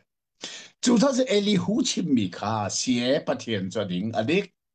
Ama adin lo nak dik lo nak kho lo. Asina in chu adingi adik mi pathian ni job kha khaban to kharna atur tarsia chun ama pathian kha peding lo adik lo bi se lai chu zai cha kan chim chang kha job cha ama pathian rim rim ni setan sinarak chim mi chu soyong lo pa mi dek pathian na ti za mi thil thalo la ka sum mi ti se bible rim rim ni mi ding pathum athim mi la kha job chai tel chu cha chon job ni atur mi vial te kha aswal pal nak ruanga pathian ni ding ten dan atat mi asirim rim lo ti kha ika atang peng mi thil kan thai a her tak tak bi se tere chen dal som thum la dal sari na dal som nim dal sari na khi zobia elihu ni ale mi dong nak se ka elihu zong ni abia dong tan nak chu dal som thum la dal sari na kan mu mo chu ta chen hi bia hi ban ngai than du si lo ka abor be kan del piak ri la ngai man se Hidal zong a Elihu ni pathian thilti kho ngak li athot nak chu kan hal chok lo I kan ta chok lo dik ngai in achol chang I khleidan zai man angai bal lo pia abia kha adong ter chu chu chawlhan lo ding zai man a lo zai cha tia adik mi asi asina in job li a hoi kom ha an boi nak bik chu zeruang bik ada job ni khaban tu ro ral nak li fa na kha ator ti mi kong a asi zaitin tia van a Jehovah le setan bia ani rua I job nik sak ding in pathian ni setan kha no la pek ti mi anghal tu pakhat man an lo a hoilan ni job chin a naswal ruang a pathian ni dan antat anti mi kha an pal chik chek chun job ni kaswal ruang a aselo ati tik a apal shim shim lo asina in zai ruang a da khatluk in ro ral nak li fa na kha atuar ti kha atuar tu job ni angal ve leilo chu cha a thil sining fiangte in angal tu pathian he bia ani ruwa kha a her big mi chu asi hal nak a ri angai mi kan minung hoi he hal kan tim len ka hal kan tim len kau na in kan hal kho lo mi khi hal nak a ri angai lo mi pathian he hoi kom na kan ngai a chun kan hal ti kau lai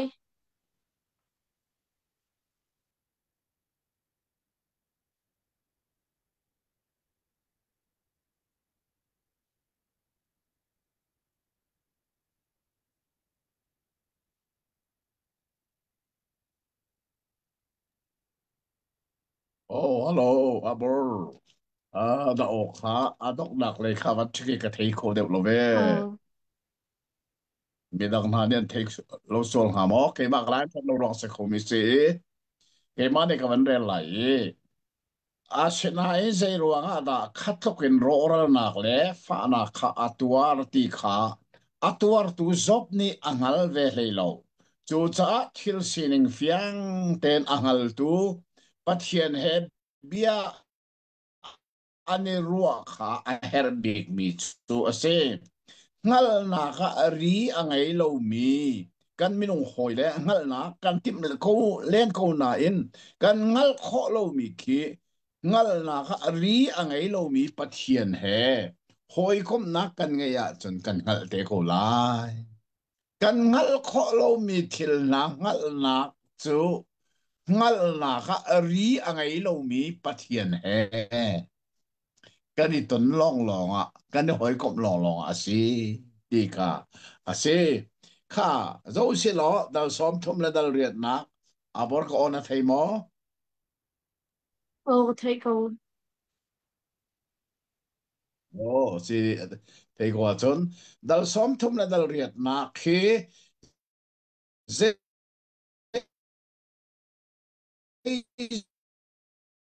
zo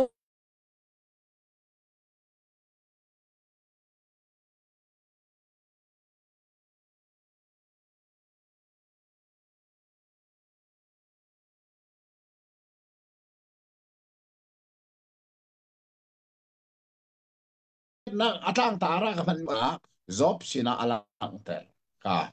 atu cho minung le minung khachiti lovin zop chu aminung hoi pathum ni fienter antim nan fienter kholo apali nak eli hu zone a fienter kholo lo churuanga a fienter khodu chu zo pathian long long chi cha atu chu pathian ni zop chen bia chim chang kha kha dal som thial le dal riat na kan hu mi si atang le ril fia nak te te kha a bor ni hin akan ngai akan rel piak lai e ngai nau si lo dal som thu bar ria chang thum bia kan hal lai I na kali lai voi som sari reng lo pathian ni bia hal tak tak asina in job ni ali na pakhat man kan hu lo asham thoka ahal mi chu valai sham kabun lewa khan khozai ada narak ti si I ali nak ding chu kan hal lo ti ding si do asi pathian ni ahal chi lang mang I som sari reng lo ahal tik a pakhat man li asilo zaicha tia adi lak in kan hal lo ti chu ali na asilai cha a pakhat nu pakhat I kan hal lo ti lang mang kha a her theng lo asi asilo a job ni pathian sin a na ka hal mi hi pakhat man ka hal lo adi lak in nang ma long long a hal tu na si ti hi ali na si do asi adong nak bik I a hal mi chu zaizong tu khau he bia a almini ama chu achim shing ha mo zaizong to khau chu pathian asi I bia al tu chu job asi I ama ati than mi chu pathian kha asi asulam chu job ni pathian achim shing ha mo ti na asi halna a riangai lo mi pathian ni halna a riangai mi job chin a bia boy som sari reng lo a hal nu a job ni ali nak chu dal som li changthum in changa nak tiang hi asi job ni Jehovah kha ali hi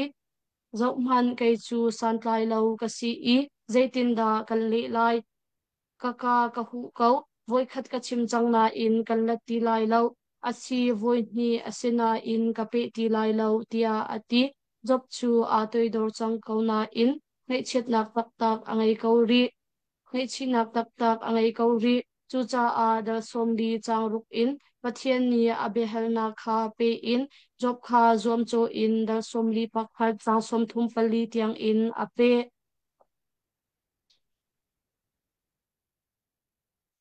à thì cả dòng tên cha phẳng te khá ai pal lạc te song khá umi chú chú dây là si tia chân ai pe lo ding mi ai pe ai chen ding mi khai chen lo tin nak si à dal som li tang ni ril fiat nak te kha ka ban le lai mom ngal na ka ri agai lo mi pathian ni ngal na ka ri agai mi zop sina bia voi som sari reng lo a hal nuwa job ni ale nak chu dal som li chang thumin chang nga nak tiang hi ase job ni se hawa kha ale hi ti mi kha ale hi ale hi se mo kha ale ti mi e chile I kha e kha ipe I kha nang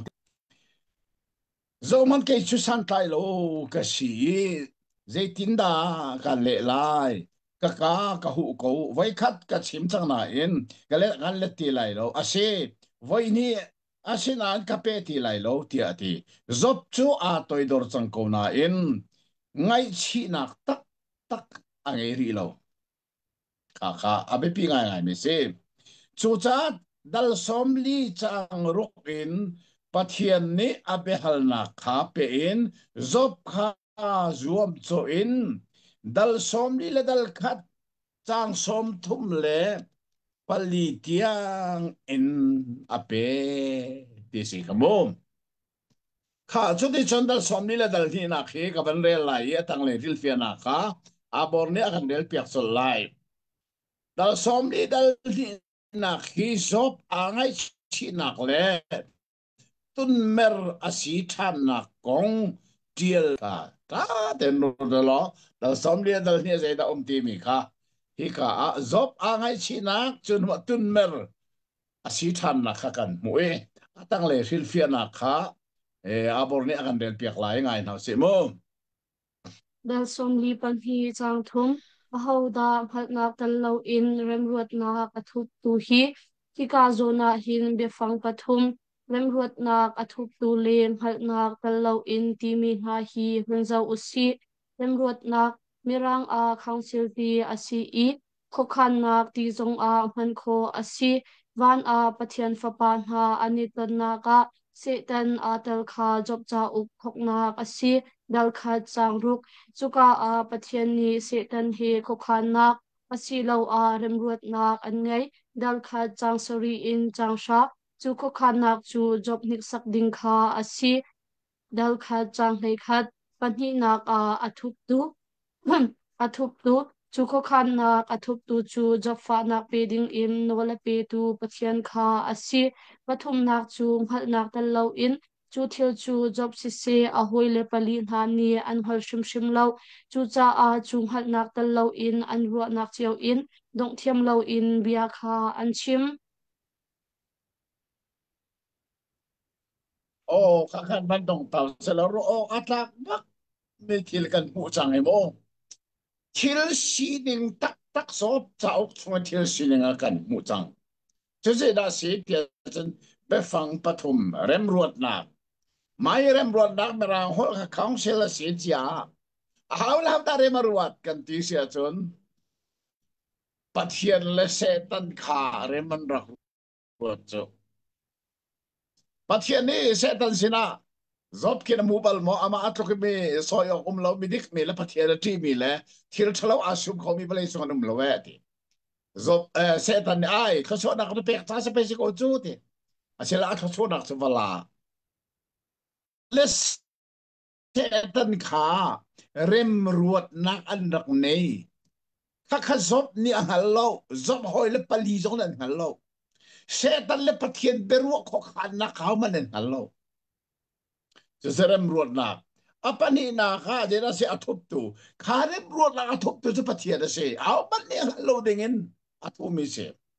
chú cha cha apathum na cha ngal lak tel lovin chú pathian le se dan rem ruat mi kho khan mi chú thu a si a hom ne ngal lo zop zo ne ngal lo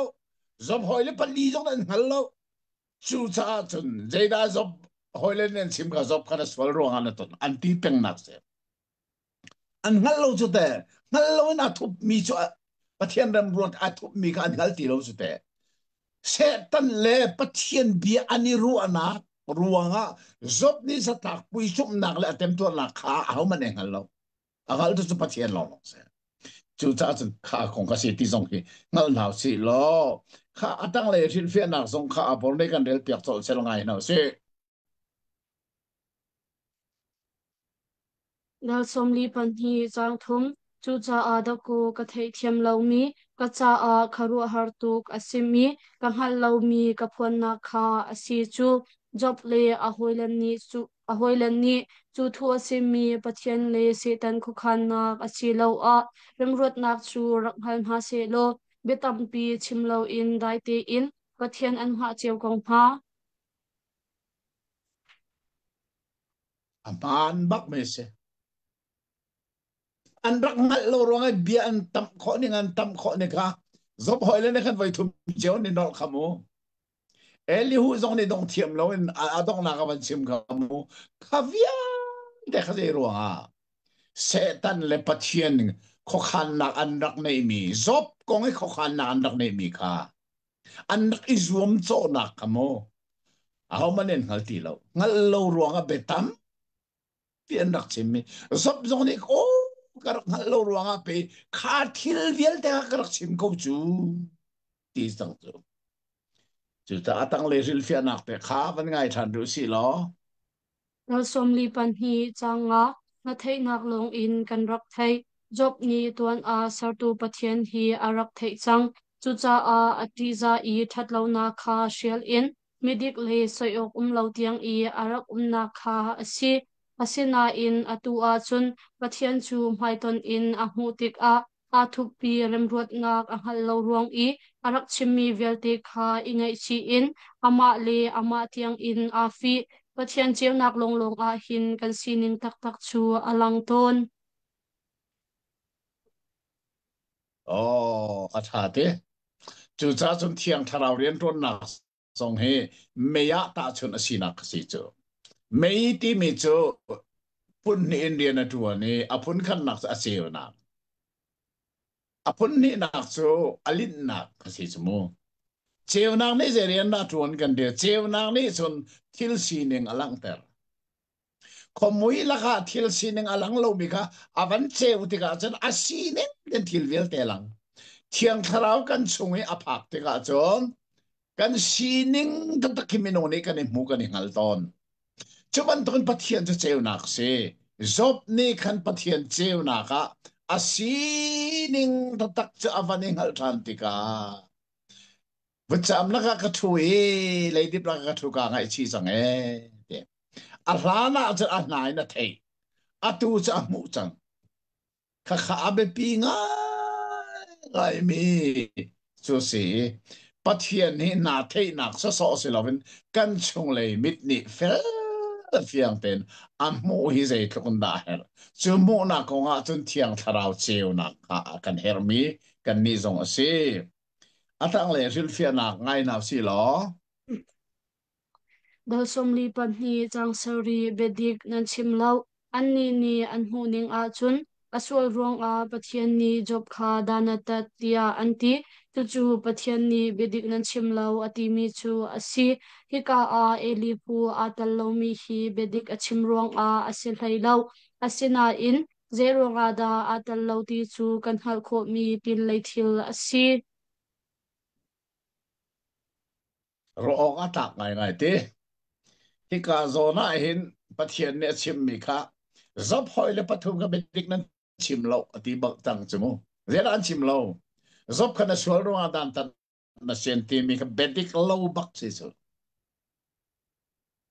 bedik an dak chim lo eli hu zong kha angai ngai de bedik ka chim thai lo hi ka sa atel ti lo mu kan thei mi so so cha chon adong nak big khil fia nak atang atang te ka ban ngai ri na se mo ril fia nak te kha dal som li pan hi chang sha let ni kha apik than fapa le fanu kong a selo in satil kong a asi atha pathian ne alet ni na pek mi cha fan pa fanu silovin asatil kong baka kan alet ni bakan apek chu atang le ril fia na ke atang le ka fian ter mi khazo manu ke zop chung khar le ngai mi ti mia zop chao kong adong na Israel Bible ka tu mi na hi niksak asila na fa pa pa sare fa nu pathum tu thong sare ka la o thong thum cho tum thong khat la zanga mo zo lo apin le ya khat man zo man niksak asinua fa pa pa sare fa nu pathum ma hi cho ala ane ning bak ka se alet ka ti lo sinan zo man satil kha zo lo khat leya za thong sari simi kha atu zo thong leili tua khat leya kalok thong thum simi kha atu zo kalok thong ro khat leya cho thong khat simi kha atu zo khat leya thong ne khat le kama la zanga simi kha atu zo thong khat simi changa kha alet bakin pathian ne job chu thasu ape hini hi je da lang ter aswal ruanga pathian ni dana raktat mi asilo na khalang chang job hoile pathum nan chimmi li asina khalang chang elo chimmi jong li asina khalang chang a ruat manumu chu cha chon job kha aswal ruanga pathian ni dana tat mi se selo hi vial te ha chap than ning selo aum lo aswal ruanga dan tat mi selo in setan ni anik sak na kasi churuanga chon setan bia adik lo ning la li asining lang ter nak cha zo manu adong na ka chu azong hi thuk na pek than chu cha chon atang le kha rel naw si lo adong nak bik silfia na kha kan ngai na lai Dal somli pan hi chang lei ru kumza le somli hi job kumni afian tarmi pakhat chu shing tu Abraham Isaac le Jacob ha chan a arak ummi asiti kha asi chu cha a job cha ukhi ram thok na Genesis cha uk chang tu a rak ding asi tia Bible thlai tu tam deu ni an ruwa na asi o kha sie zop chu kum za le som li tiang anun nak de hin alang ter mi betak chu Abraham le Isaac le Jacob da chan minung bak arak si ti ka ahun fian terai chu cha che zop chao khe cham po nga lovin mo Genesis adong bak zop chao khe ding archi tia Bible thiam sang tam deuh ne an ruan nak an chim ton mi song fasi chu zop chao adong nak nga kan phan kho hi lomok nga ngai si ban ruan manumo zop chao adong nak kan phan kho le adi la ka zaida chao ka kan mu mi tem tuar nak minung ni kan tem tuar mi sa tak pui chum na kan ton mi la kan tem tuar mi vel te na he kan sual ro la kan that lo ro ya kan ton mi chu tam deuh si man se lo kharuanga si theng lovin miding midik a zong ne hin volei chunga tem tuar na khe an lot sei ti kha zop konga kan mu kri fa kan tuan bia hi zop lo edi edi som ru krong kan fa pin kri fa na chu afak big mitem tuar na ken tuk le tha le reman se pole a hoile pole ti bo thele silas te na khamo Philippi khwan leo khat lo e tem tuar nak an nei thon thak mi na kha an sual ronga sibak lo bol ne tem tuar nak vel te sang aswal ronga pakhat man se lo afa big mi tem tuar nak an nei ko adong nak angong te minung ne kan tem tuar mi thil vel te hi kan sual ronga an siri thang lo we kan sual ronga kan tuar mi tam pian be kho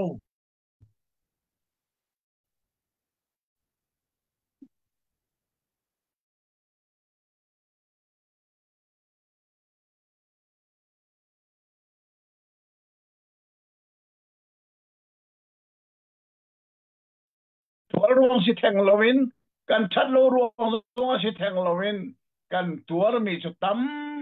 ti ve ko vale chunga in miding zong ne mi tha zong ne midik ne an tem tuar ton ko ti hi zop cha oka hin kan chon mi si ti ngal na si lo cho nên dân minung ne kan ngal lo mi kan chim ton zop hoi kom pathum na ni khat an ngal lo mi piak kha angal mi ban tu an chim chu cho man to gen mo kan ni lai mi na zong tha den ron ban lo kan ngal xian lo mi tiang hi angal mi ban to kan chim ton ti mi hi zop ko ai kan chon mi betak asithan chu cha chon กันงัลเฟียนโลมีโจรัลท่าต้องเป็นชิมเด็กอันนักเสลานาอินจบหอยเลปฐุมเนี่ยอันงัลโลมีก็งัลเฟียงตุกบันตุกันอันชิมมีนายเจตุกันนารักป่วยอดองนาคาตุนปะเทียนนี้อามานมีอินเบียนันชิมโลอาชีดิงินนันชิมริมโลอติบักตุนะ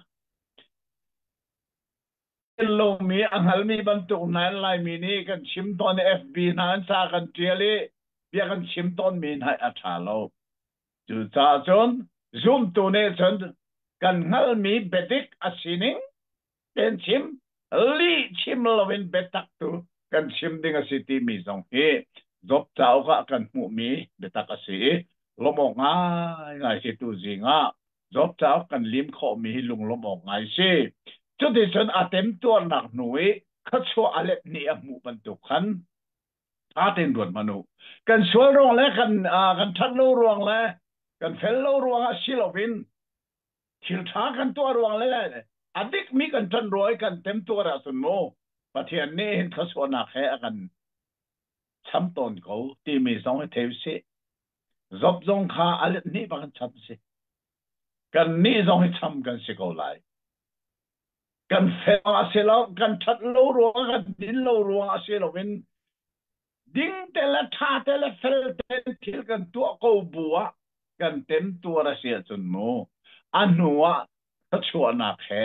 ช้ำกันสิริมอาเล็ดนี่มันช้ำกันสิไลที่มีเบตตากาหินตัวสิกกันนุนนักแค่บุญหนาวสิที่ข้ากันที่จามีสิเส